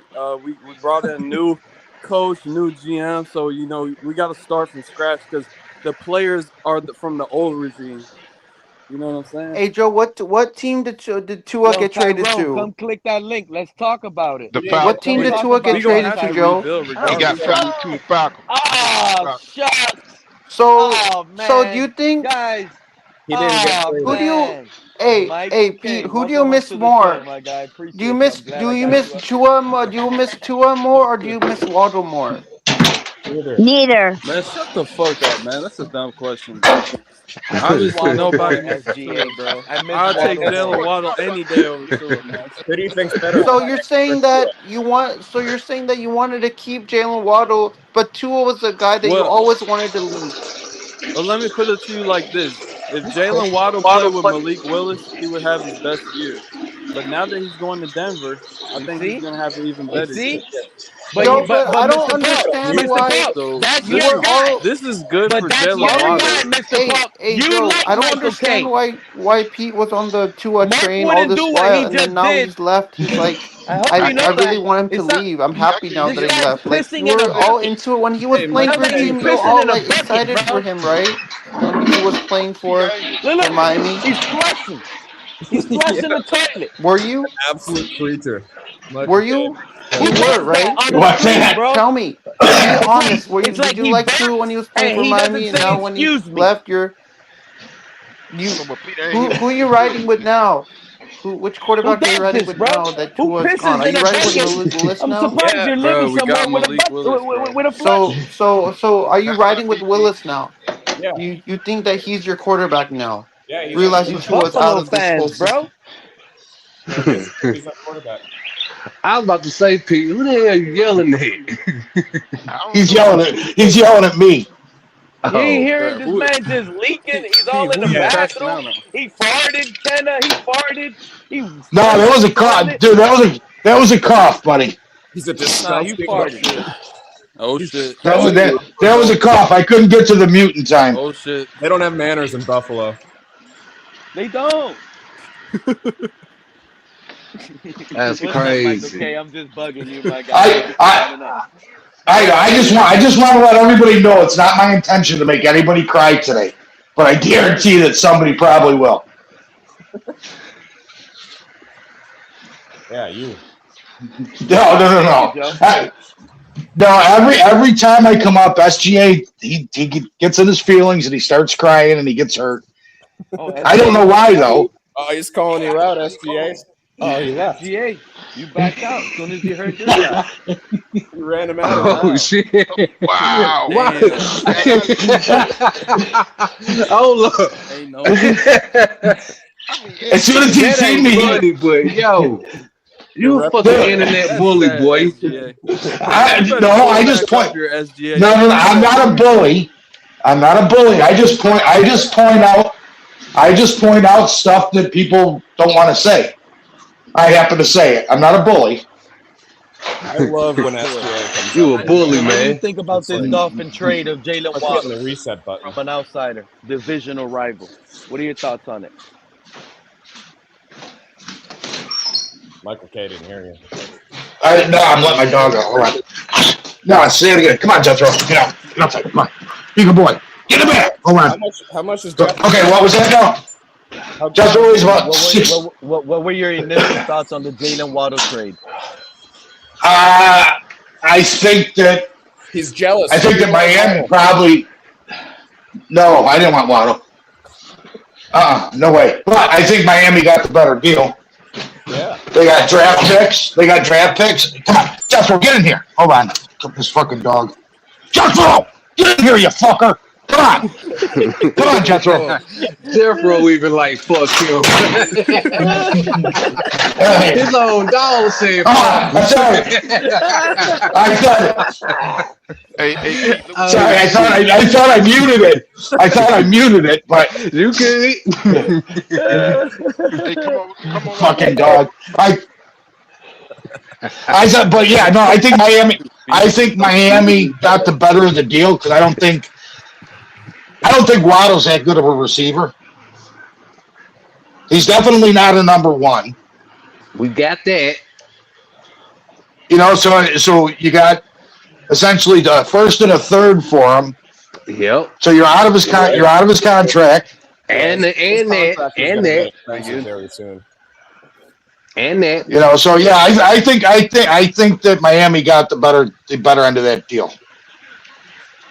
Yeah, I agree. I was prepared to take on half of that draft capital we got for Waddle. So I think the GM did a good job. I tell you what, it's fucking cold here today though. I think Waddle could have been a special player with the right players, yo. You know what I'm saying? He still can. Yeah, I mean, I'm happy he about to get his chance though, for real. I ain't even gonna hold you. He about to get his chance right now. The same way I feel like with Achane too, man. Like, you know what I'm saying? How so? Like Achane. I mean, Achane's different. He's not on a bad team. I mean, but we in rebuild. You know what I'm saying? Look how many years we about to waste of his prime, of his best years. Just to get competitive to where he flutters out. You feel me? Like, hey, I mean, just go ahead and trade him and get the best right now. Right? It's all about they're gonna trade Achane. Right, but what I'm saying is, by the time we get to the point to where we competing for some real games, he's gonna be wore out. They're gonna trade it. They're gonna trade him because they don't want to pay him, and he's gonna hold out just like James Cook did. These guys don't have the money to pay him. Yeah, you have I think 156 million in dead cap. I mean, didn't they? But isn't we gonna have like we're gonna have over? We gonna have over that in free agency next year, though. Yeah, next year we're gonna have over 100 million to spend. Yeah, no, you're still screwed. You're still screwed next year. No, you're still screwed next year because you still got another 50 million from Tua. That is true. Yeah, and you're gonna have. I think you're still gonna have some from Chubb, which trust me, I'm not excited about the Bills signing Chubb. Yeah, the Bills are going to say, bro. Don't expect much from him. What the hell was y'all thinking on that? I told you. I told one of y'all. I think I told Mark. Brandon Beane ain't no good GM. Here y'all go, blowing money on Chubb. Well, the problem is he tied his hands. He tied his own hands by getting rid of McDermott and changing the scheme. Fucked up. But he didn't get rid of McDermott. That was an owner decision. The owner said that was he Josh did. Allen. Well, regardless, McDermott shouldn't have been the one to get fucking traded or get fired. Who said that was Josh Allen? I think. Well, maybe not the firing, but the hiring was. Hell, y'all should have traded Josh Allen ass. No, no. Here's the problem. Here's the problem. That man threw 4 interceptions and wanted to get up on a panel and cry. He fumbled the ball before half for no reason.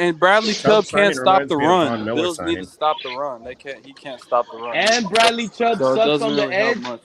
He's more of a pressure guy. He can't contain the edge, so the Right. Bills are going to He struggle at can't running set the the ball, edge worth the stopping fuck. the run. We You already guys' knew weakness, this. they We didn't get already know corrected with a this. big contract, Mike. I'm sorry to tell you.